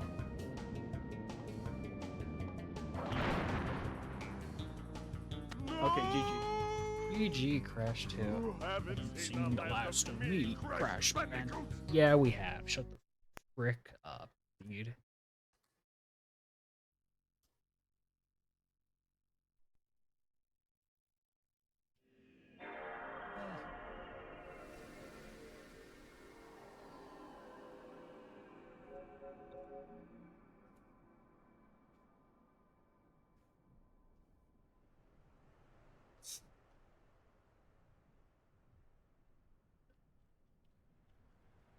You want to read my disc?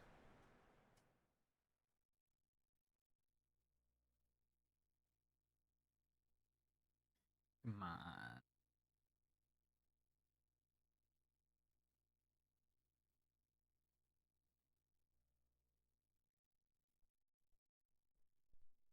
Great.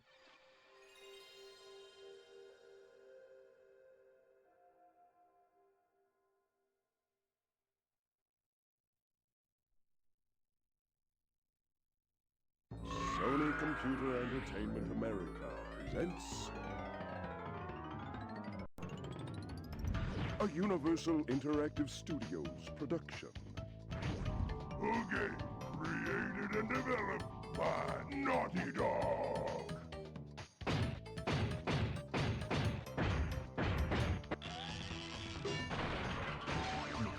Crash Bandicoot 4. Yeah, GG's. GG's. Pow! Yep, thanks for the GG's and the good luck. Yeah, now it's time for Crash 3. Spam triangle, what are we doing? I was. Spamming. So, This Crash wrong 3. spot. This is my favorite game. And we start off by doing something semi-controversial, and that's turning off the sound effects. By turning off the sound effects, it stops all cutscenes from, like, not even starting. Like, they just don't trigger, so they don't attempt to load. Because the game developers realized, hey, if you turn the sound effects off, these characters are not going to talk to you like they need to, so we're just going to skip them. This saves literally like a whole minute and like 10 seconds throughout the run. But it's extremely controversial because a lot of people like to hear the sound effects and also think the cutscenes are neat. Personally, I'm used to running this game without sound effects, but it's usually the most common question like every runner gets. This movement is fire, dude. What the fuck? Dude, I have like a 205 in this game. You're fucking moving better than me in Orient Express. Might be a skill issue. I mean, I never claimed my Orients were good, but like, hot damn, dude. Okay, yeah. And I don't Apparently, do I cuddle need to skip. practice Orient. Yeah. There's a cuddle skip here you could do where you can get the box gym and skip this like little cuddle animation. I don't think Nuke knows a single one. Nope. So we will not be seeing that. In the Japanese version, sound effects also skips all Aku Aku hints. Nice. Yeah, I know in Crash 1J they also have Aku hints for some reason. Yeah, I'm gonna be doing a very casual, very weird route for Crash 3. There's some things that I just don't do. But yeah, so Crash 3 is very route dependent. This game is very open-ended, and there's only a few spots where you really need X amount of collectibles. So because of that, it's not uncommon for runners to like route on the fly or to do something like I do where I have splits, but as soon as something goes bad, I'm just skipping like half my splits. For someone at Nuke's skill level who isn't going for a whole lot of things, mask routing isn't like the end-all be-all. So he probably is going to stick to the splits for like the entire run. I'd be shocked if he decides to like switch it up. But usually for Crash 3, the route is usually a mess. Because us runners have like an ideal route, and then we have like a backup for every backup because shit just happens. I like the backup so much I had a backup for my backup. Yeah, exactly. I think it was my PB. I unironically had to do 2 backups in a row. It was really frustrating. But that was Orient Express. Basically, it's a standard like. I have some unfortunate news, Derek. What's up? I have forgotten to put in my memory card. Ow! Good That's news fine. is, I think I have save files for if I get crashes in the level. Oh, you better. I can't believe you didn't make those beforehand. I'm a little disappointed with you. So what we're referring to is this game has a sad quirk of crashing often. There's a few spots where it's like way more prone to happen, but every time Crash throws a crystal up, there's like a 0.001% chance that the game could just spawn the wrong particles and like spawn too many particles and just crash. It happens so infrequently, but when it does happen, you'll remember it. And then on top of that, there's certain levels like Double Header where just entering the level, there's so many things happening that it's just like the most famous crash spot. But here we have Under Pressure. So Crash 3 is really big into like the vehicle levels and the experimental levels. So Orient Express, that was not like standard Crash platforming. That was kind of a like box getter and like auto scroller, kind of like the polar bear. Here in these underwater levels, they completely mix it up where Crash is now swimming for some reason. And he's in scuba gear and he's riding the deep apple and he's gonna get all these boxes. How did I not get hit? What the fuck? How did you not? What? How did you kissed it? You made out with it. You know what? I'm not gonna question it. Okay. Well, Well, yeah, I hit because the that time one, of trial course. that's true. The Well, game that giveth and the one's game classic. taketh away. Yeah. But yeah, Crash 3 is really big into like the vehicle levels. So this game kind of has a reputation for being half vehicles, half platforming, which is why when you ask people what's their favorite Crash game, it's really like not controversial. It's really an argument between 2 and 3. It's either people like 2 because it doesn't have the vehicle levels, or people like 3 because they don't mind the vehicle levels. That's usually what it boils down to. I don't mind them as much as others, but they're definitely not a highlight, especially the bike levels, which we'll get to later. But that was Under Pressure. Now we're going to go for the Relic. You could actually get the Relic in all the boxes in one pass. And It's it's a lot like harder. barely quicker. But if you miss it, you lose like a minute, like 30 or something. And it's barely quicker, so... You only go for it if Probably you're good not at the worth video it. game. Good's an understatement, dude. Like, dude, I'm like top 15 and like I just started like doing it. It's way hard. It's crazy. So because it's like borderline psychotic, almost everyone does the Relic afterwards.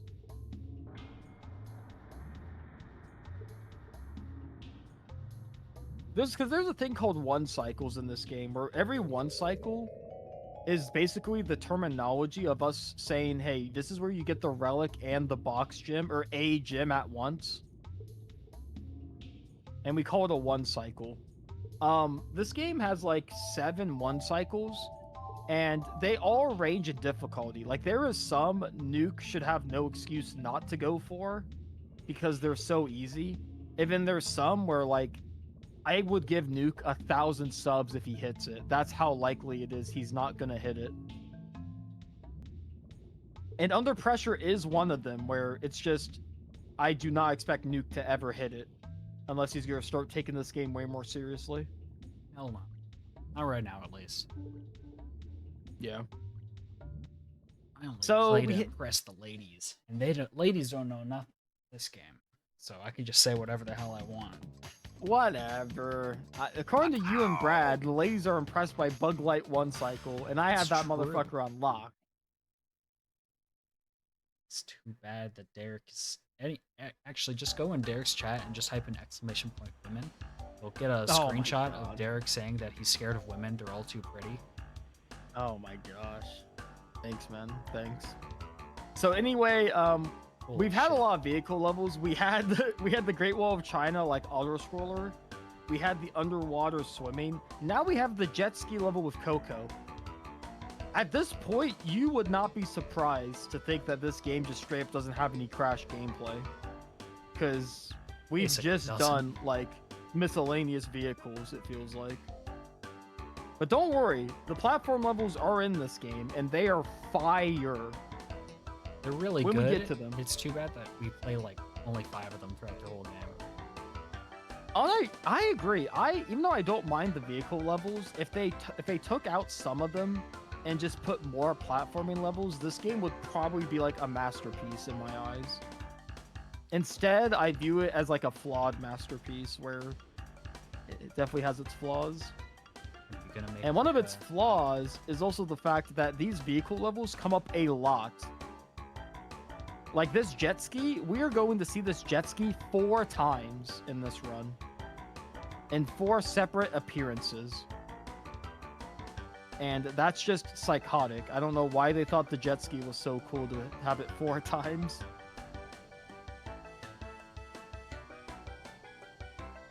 Why take out anything we could just add more? Because 4 jet ski levels suck. But that is true. If they just added more levels, that also, like, fixed the ratio as well. I don't disagree. So I see Jimbo. It's so cool. Shows up like once in a blue moon. Yo, what's up, Jimbo? So another thing about Crash 3 is the time trials. Basically, there's time relics, and it kind of incentivizes this like weird form of speed running. But some of the boxes are time stoppers. So it's you hit it and then it'll stop the clock for like 1, 2, or 3 seconds, like indicated on the box. This is another controversial point of this game because you basically have to play every level at least twice, bare minimum. And some people are really not a fan of that. I don't mind it, but what do you think, Nuke? I think they're okay at best. Some of them really suck, but some of them are just fine. I feel like they perfected this time trial formula in CTR, though. Because there actually feels like good to do. Yeah, no, the time trials, and then the time trials also have a high score system where it's like, oh, new personal best, and we found out it's faster like years ago to like get a best time, quote unquote, and then skip the name entry screen. So it's definitely just a whole can of worms when it comes to everything to do with time trials. Holy movement. Holy movement indeed. Holy That shit, was- I slid. Ah, remember Holy when I mentioned power. mask routing? Okay, well he's. Remember My when I run would mentioned basically mask be routing? over now because I lost both masks there. Since he lost both masks, we're not getting triple mask in Toad Village a single time, which is unfortunate because triple mask in the platforming levels basically. I'm just gonna straight up say it. They basically double your speed because your slide gains twice as much distance. And the movement tech for this game, because they patched out the neutral slide spin, it's actually the neutral slide jump. So you're gonna do an extended slide, and then you're gonna jump at the very end of it while not holding a direction after the slide is done. And that's the main movement tech of this game. And with triple mask, you literally get double the coverage. It is borderline double speed. But since Nuke has taken multiple hits in the level beforehand, we will not be seeing it in this level. But yeah, the neutral slide spin has been patched out of this game. I don't know who discovered it at Naughty Dog, but someone found it out and they were not pleased.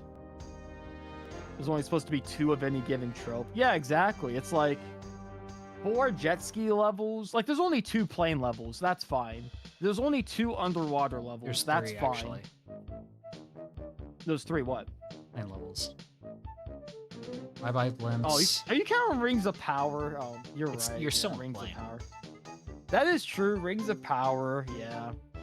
But then there's like 4 jet ski levels, And then there's like goddamn 4 bike levels, and it's like, what's up with the bike and jet ski? Like, why are we so impressed by these basic ass vehicle levels? Thank goodness there is not like 4 swim levels. Yeah, exactly. 2's already enough.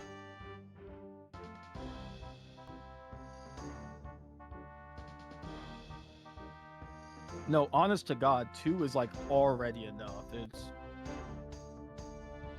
okay. Nuke is making out with some of the walls, but that's fine. It happens. I miss Crash 2. I You need to already shove. missed Crash? I need to shove my face into walls and get stuck for a bit. True. Now, since you have 2 masks, though, assuming you don't immediately take a hit at the beginning of this, we will see triple masks. I will try my best not to get hit. Yeah. Here, this is like this game's change up from the border levels. Since the gimmick of this game is time travel, this level instead. No, he'll break it for you, Nuke.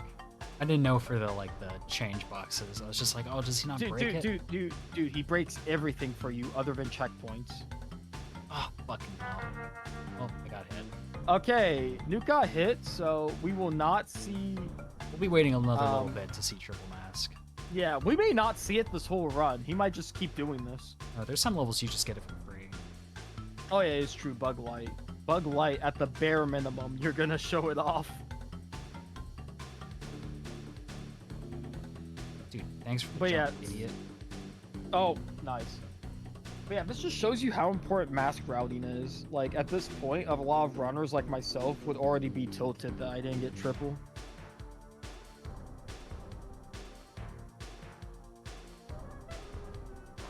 Also, returning from Crash Bandicoot 2 is the bonus platforms, which in this game, just like Crash 2, it's only side-scroller sections. And unlike Crash 2, almost every bonus stage in Crash 3 is like piss easy. Crash 2 has some kind of rough bonuses. Crash 3, not really. There's only a few bonus stages that you can even say are semi-difficult. What is this route? Okay. Bad. Again, all the Crash games, I spent 2 weeks on like Crash 1 and 2 and 3 pretty much. Yeah. I would say your Crash 2 was pretty good today. Also returning is exclamation point boxes where you hit it and then other boxes form.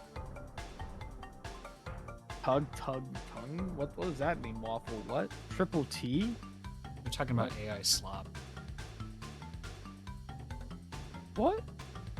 You don't get it. It's like a brown cinnamon stick looking fella. What? I don't get it, I guess. I'm confused. Nuke is really a big fan of those lava pits. Yeah, I haven't memorized these levels, so I normally just slide straight into them. That is true. You have been doing that. Okay, So now we're going to fight the boss, Tiny Tiger. Nuke entering this level is going to hold triangle, and that's going to skip the intro section of the boss fight. He's going to do that for every boss fight. And it has a weird quirk. So like for this one, it just straight up doesn't play the music if you do it. well, the music really starts just odd. like really late. Oh wait, no, not this one. Different No, boss. not this one. No, Entropy's the one that starts late after like the first hit. This guy's pure silence. Because I think my game broke. I think we have to reset the Wait. whole run. Wait, can you guys not hear this? This is the best music in the game. This is the best music in the game, is psychotic, but I love it.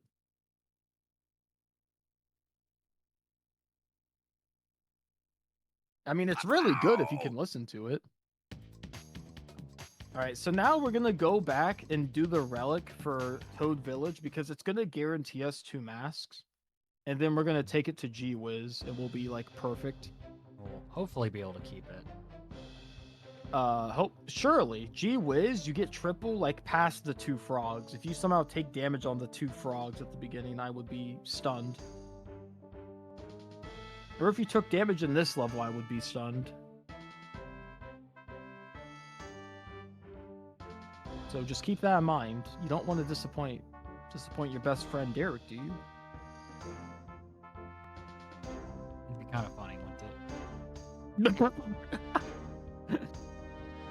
It'd be kind of funny. Is actually insane.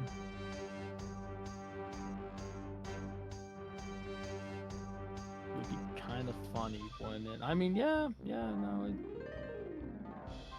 But Derek won't even join the Minecraft server. So, Oh my gosh, not the Minecraft server garbage. you could just make another roller coaster. Goodness forbid I want to do something with my life that's not play Minecraft. I play Pokemon Go every day. That is insane. You still have that memorized. Okay, so we got 2 masks. So now we're going to go G-Wiz, not get hit by the 2 frogs, and then we're going to show off triple mask.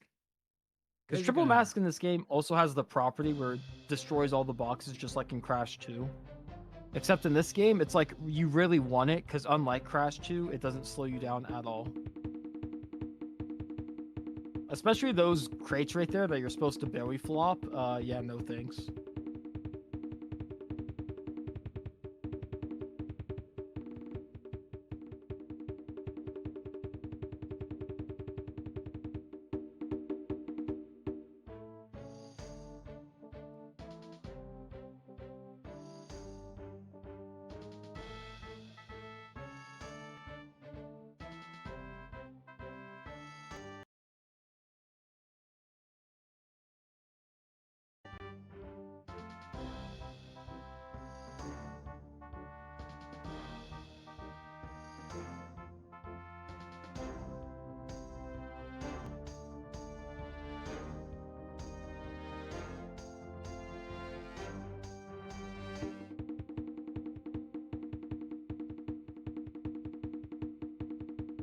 So yeah, this is kind of just the name of the game, is just get triples in the platforming levels, do the vehicle levels, get all the boxes.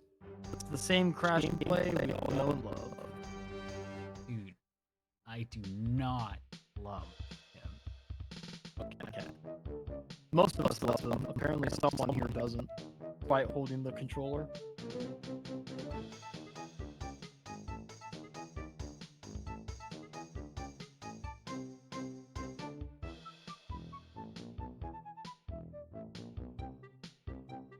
Dude, just okay. That's awesome. Goodbye, masks. Okay. Did that completely wrong. You like stood there for 2 seconds like you didn't know what you wanted to do. I was trying to figure it out. I haven't Trying to played this figure it game out. before. My gosh. I haven't played this game before. Give me Oh my lord. This is what happens when you spread your resources too thin. You don't know what you're doing. This guy is like the actual jack of all trades. He doesn't know Bro, anything. he just didn't hit the fucking box. All right. I don't even know what strat this is. This is like you want to hit the exclamation point box and then somehow catch the bridge building? Is this what you do in your PB? I don't know what I do in my PB anymore. That was like a year ago.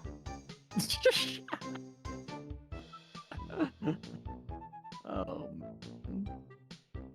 Okay, wait. I figured it out.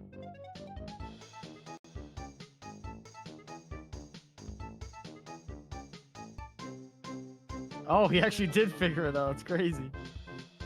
Nice. Well, that's the biggest blunder of Crash 3 so far. I feel like we're gonna. Oh, the frog didn't do it. Unfortunate. If that frog jumps into the nitro, it actually gives you like a better line, which definitely matters at the skill level. Yep. Dude, you're gonna lose so much time in this game. Hopefully, build up Crash enough 2 of a time bank. Dude, I've 32-19 ahead out of the last level. Look, it's fine. Surely your Crash 2 time bank is gonna make this fine. So now we have Hang 'em High. This is a level you really want triple mask for, like pretty damn bad. But we're gonna raw dog it, I guess.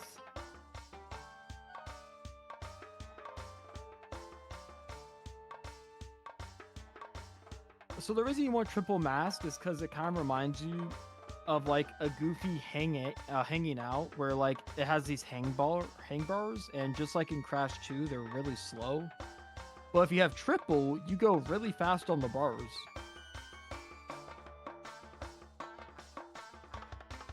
Sadly, we will not see it here.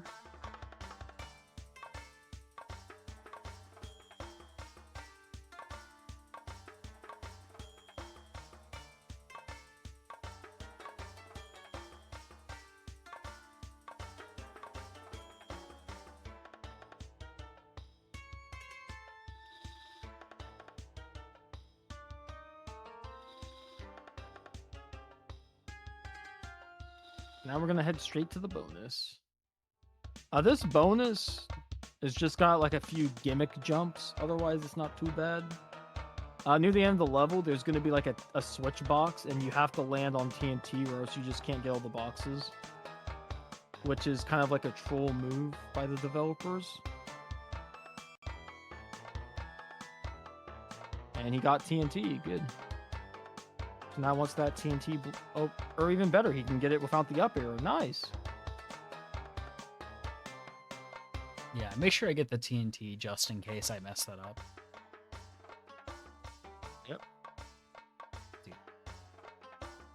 Oh, he wants to do the glitch high, but these platforming levels look so good. They just need to make a little bit more. You know what I'm saying, Nuke? Dude, imagine this game with like 3 more platforming themes. Oh my gosh. I think I'd like actually die inside. It'd be so good.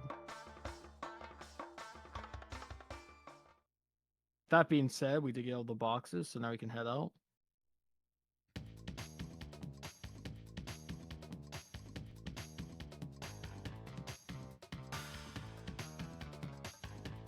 Go to the next run on the Great Wall of China level. Yep, this one is Midnight Run. This one is way more difficult from a casual perspective. From a speedrun perspective, I actually find this one easier somehow. I don't quite understand. But casually speaking, this one is like way harder. Yeah, I don't really have too much problems with these levels. I'm gonna jinx myself with that.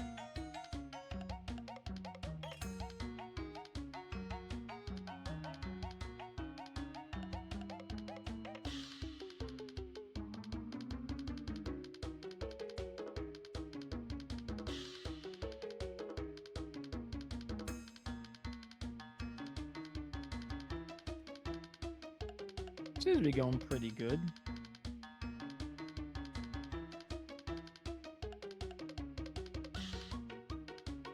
And I missed one. Awesome. That's fine. Wasn't the worst one ever to lose. It's You a didn't hit a stamp, checkpoint beforehand. Yeah.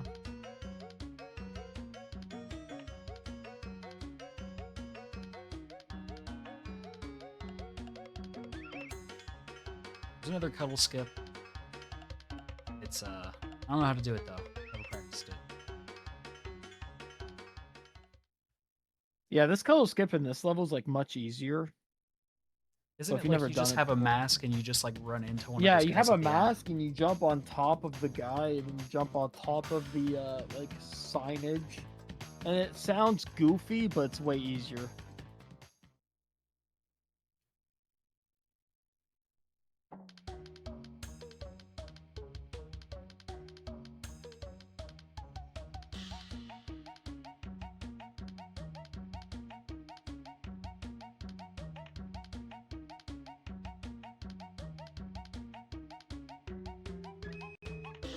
And the relics in these levels are really easy.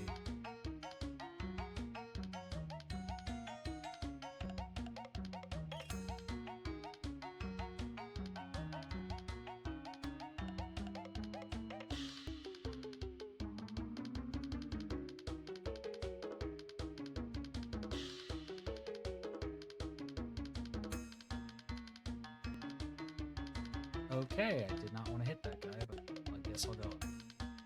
That's fine. Hog Ride is gonna like steal your masks anyway. That's another thing about this game is certain levels are just like mask stealers, where like they just take your masks for some reason. Like even if you enter with 2, you have to leave with like 0. And there's just certain levels that do this. Really, not Hog Ride? I'm pretty sure Hog Ride does.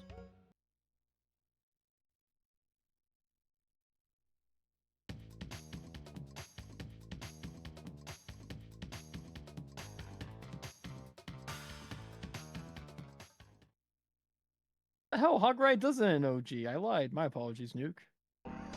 Granted, I don't think it matters considering you're doing the relic after this. But yeah, no, he's right. It doesn't do it in a... What? I routed it kind of weird then. That's whatever. But yeah, the same principle still applies. Some of these levels are like the plane levels and like the boss fights like are just mask stealers. You go in with 2 and the game's just like, yeah, no thanks, buddy. And then here we have another vehicle level. We have the bike level. Bike level, fun gimmick. You're on a motorcycle because that's cool. Spyro had a skateboard. Crash Bandicoot has a bike. And you can tell it's really cool because when you go off a boost pad, you get a ton of speed, which is really cool. He does in fact do a wheelie. That is objectively true. So we just get the crystal the first time around. So we can take a... Normally we would get a really long extended boost, but I hit a guy in the back, so they got rid of it for me, but it still ends up being pretty quick. Iron Apple V2. I know the underwater sub is called the Deep Apple, which is really weird.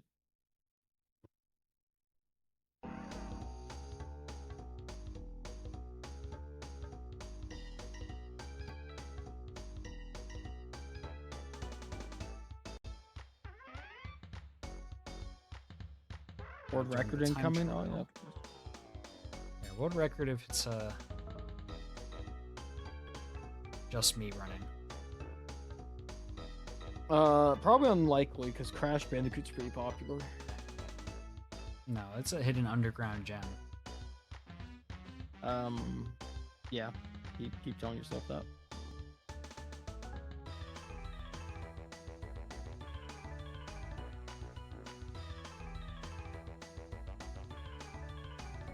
So after this bike level... Ooh, don't hit. Ooh. I just killed the Ender Dragon. There's no way he's already playing Minecraft. Dude, why'd you kill the Ender Dragon? I already did that. Stop. We're supposed to get the 20... We're going to complete the End Island together, bro. Oh, dude. It's gonna be crazy. Nuke is not streaming again once this fucking Minecraft server starts taking off. Dude, yes. Nuke is unironically such a Minecraft blockhead that, like, you mention a server, it's over. Derek, you need to play with us. We need your roller coaster skills. I am 100% not logging in. Chad, are you hearing this? I want you to go to his channel and report him for abuse of my heart. Of my heart, that's crazy. I just don't mess with modern Minecraft. I don't mess with modern Minecraft. I don't mess with Minecraft mods. And also, I'm an old man. I really don't want to say the phrase. But when I get home from work, the first thing I don't want to do is play Minecraft. You have like a checklist? Hey, when Yeah, I get and it home, says first thing I'm not gonna says- do is gonna play Minecraft, and then the next thing I'm not gonna do is stay up late, even though it's a weekend. Yes. So here we can actually see the triple mask in motion. I think we've already seen it before, but just in case, you can see how it definitely gives your slide a little bit more distance. It'd be even crazier if Nuke was zigzagging his slides, which is where like you push left and right to like extend it. That mechanic is really difficult for new runners, though. Like, you gotta run this game like by itself for like a month or so to really get that down. It's crazy. Green head block. Yeah, everything's just head to me. I'm sorry. Pow! We go to Tomb Time. Derek's favorite level. Would be my favorite level if they made the goddamn time trial like 2 seconds slower. That's all they had to do.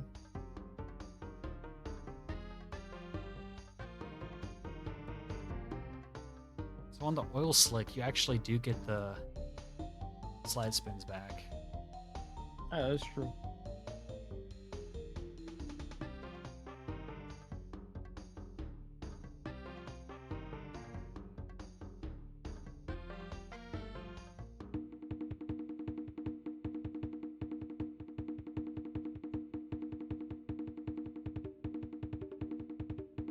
If I hit these neutral slide jumps, please.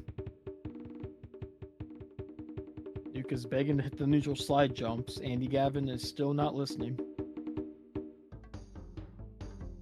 We keep making Andy Gavin jokes. That's just the guy who like was the main lead for these games. Oh. Is unfortunate.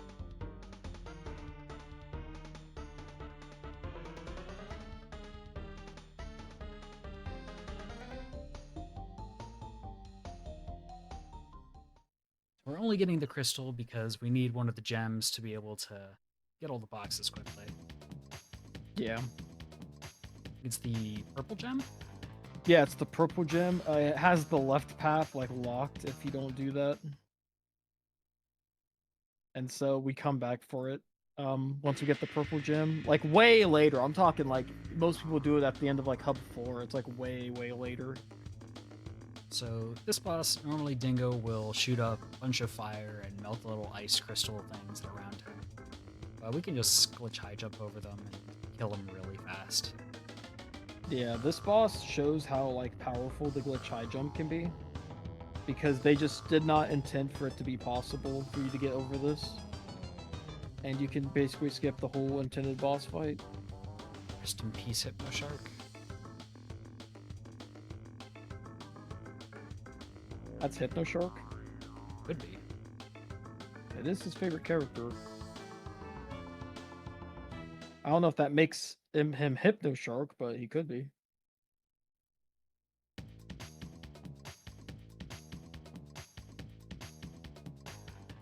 And now we're gonna do Yellow Gem early.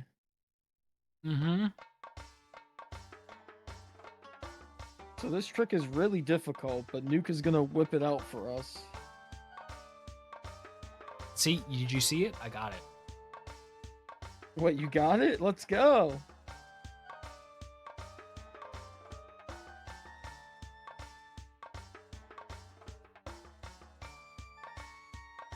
So we're gonna do this relic here. There is a glitch to get the yellow gem early and not have to do like the secret like exit or secret entrance for it in Warp 6. But it's like pretty hard, so we're gonna have to come back for that. You see with Triple Mask, you just sort of like fucking fly on these little handrails. Yeah, it's like pretty damn important to have, it feels like. Good, good.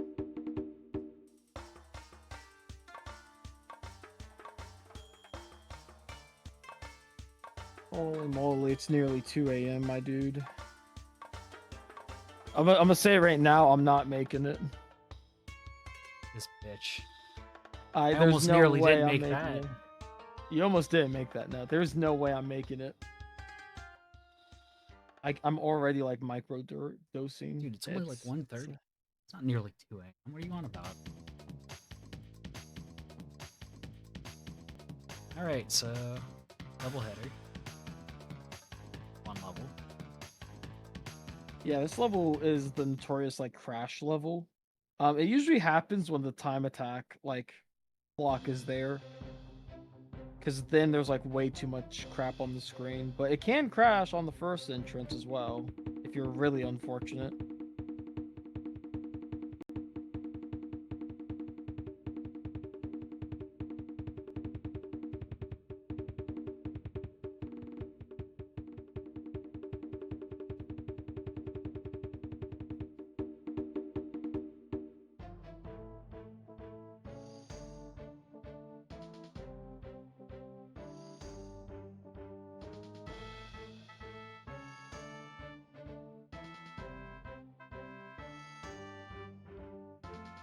I had those stacks with box with TNTs on them, right?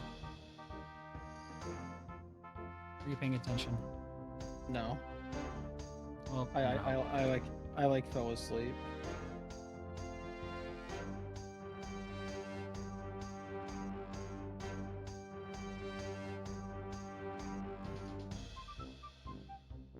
Hmm.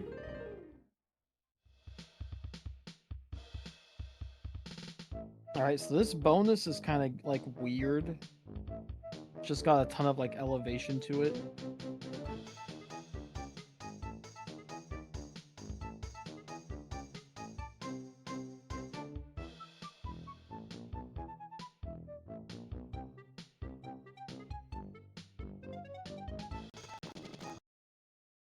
Whatever.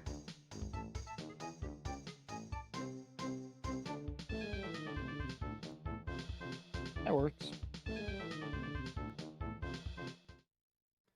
Missing some boxes? I know exactly which ones I'm missing.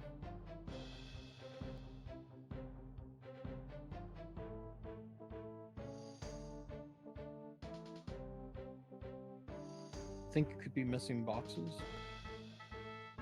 Yeah, the part I was asking you if I did that correctly.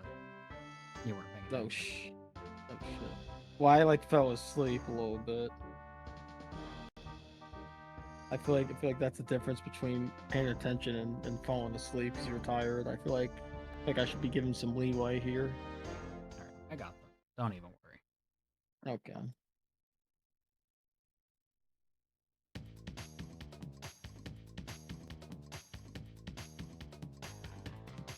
Pow! Any high time lovers in chat? I actually enjoy this level. I think it looks really cool. It's got a neat aesthetic.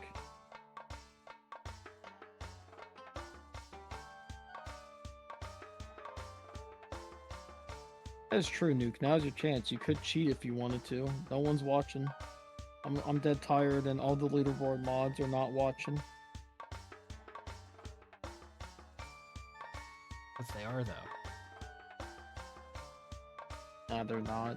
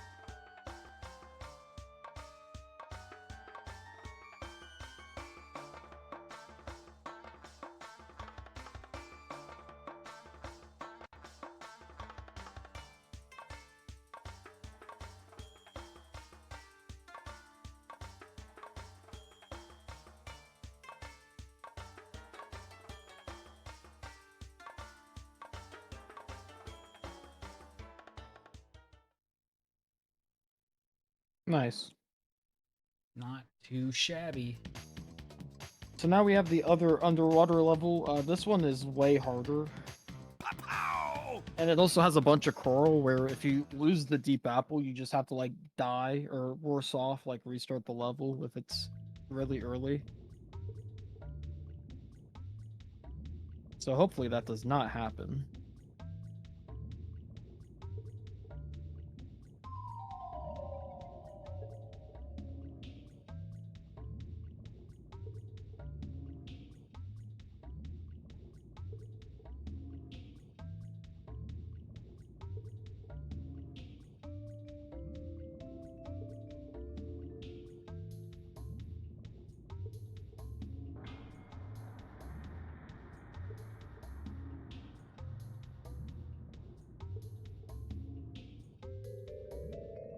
There's a lot of cycles with these little turbines you have to wait for.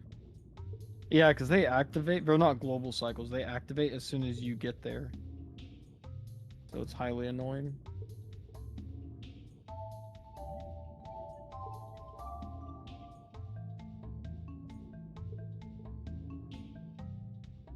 And that's awesome.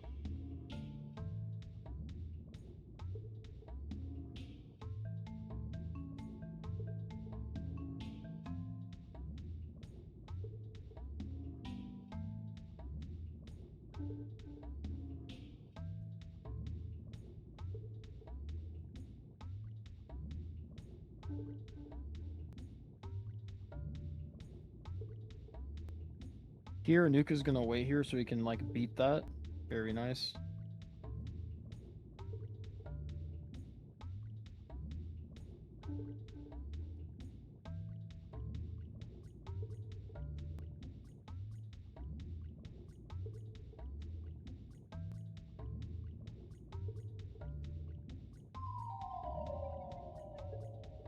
Hey man, this is where the level gets a little weird because you have to hit this exclamation point box, and then you need to like backtrack like halfway through the level.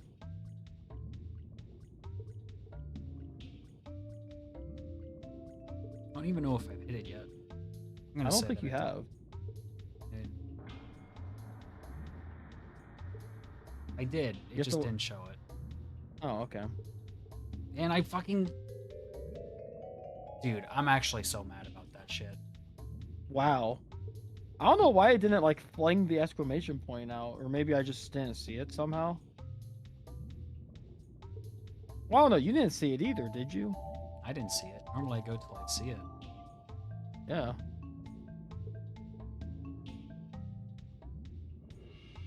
Interesting.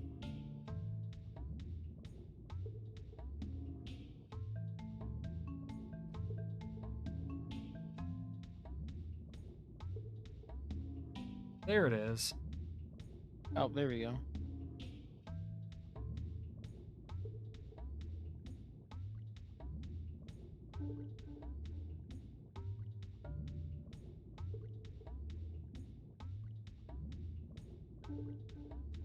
Barely squeeze in there.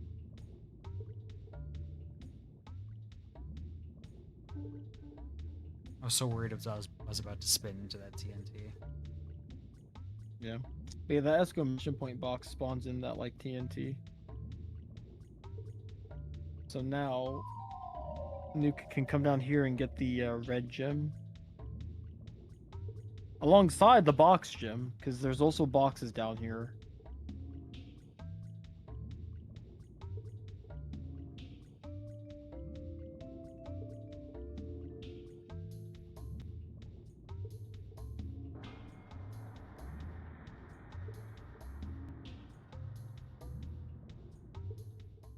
Okay, the level kind of sucked because exclamation point box did not show its exclamation point being hit, but whatever.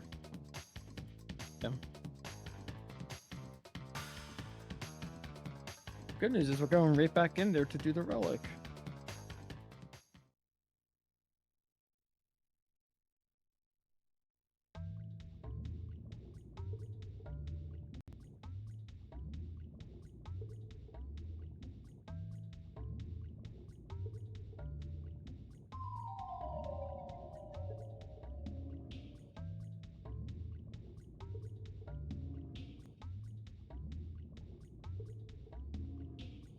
how I didn't get hit. I'll take it though. It works.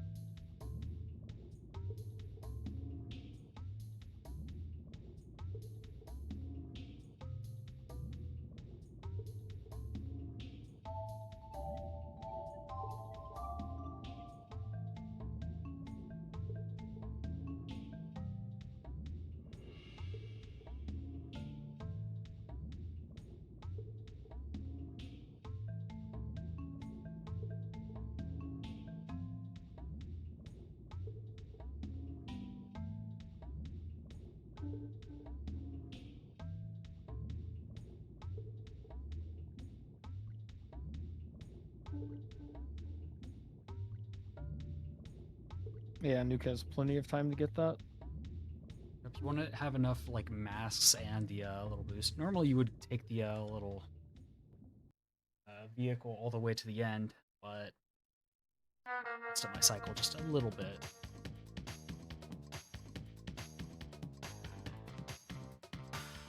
Right, time for a level where I'm going to lose 4 minutes.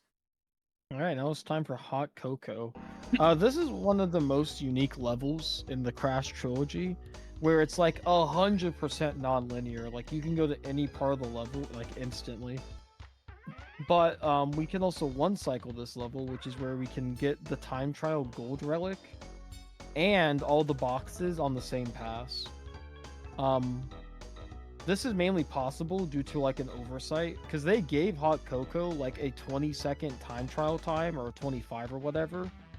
But since we enter the level through level 14, and then you hit the sign to access it, they didn't like implement it properly to use that time trial instead for giving out the gold relic. So even though it's supposed to be like 25 seconds, we actually have 1:20 to get this done, which makes this one cycle possible, because all of these crates are time-stopping crates, except for the checkpoints, which are just nothing. So that also makes this a high-risk, high-reward type of thing, because there's no checkpoints in this level, and usually it lasts like a good minute and a half. And that's with the time stops. Without the time stops, this level is like 2.5 minutes even. So it can be pretty bad.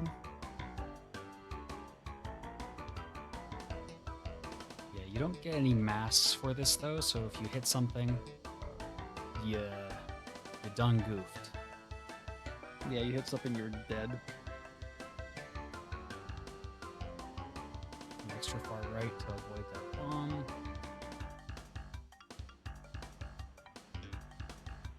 Go here and get this lonely box in the middle of nowhere.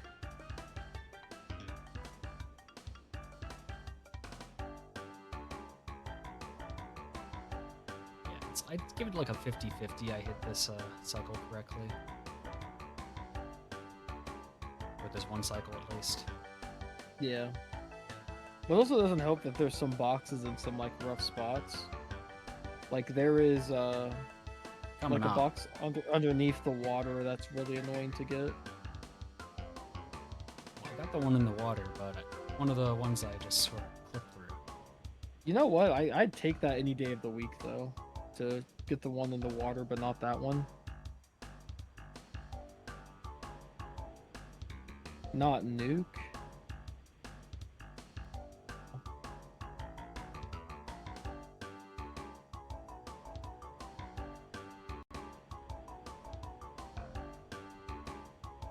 That was a great cycle for those bombs though. Yeah, it was nice.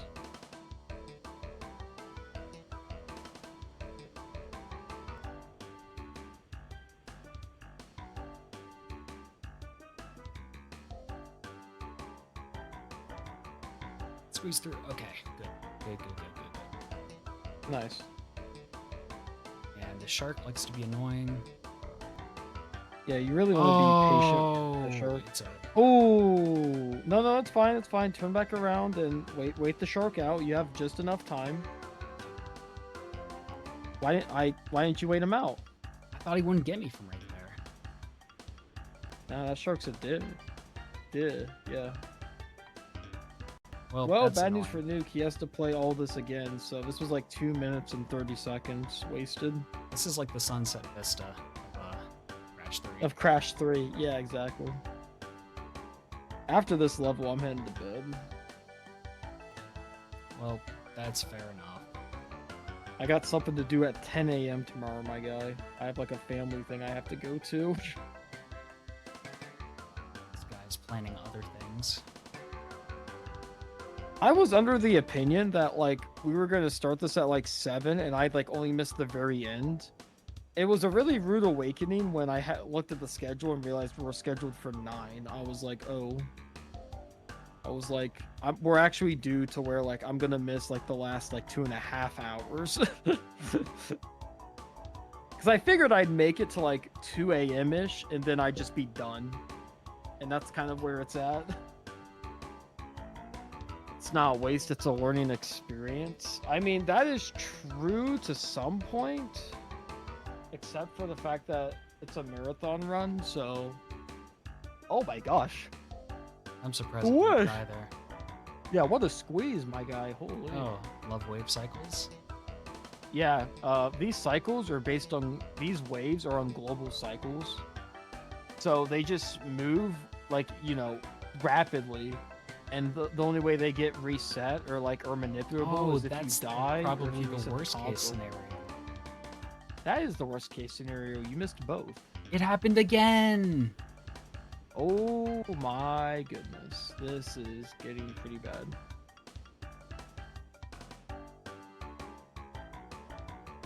You could still make this time trial. You just are going to need to haul some ass, but I mean, that's Possible. the hard part, other than the shark. yeah. Shark is just at such a weird angle at the time you get to it. Yeah, well, it also doesn't help. It like stays at the ramp for like 10 seconds. So if you miss it, you have to like have the discipline to wait like 10 whole seconds for him to move. Like it's just brutal. Which, unironically, this attempt you do not have 10 seconds. So if you have to wait at the shark, GG.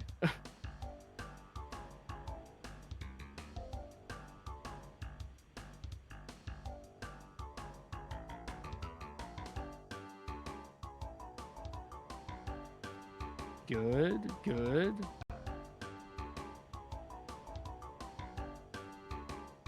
Oh, that was very close. That was insanely close. Speaking of close, Same's gonna go for the time trial, my guy. Goodness. Not Okay. have much wiggle room after that. We made it work, though. We got the 1 cycle, second try. Just That's lost true. a lot of time.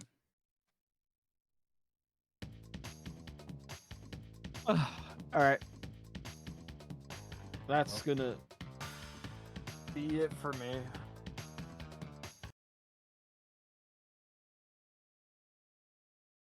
Thanks for letting me commentate. I hope the rest of your run's good. I feel like we've explained everything. And you only got like 2 more hours left, if even, so yeah, keep up the pace, man. Yeah. This is PB pace, so hopefully. For sure. Alright. See you later. See you guys. Bye-bye. See ya.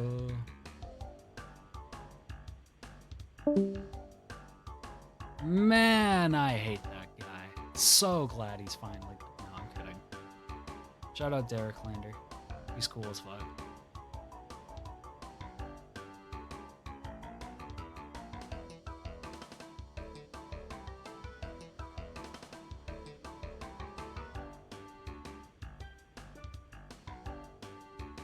So yeah, this level has a 1 cycle. I think I've hit it maybe like once ever. My goodness, what was that? It's probably over at this point. Yeah. 100% over. I'm just gonna be careful and get all the boxes. Because you have to finish this level in 50 seconds, 50.5 seconds. And it's already at 38. And I'm still pretty much at the very start.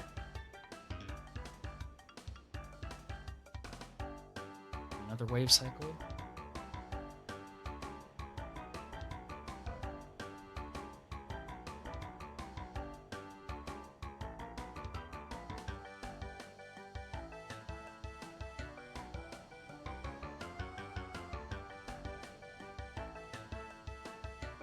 Yeah, exactly, Sean. Who can you insult if you can't insult your friends?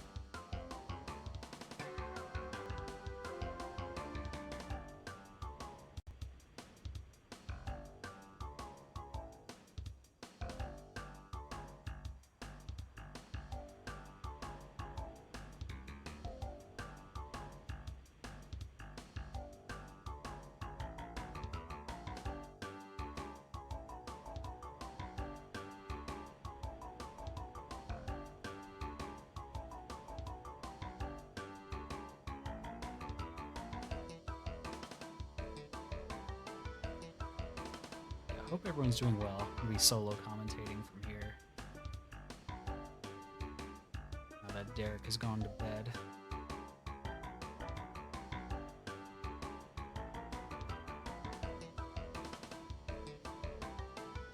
And there's not too much to talk about. Derek basically explained most of what you need to know, and that ramp just decided to not work. See it?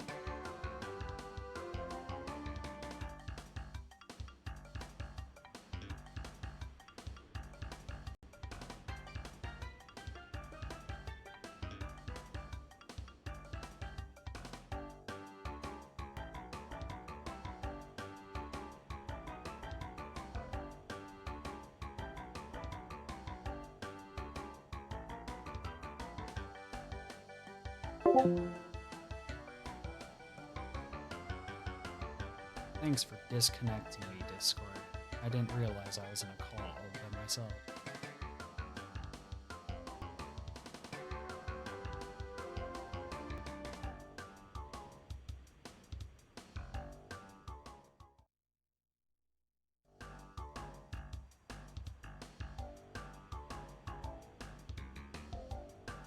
Yeah, just doing the time trial by itself is really easy. The one cycle just saves 3 minutes because it takes 3 minutes to drive through the whole level.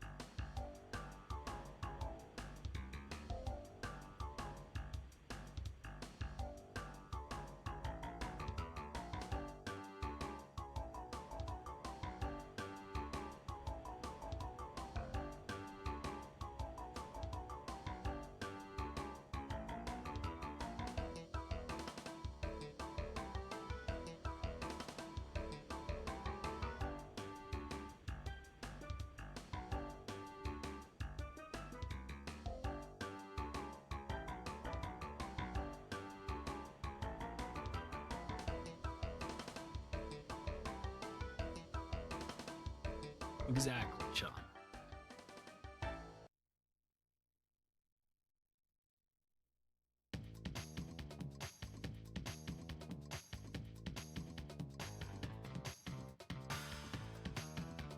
Alright, so this is the split where we get the yellow gem now. Since we didn't get the early yellow gem.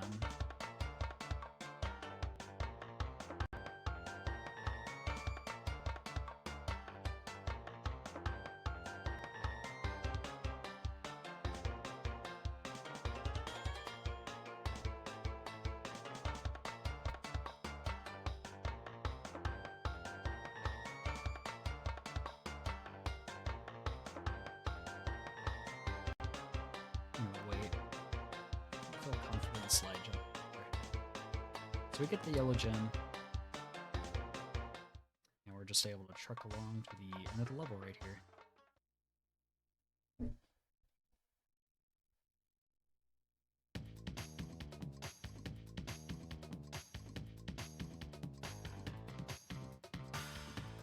Now we're playing one of the longest splits in the game. Dynamite. So we're going to be going to a secret level and getting a box gem and just a whole bunch of stuff.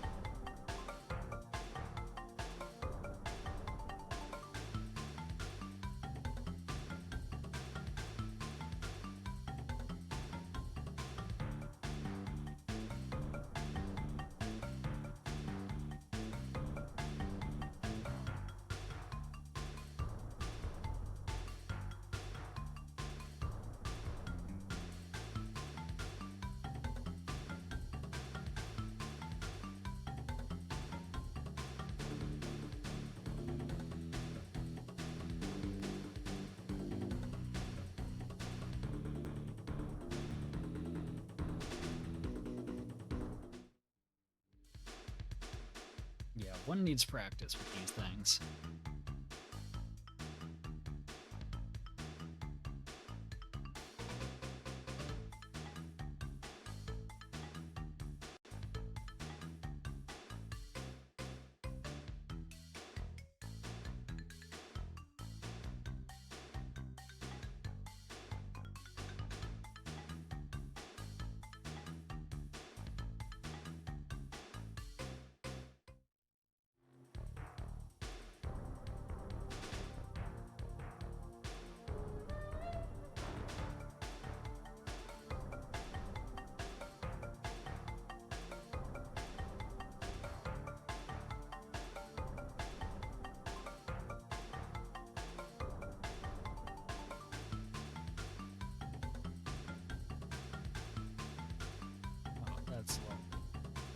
That's actually so awesome that I lost both of those immediately on the backtrack. I didn't even get to the hard part.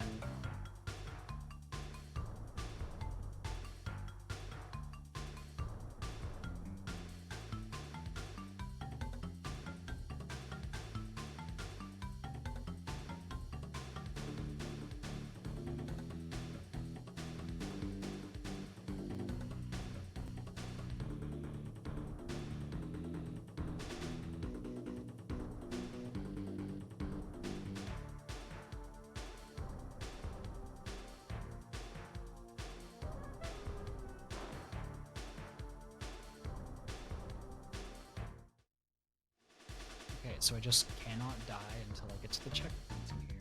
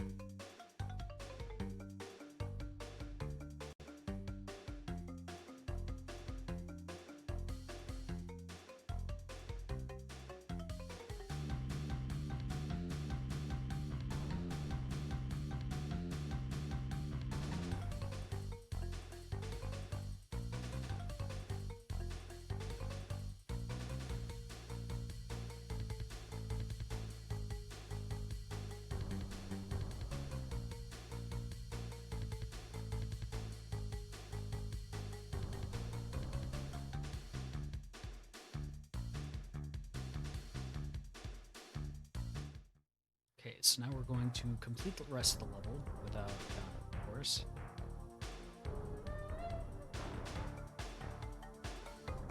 To get the box gem.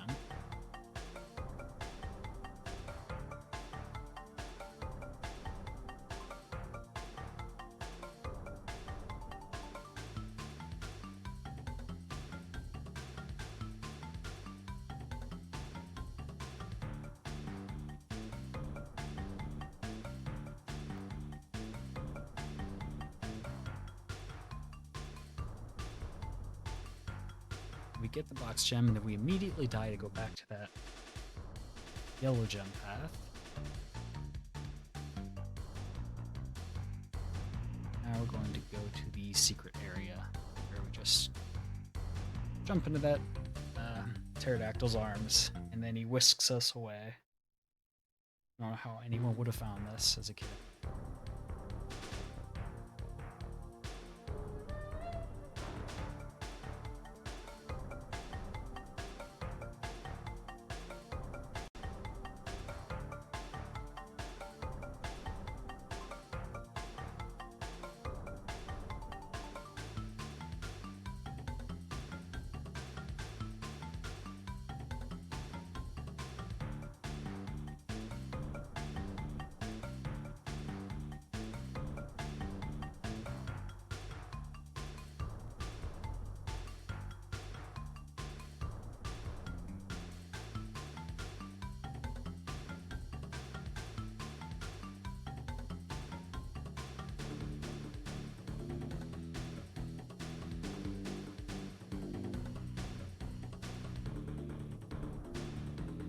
We get the gem, and then we get the platinum relic because it's a very easy relic to get. We're finally done with that level.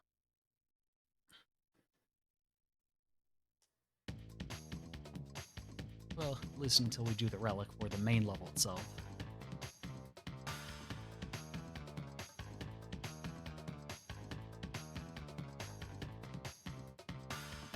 Pow!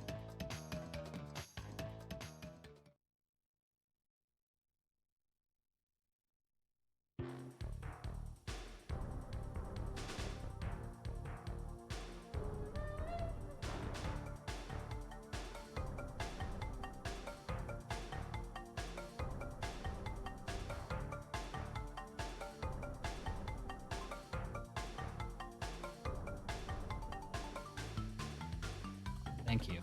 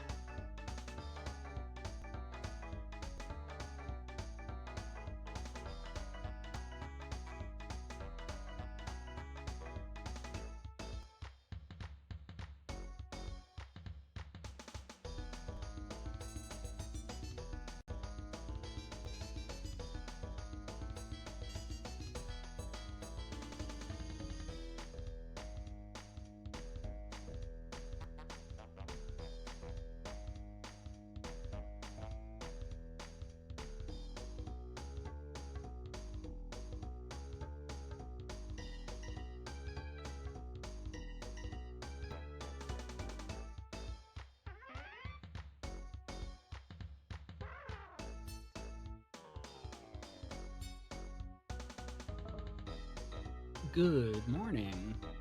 It is 2 a.m. for me. And I got the box gem when I didn't need to just yet.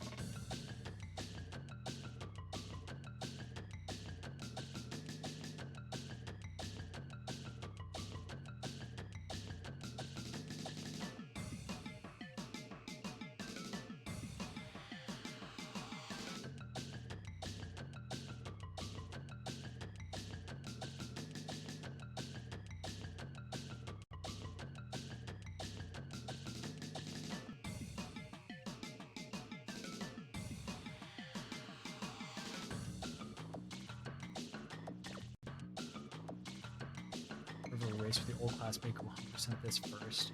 Because you lost? Dang. You at least tried, though.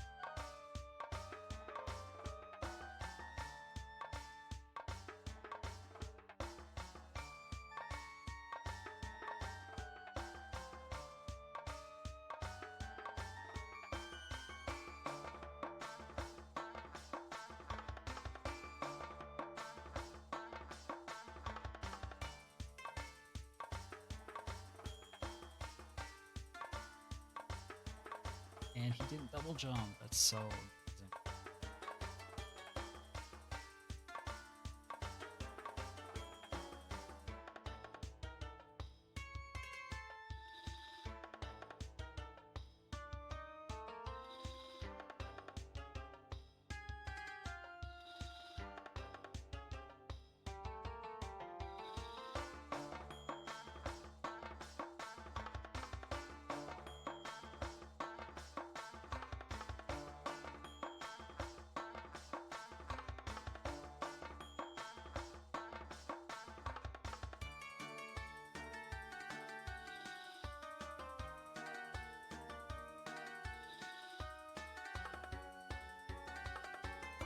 And for it to count towards 100%.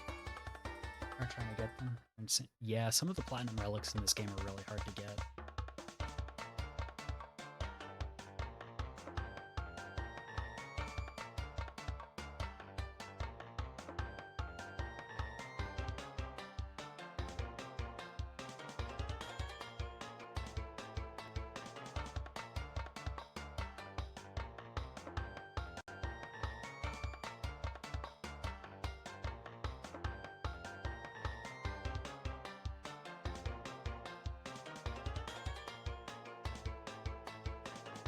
Dude, there's literally no way, bro.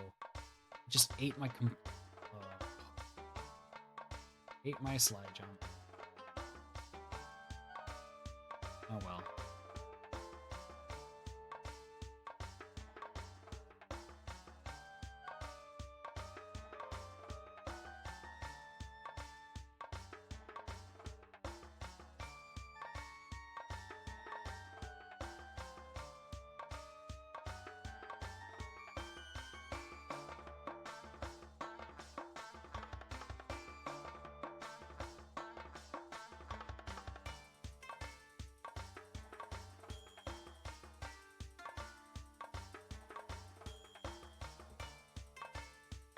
losing a bit of time here because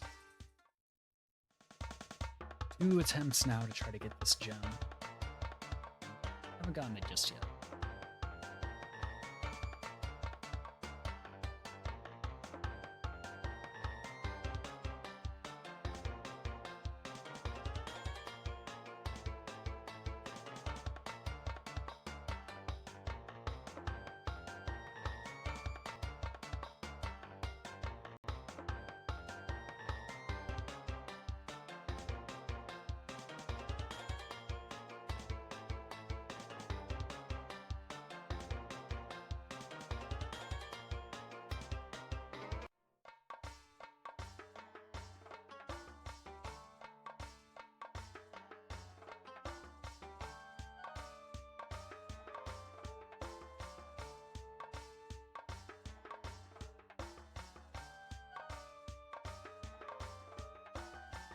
Gonna die because Triple Mask is very important for this relic.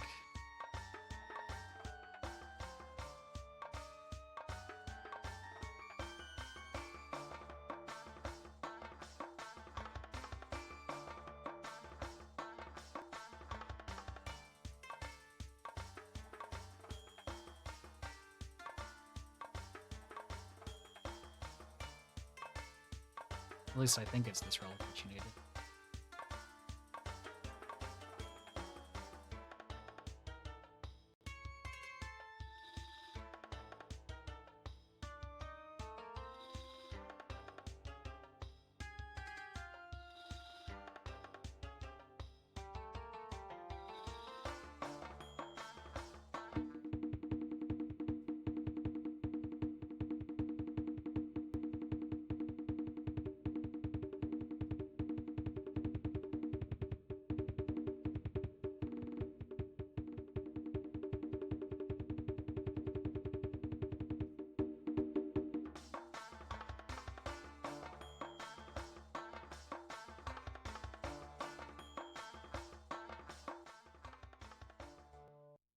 Unfortunate 2 minutes time lost there to dying twice, but whatever. We keep on trucking.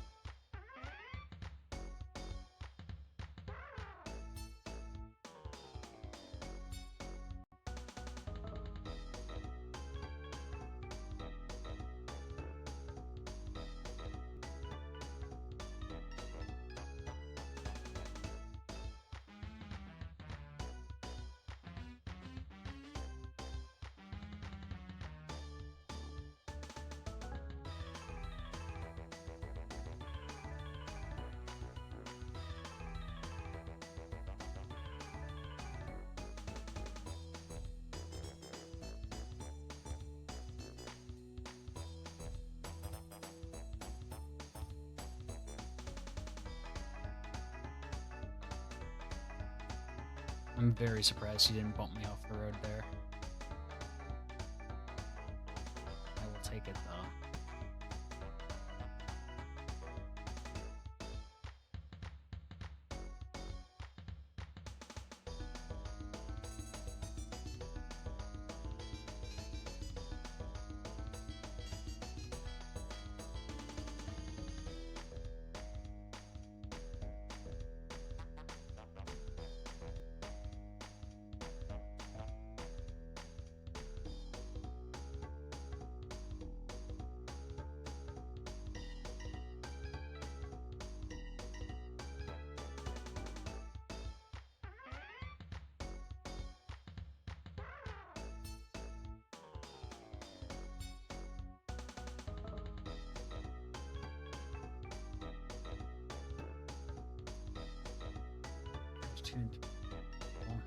Yeah, those copies aren't.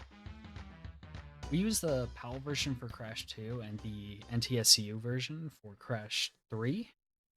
The Japanese version, I think, is like the worst version for speedrunning for like both of them. Pow!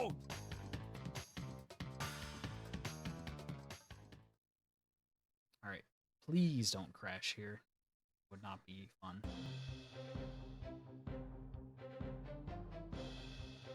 Be good.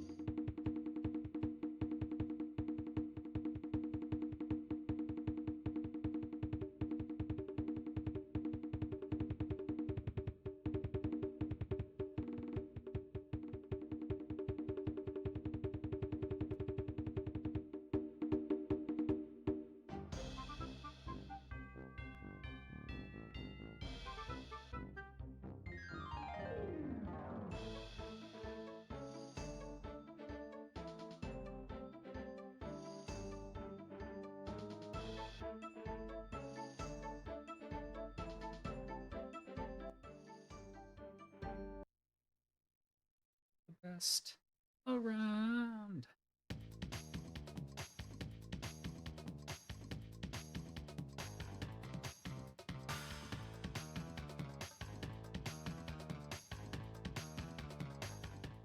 Finally move on to our first batch of Warp 4 levels. First up is Tomb Waiter, which is a... I don't think anyone likes this level.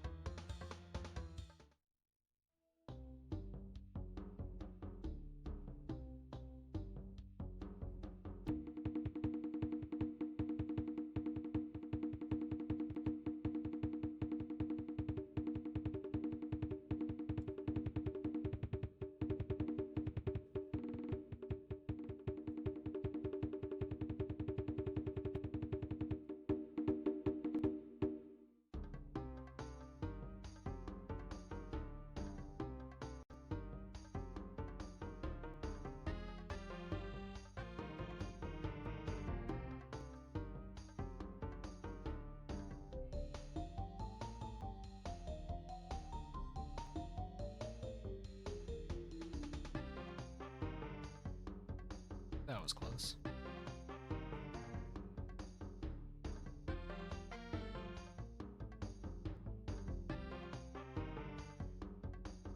There are no sound effects, so in Crash 3, it's actually faster to have the sound effects off.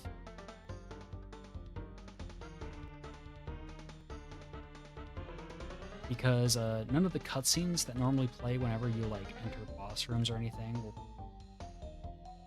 be active. So we can just completely skip those. So we turn sound effects off at the very beginning of the run. Pow!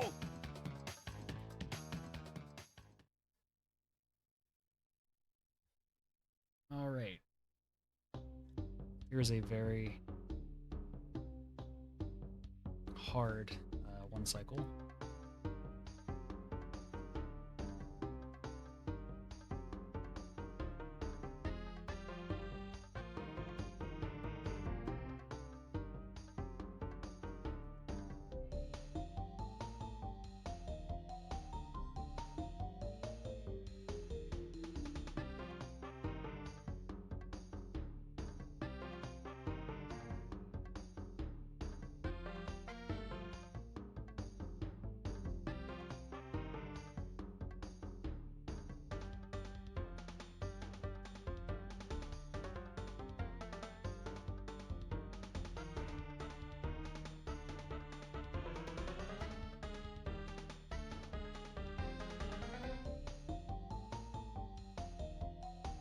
Yeah, it's not a glitch. We do it intentionally to save time. It saves about a minute throughout the run.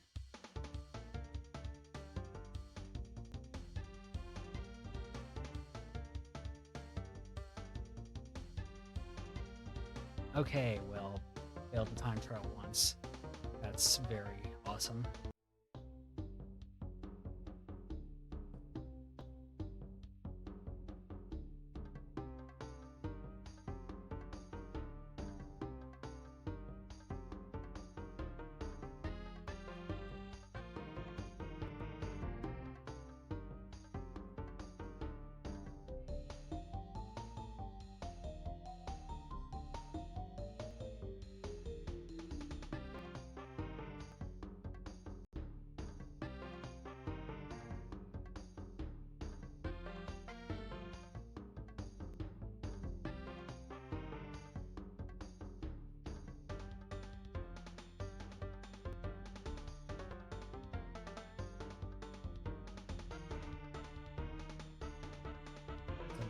I seed it.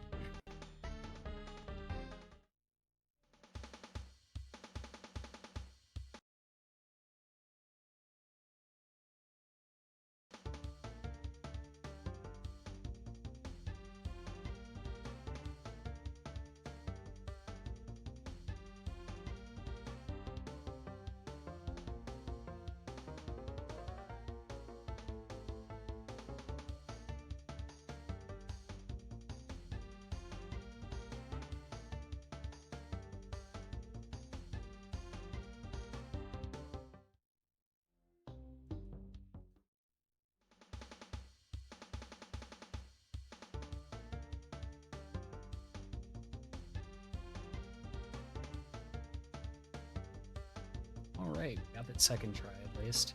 So this is a really big time save for me, compared to these splits at least.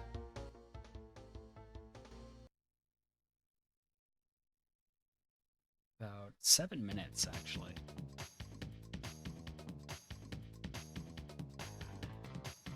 Ow!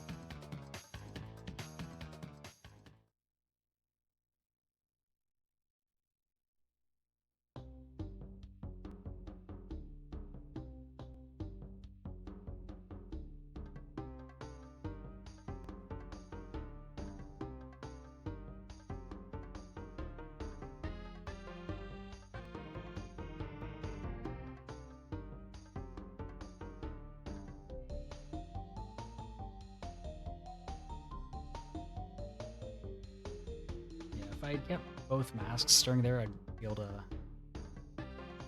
third mask form through here.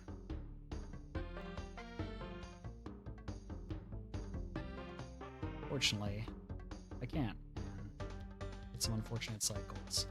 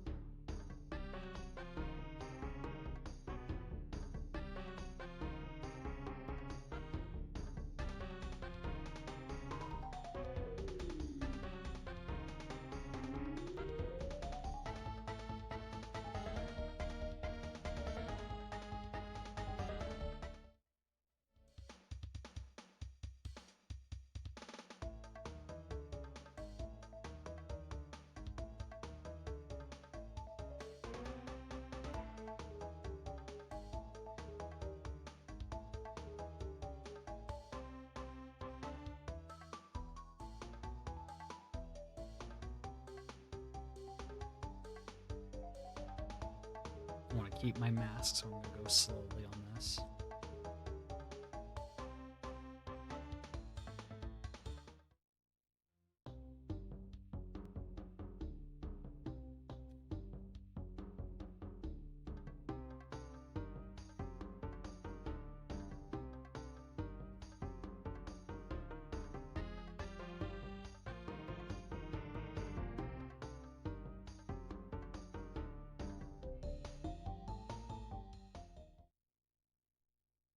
Right, Sphinx Cinder wasn't too bad. Just did not get third mask form, which, of course, always saves time whenever you get it. Ow!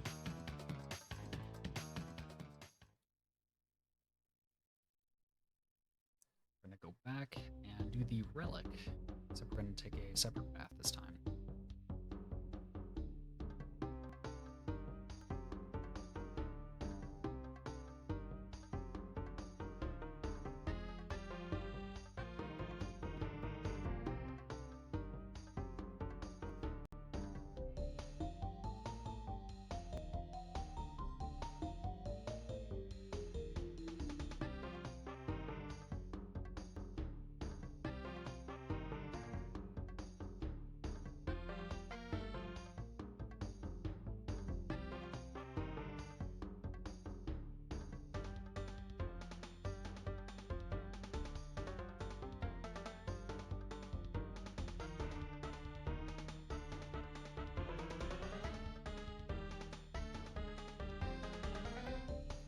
Second mask is going to be useful for this next area, because we can get hit here, but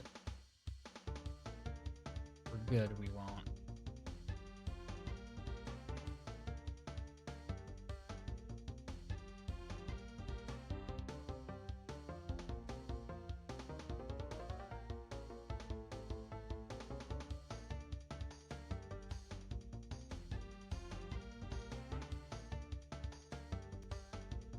Awesome.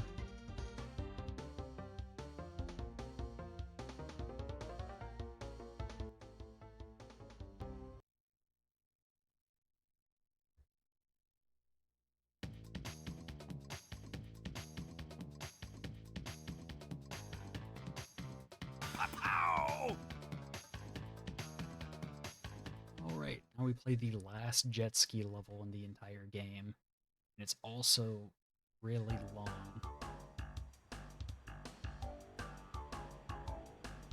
Thank you.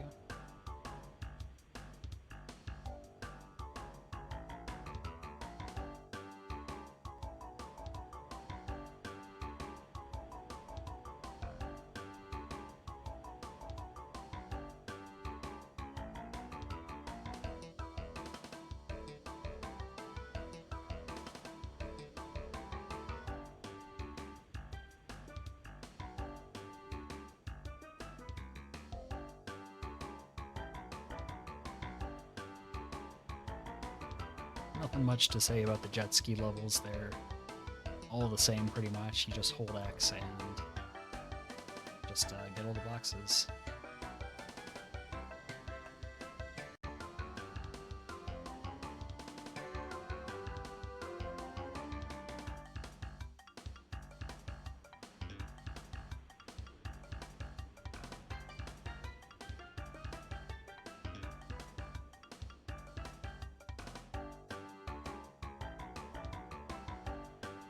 Now you can see wave cycles full effect on that ramp, where I just was... the waves were too high for me to even be able to get that first box there.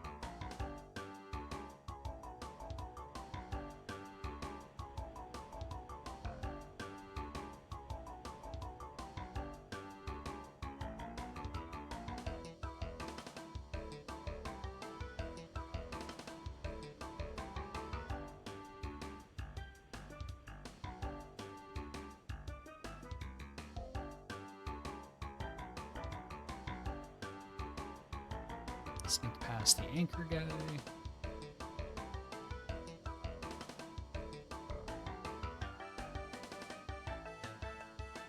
Sneak past that bomb. Those bombs too. I don't know how I didn't get hit.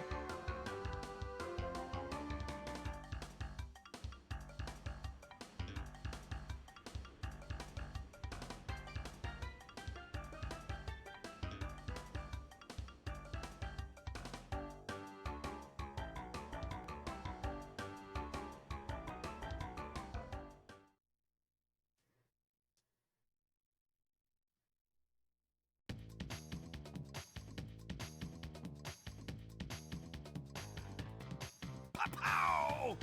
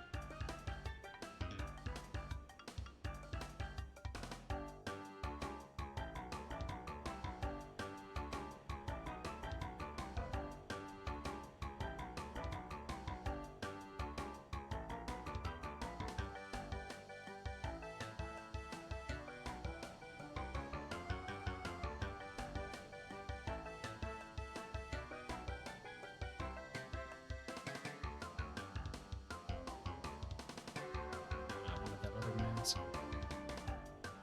Oh well. Not like I really get hit in this level anyway.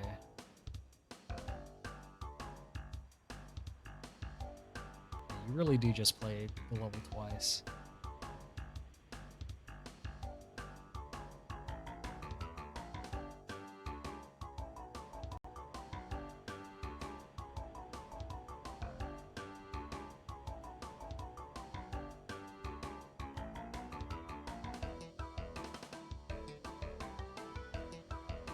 We go right over to the end. Boom. Another relic.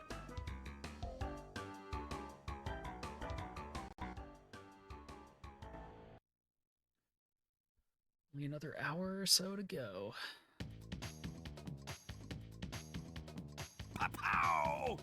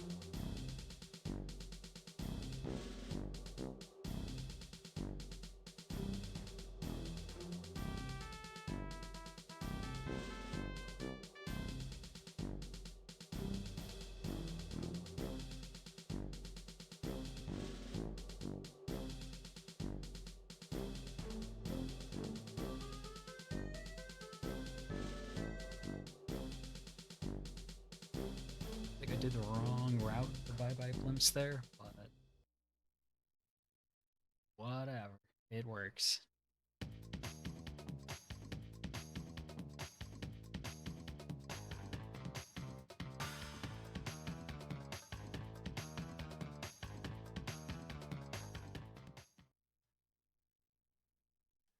Rolling the dice with max volume.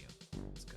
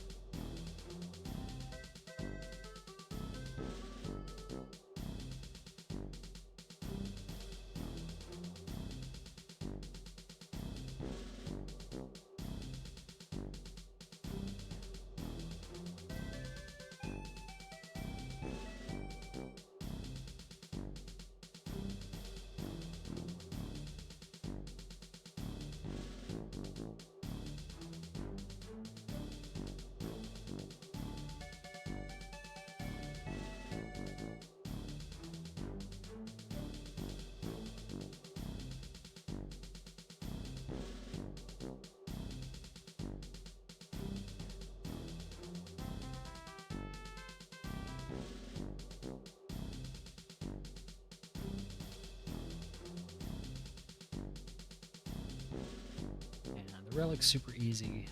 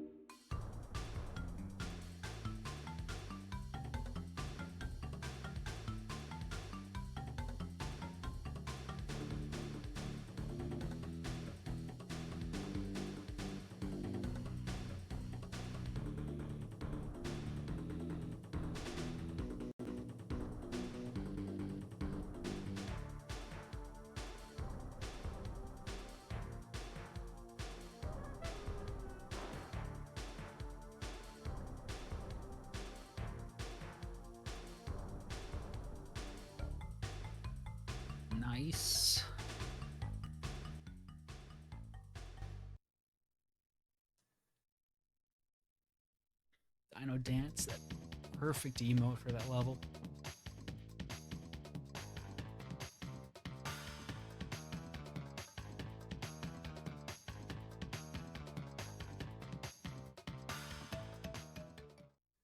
We're finishing off Tomb Time, where we're gonna get the relic first.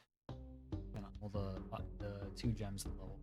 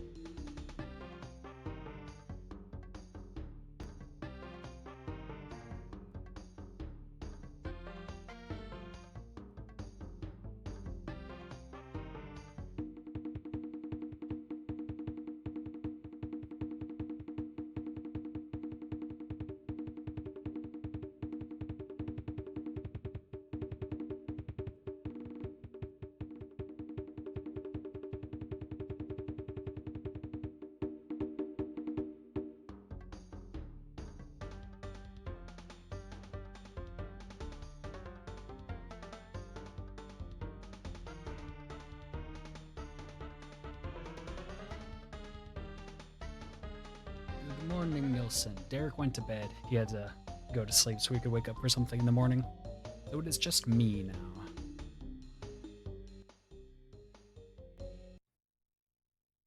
But that's okay. We got most of the explaining done. Now it's just finishing the levels.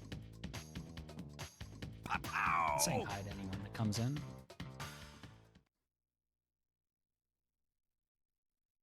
Valid run now, dude. I can't believe I cheated.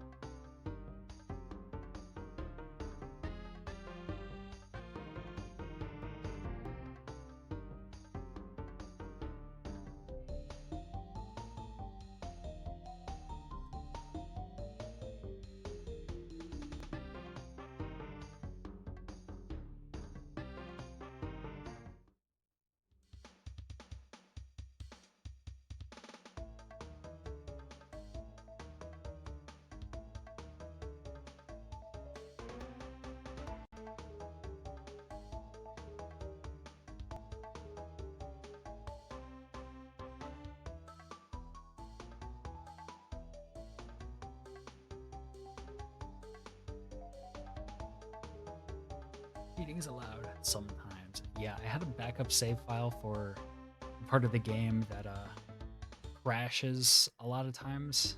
Well, not a lot of times, but sometimes. It's just like, well, I don't want to be able to not finish the run. Dude, that's actually so bad. Goodbye, masks.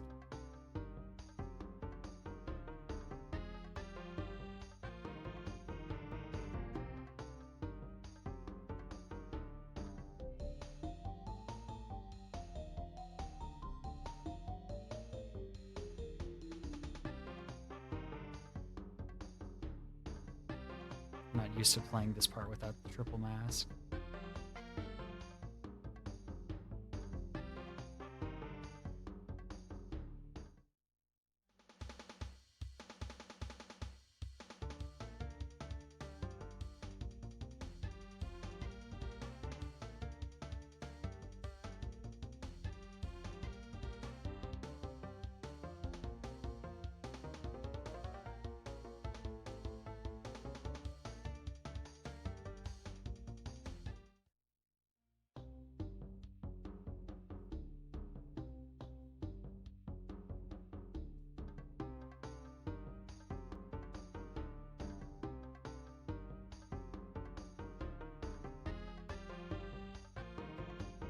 Hello, Bradley.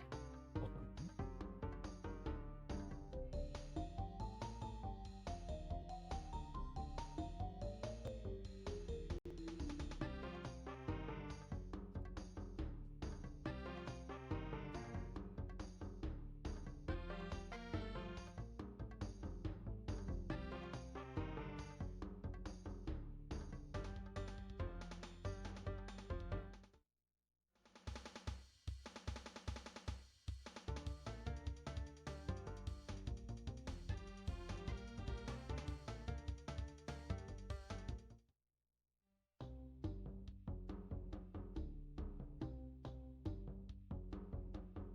Oh, come on, dude.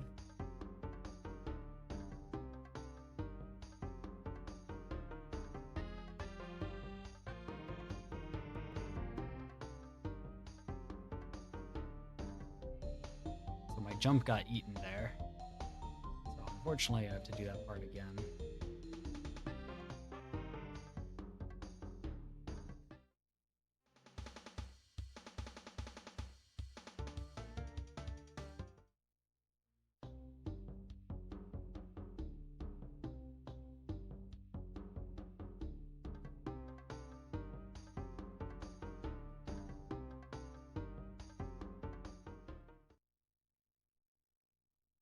Crash Bandicoot Warped. This is Crash 3. So we're on the last game. We got about an hour left. Ish.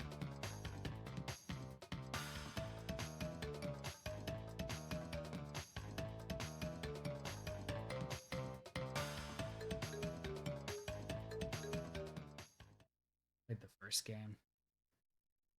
That's fair.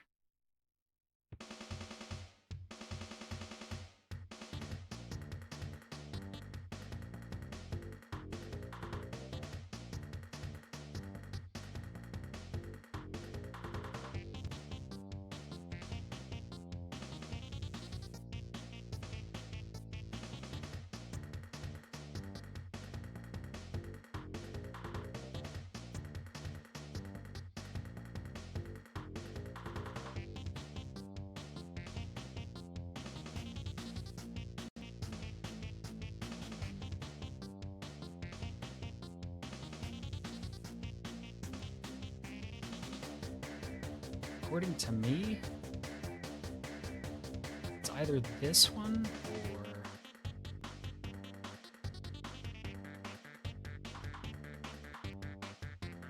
Crash 1.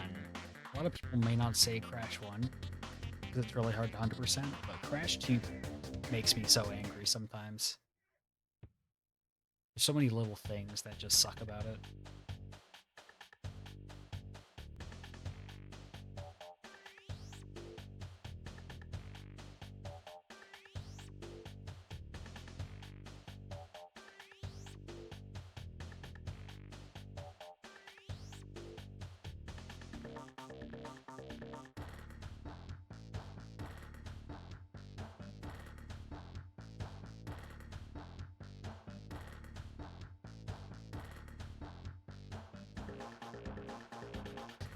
Fortunately, I lost both my masks in the last level, so wasn't able to get triple masks in this level anyways, so losing that mask wasn't that bad.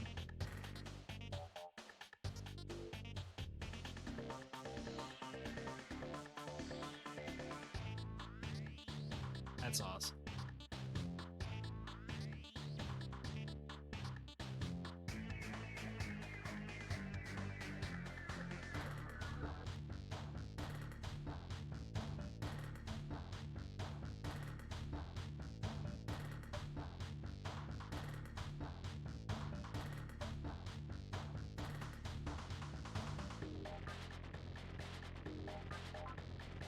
I went left.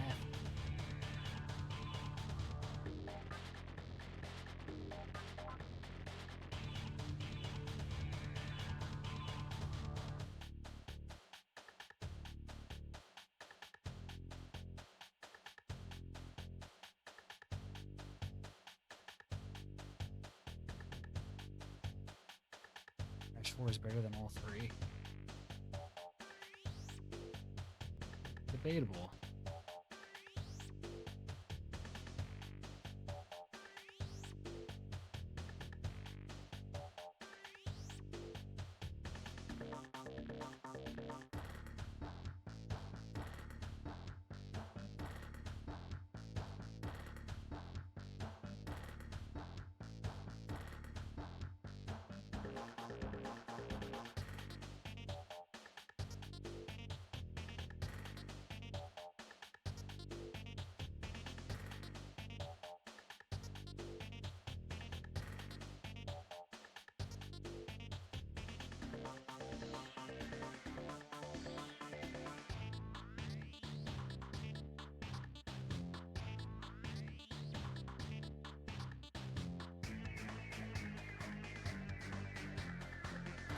Good morning, Rasan.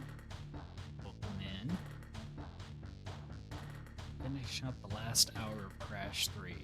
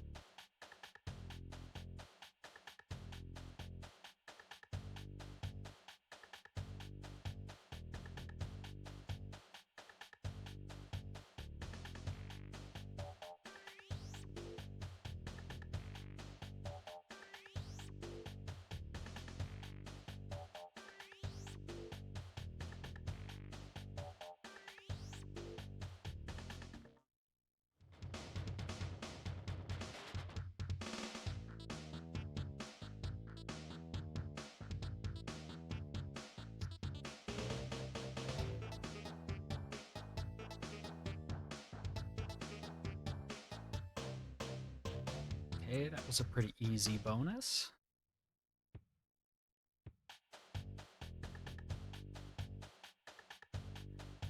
Okay, that was strange.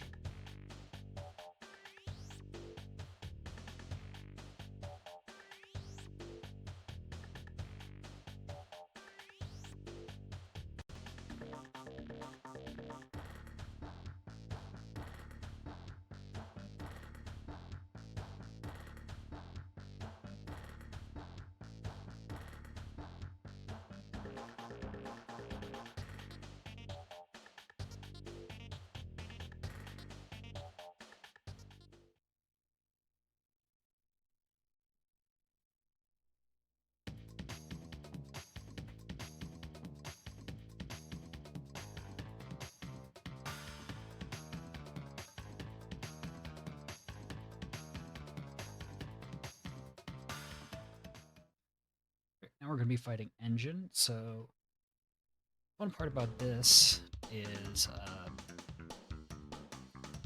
well, during the second phase,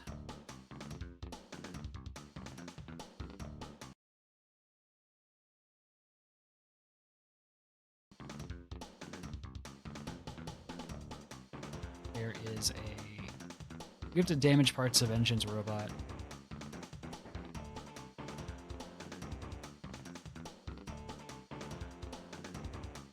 And some of them do a lot of damage. There's going to be a part on the second phase where it can do a massive amount of damage to us, so we want to be killing that first.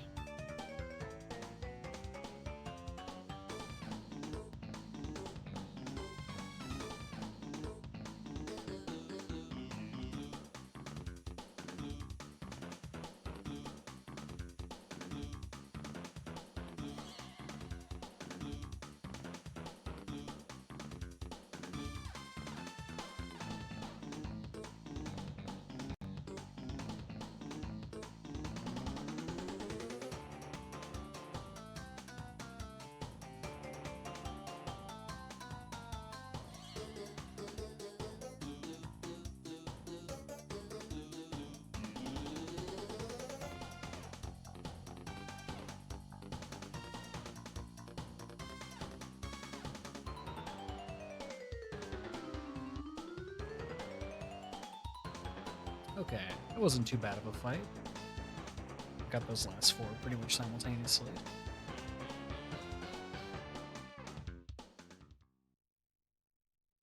Pow!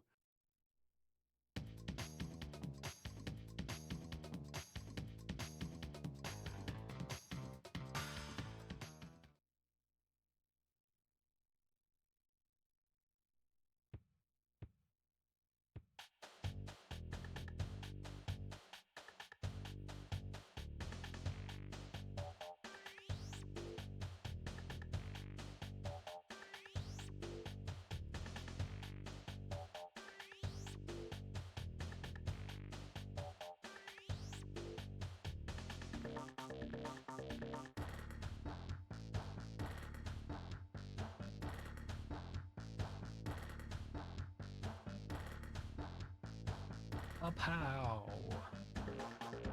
Yeah, that's a sound from Team Fortress 2 that I have for my whenever I get a gold in the split.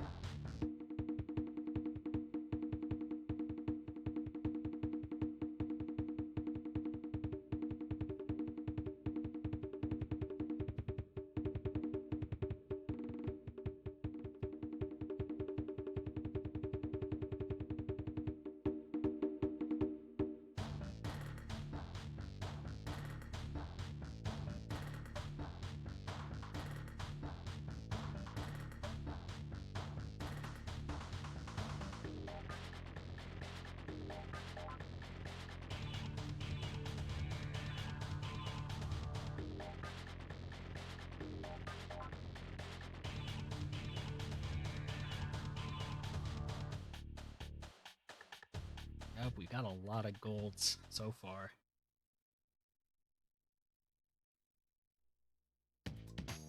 But golds don't matter if you can't capitalize on them.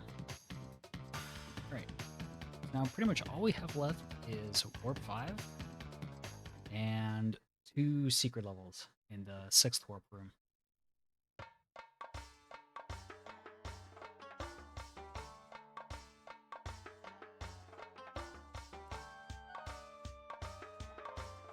I tried going around it.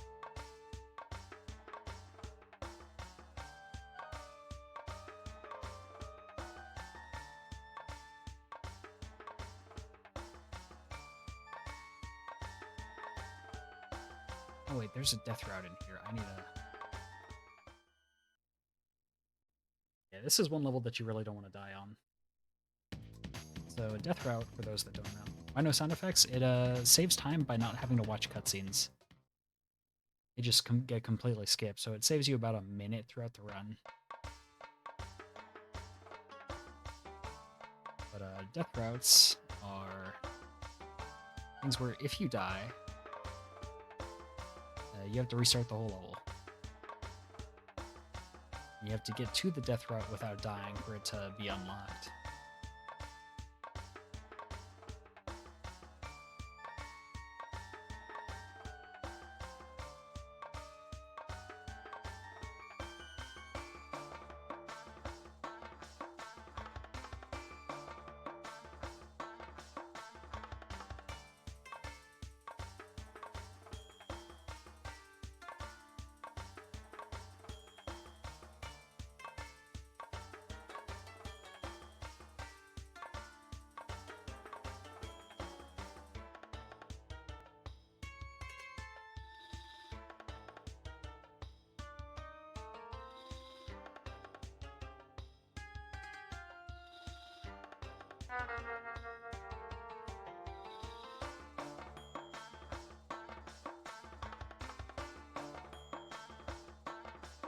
That's strange how I can hit it.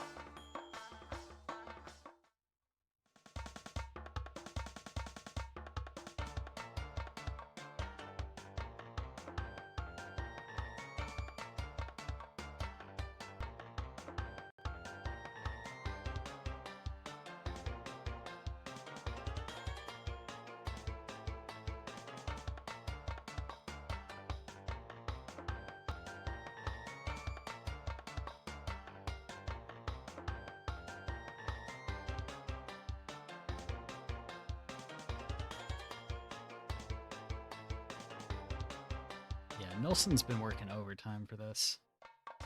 Big props to Nelson.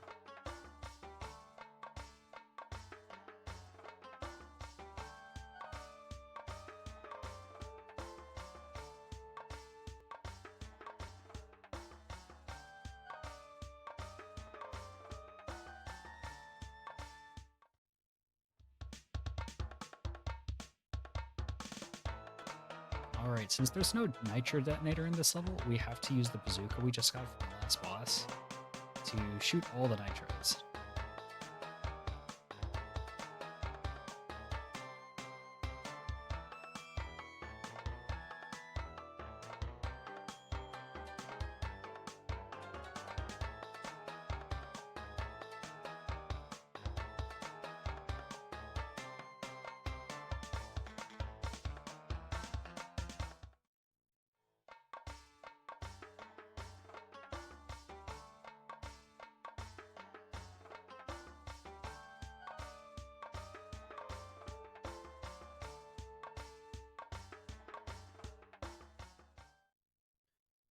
Alright, that level wasn't as good, but we take those anyway.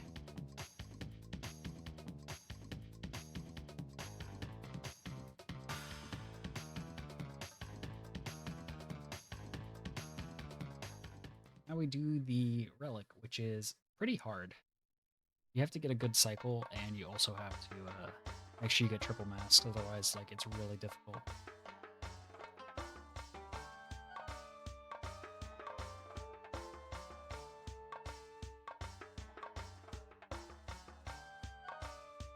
That was close.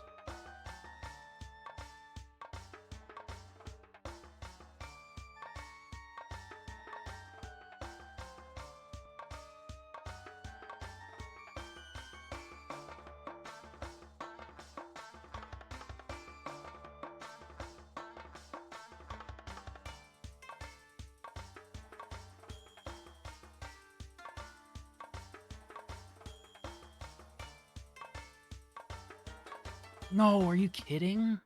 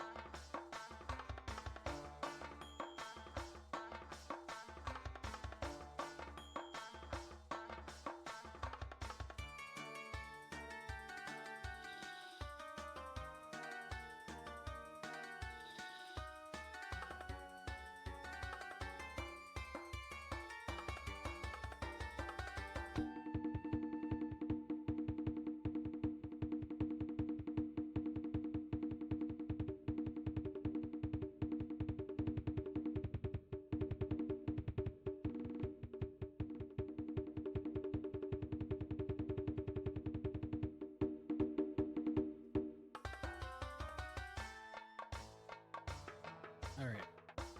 Messed up once, that's not too bad.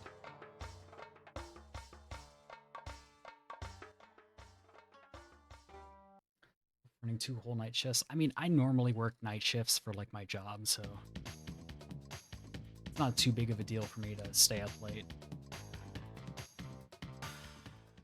Right, gone tomorrow. We just need to we just need to keep our 2 masks. Never mind.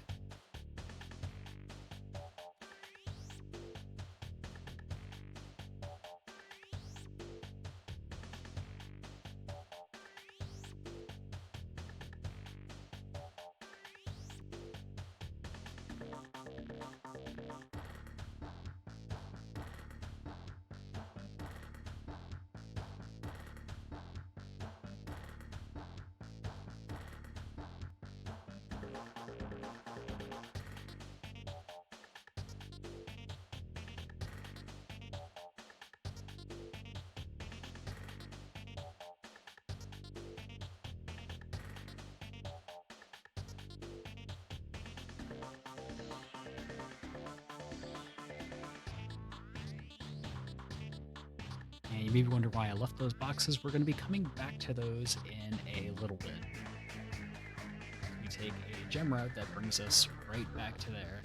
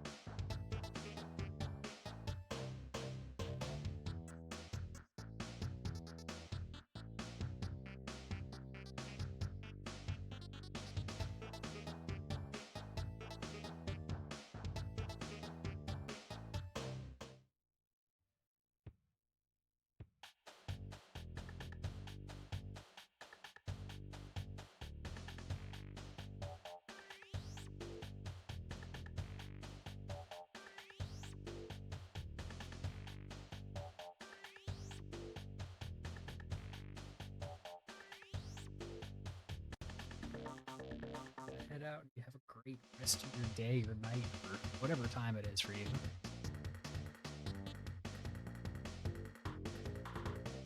Thanks for sticking around.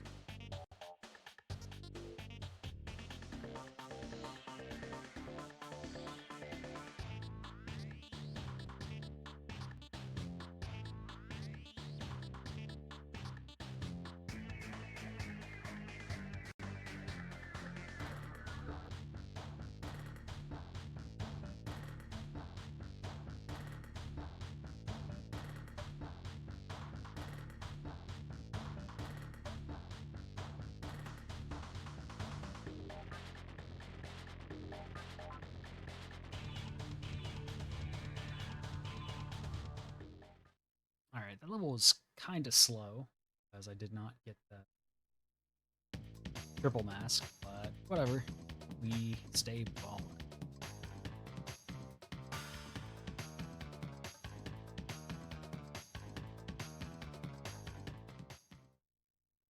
I'm hearing some concerning noises from my PS2, so...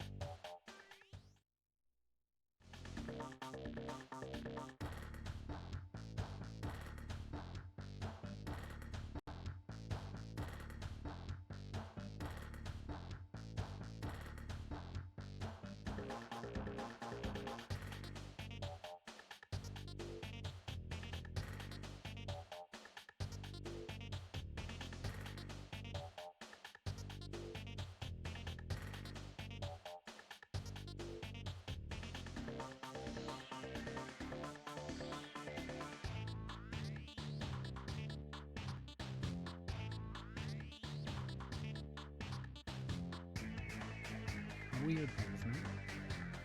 Weird piece who died this year. Let's see, they repaired. That sucks. The ray tracing that PS1 does?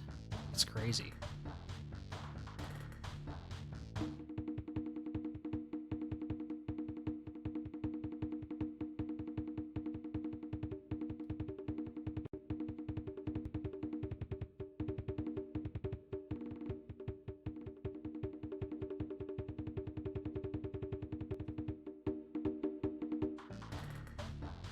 Alright, so we got that triple mask, and then we get another one for the very end of the level, which is completely free.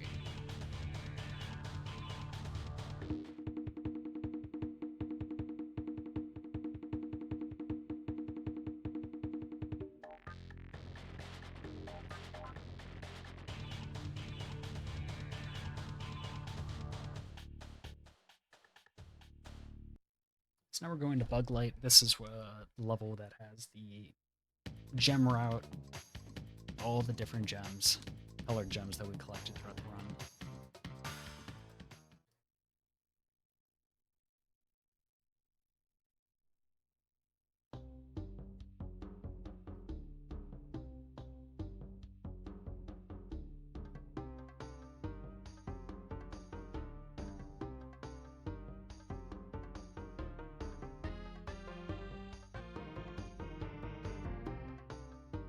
Yeah, I got a Ricky bounce. I don't think I've ever explained it, but if you spin on the same frame that you hit the ground, you just bounce off the ground.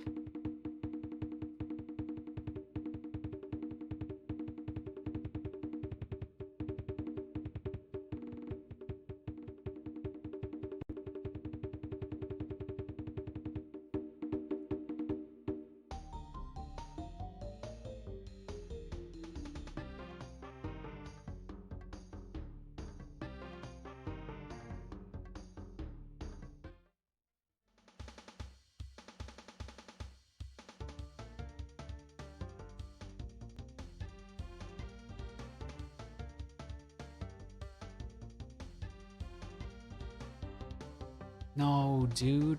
He hit the fucking roof.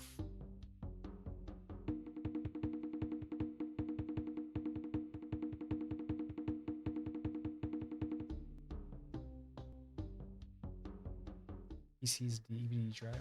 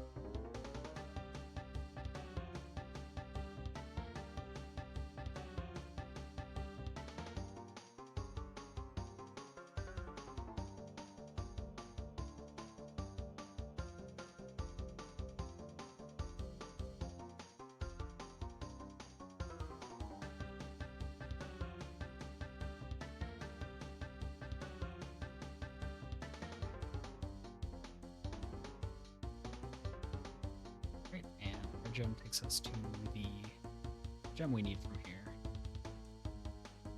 Right after that, begin death abuse.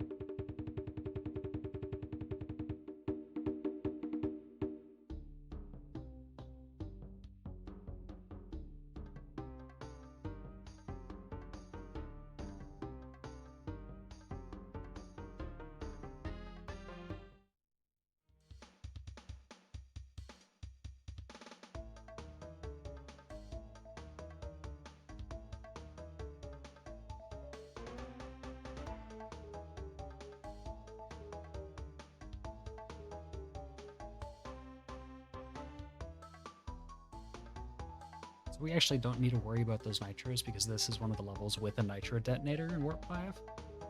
So yeah, don't even gotta worry about it.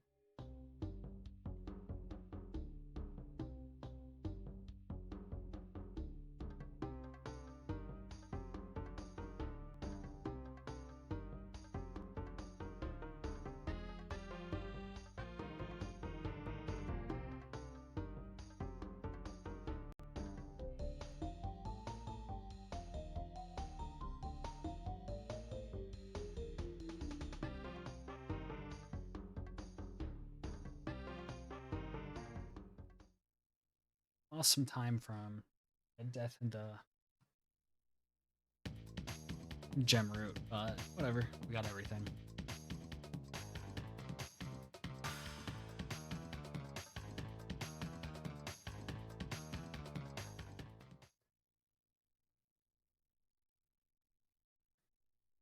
Unfortunately, Derek went to bed. He had to wake up early for something. He was under the assumption that the run would start at 7 o'clock instead of 9.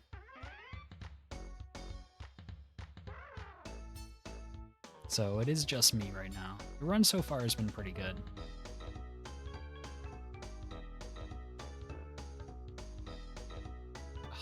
Just get the box gem on the second time around.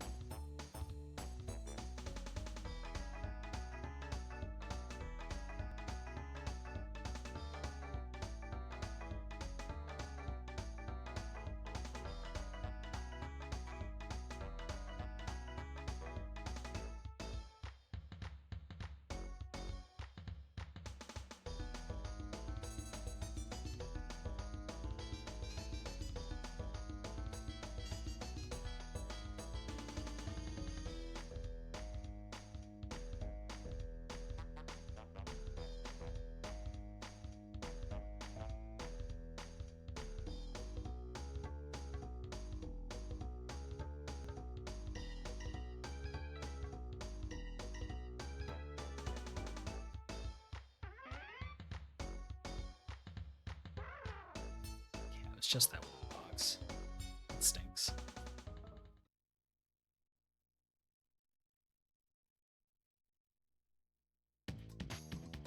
Yeah, they're called Wumpa fruits. Pow!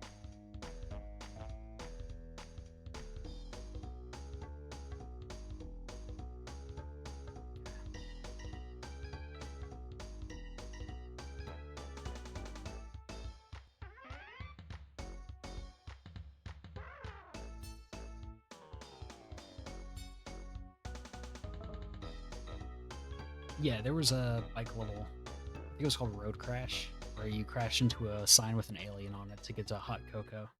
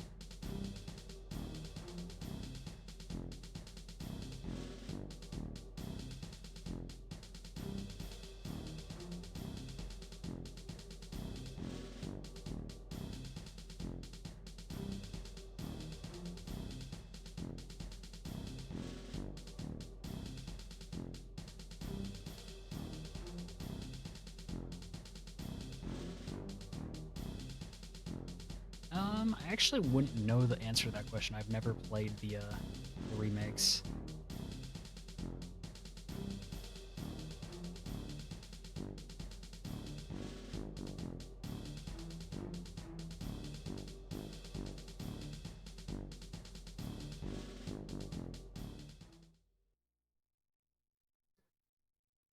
I definitely did that level wrong.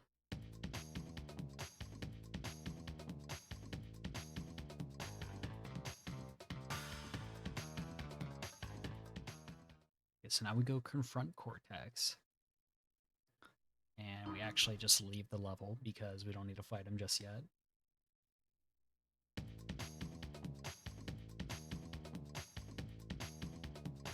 So there's only 4 more levels and the final boss left, I'm pretty sure. So we do this relic, which is fairly easy.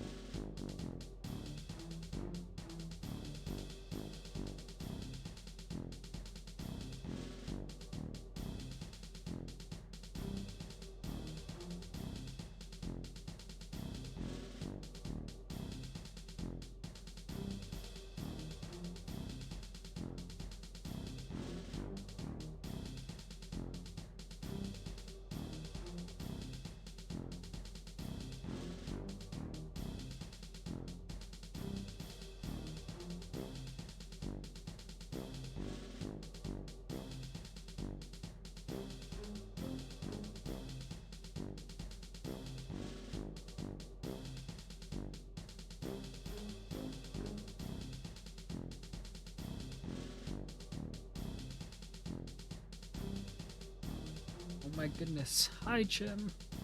Doing great, even though Derek abandoned me.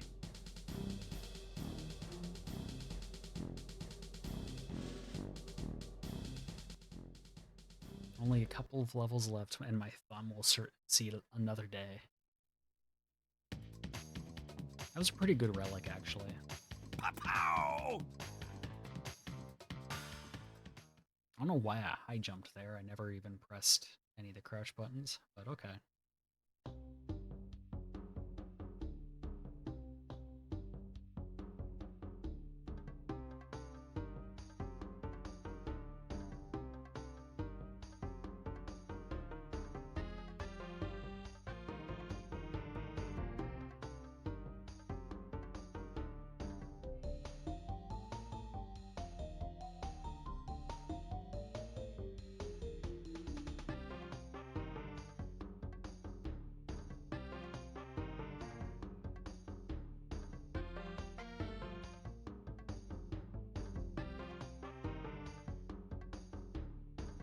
Oh, that was annoying.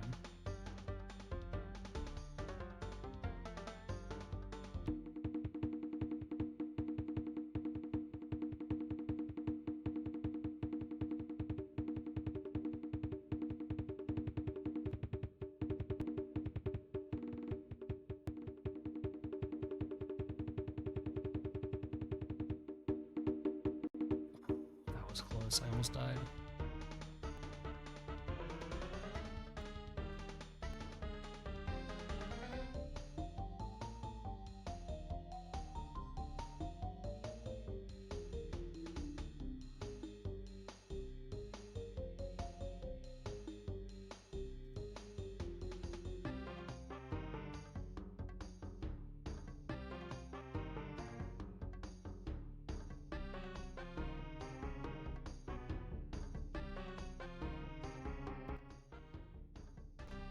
Alrighty, and now it's just the last 2 levels, which we're going to try to one-cycle both of them. This next one coming up is probably one of the hardest levels in the game, to one-cycle at least.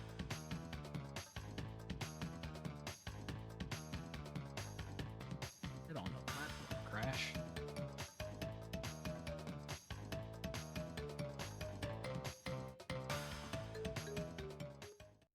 This is Area 51, the last driving level.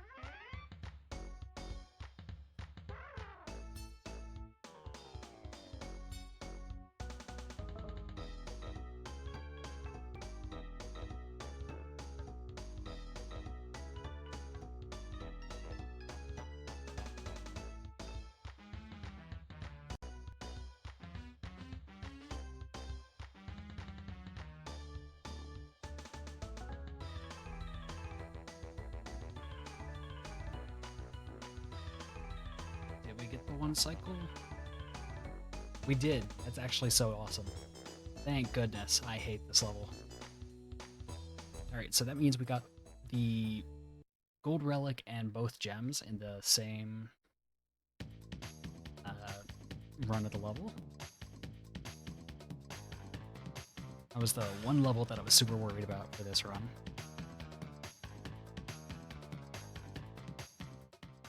Now we go to Rings of Power. And this one's fun, at least.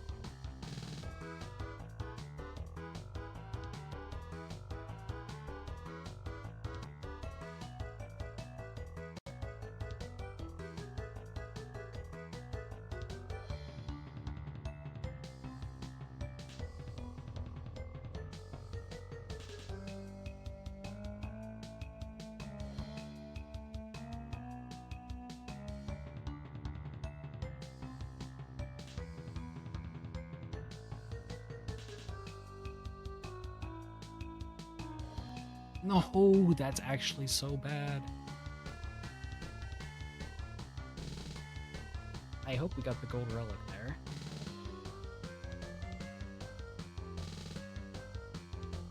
Okay, thank goodness. Okay.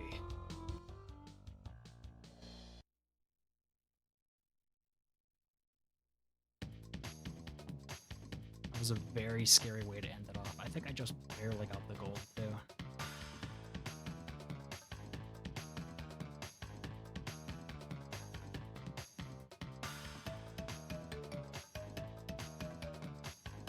Alright, so now we get the last gem from Coco, and then we fight the final boss.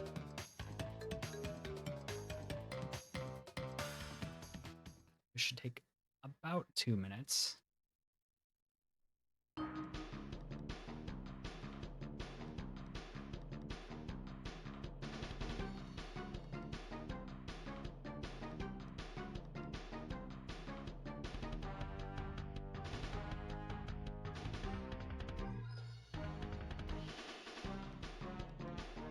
never mind, I'm just gonna die because he... So, one thing to note about this boss is that he throws those bombs in random... He throws them in the same, like, areas, but he throws them at different lengths, and that's just, like, pure RNG where he throws them. It was probably on me for not waiting another half second to see where he was throwing that one. See, he threw this one, like, way further in.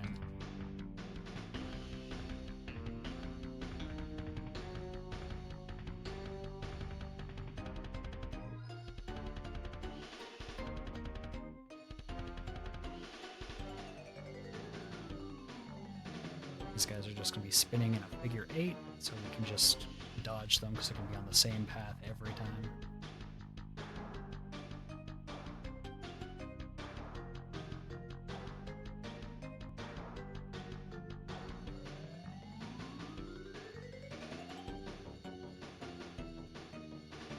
Those bombs were not in ideal positions. And on this last phase, the two masks are just going to fly towards you and then explode. And we're going to be using that to our advantage in blowing up a few of Cortex's bombs.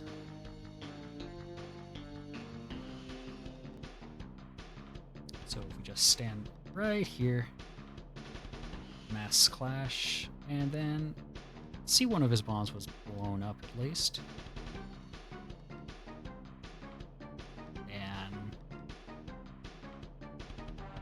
Welcome That's to the time. dominating! We can just watch the credits, and I can yap a little bit, because I've been locking in for the past 7 hours. So, obviously, I'm ahead of my estimate by 50 minutes or so. And that is a PB for the trilogy for me. I also need to check something, because I don't know what my Crash 3 PB is, but maybe I PB'd Crash 3 as well.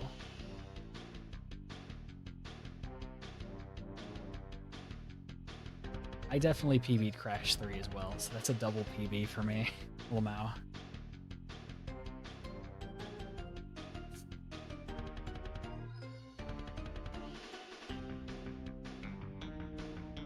That was very unexpected, considering I have not played Crash 3 in a while. Bro and Delvin. So these guys are just gonna be babies forever, like they deserve.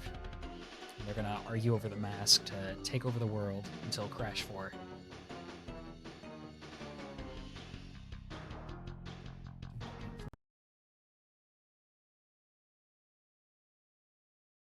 Now we're into interpretive dance. Let's go. But yeah, that was a fun run. Thanks Nilsson for letting me run it. And thanks to Derek Lander. He's asleep right now, but thanks to Derek Lander for commentating for most of the run. And if you want to see more of me, well, I guess I'll talk my talk for a minute. And say I'm live most weekends and sometimes during the week. I speedrun mainly the PlayStation platformer, like mascot platformers, so Spyro, Crash, Jack, Ratchet, and Sly. And I'm working on my own solo marathon of the trilogies for Spyro, Crash Bandicoot, Jack and Daxter, and Sly Cooper, as well as the quadfecta for Ratchet and Clank, which is Ratchet and Clank 1, 2, 3, and Deadlocked. And I'm going to be doing all of those 100% in a row. So if that sounds interesting, if any of those games sound fun, come check me out. If you're interested in just like Spyro or Crash content, go follow my friend Derek, who is sleeping like the old man he is. Yes, I am going to be doing that all in one sitting. It will be a 60-hour run. Yeah, I'm not sure what else to talk about.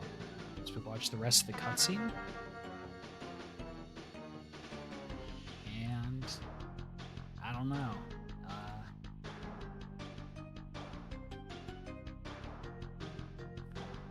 don't know what to do. My estimate was for 50 minutes from now. Nelson, what do I do?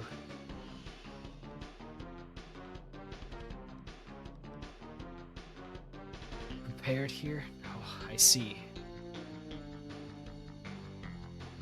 Yeah, I wasn't expecting to beat my estimate by that much. Run crash again. I don't think my thumbs could take it tonight. The whole thing back. Dude, if I loop the Crash 1, maybe I could get an even better Trilogy PB.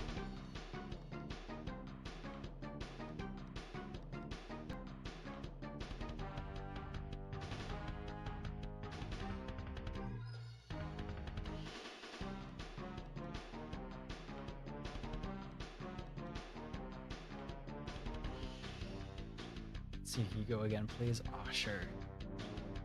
Dang, you're up in time? Yeah, good thing. If you were still sleeping, I wouldn't know what to do. Think all of each press before Sideshow Bob did. You better get that. I think I've seen that.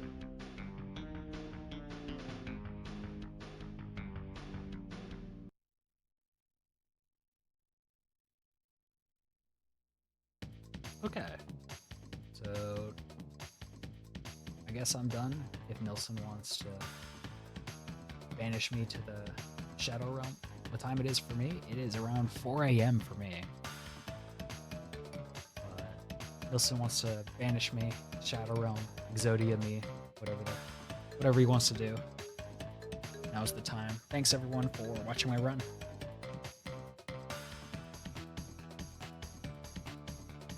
And that's all I got.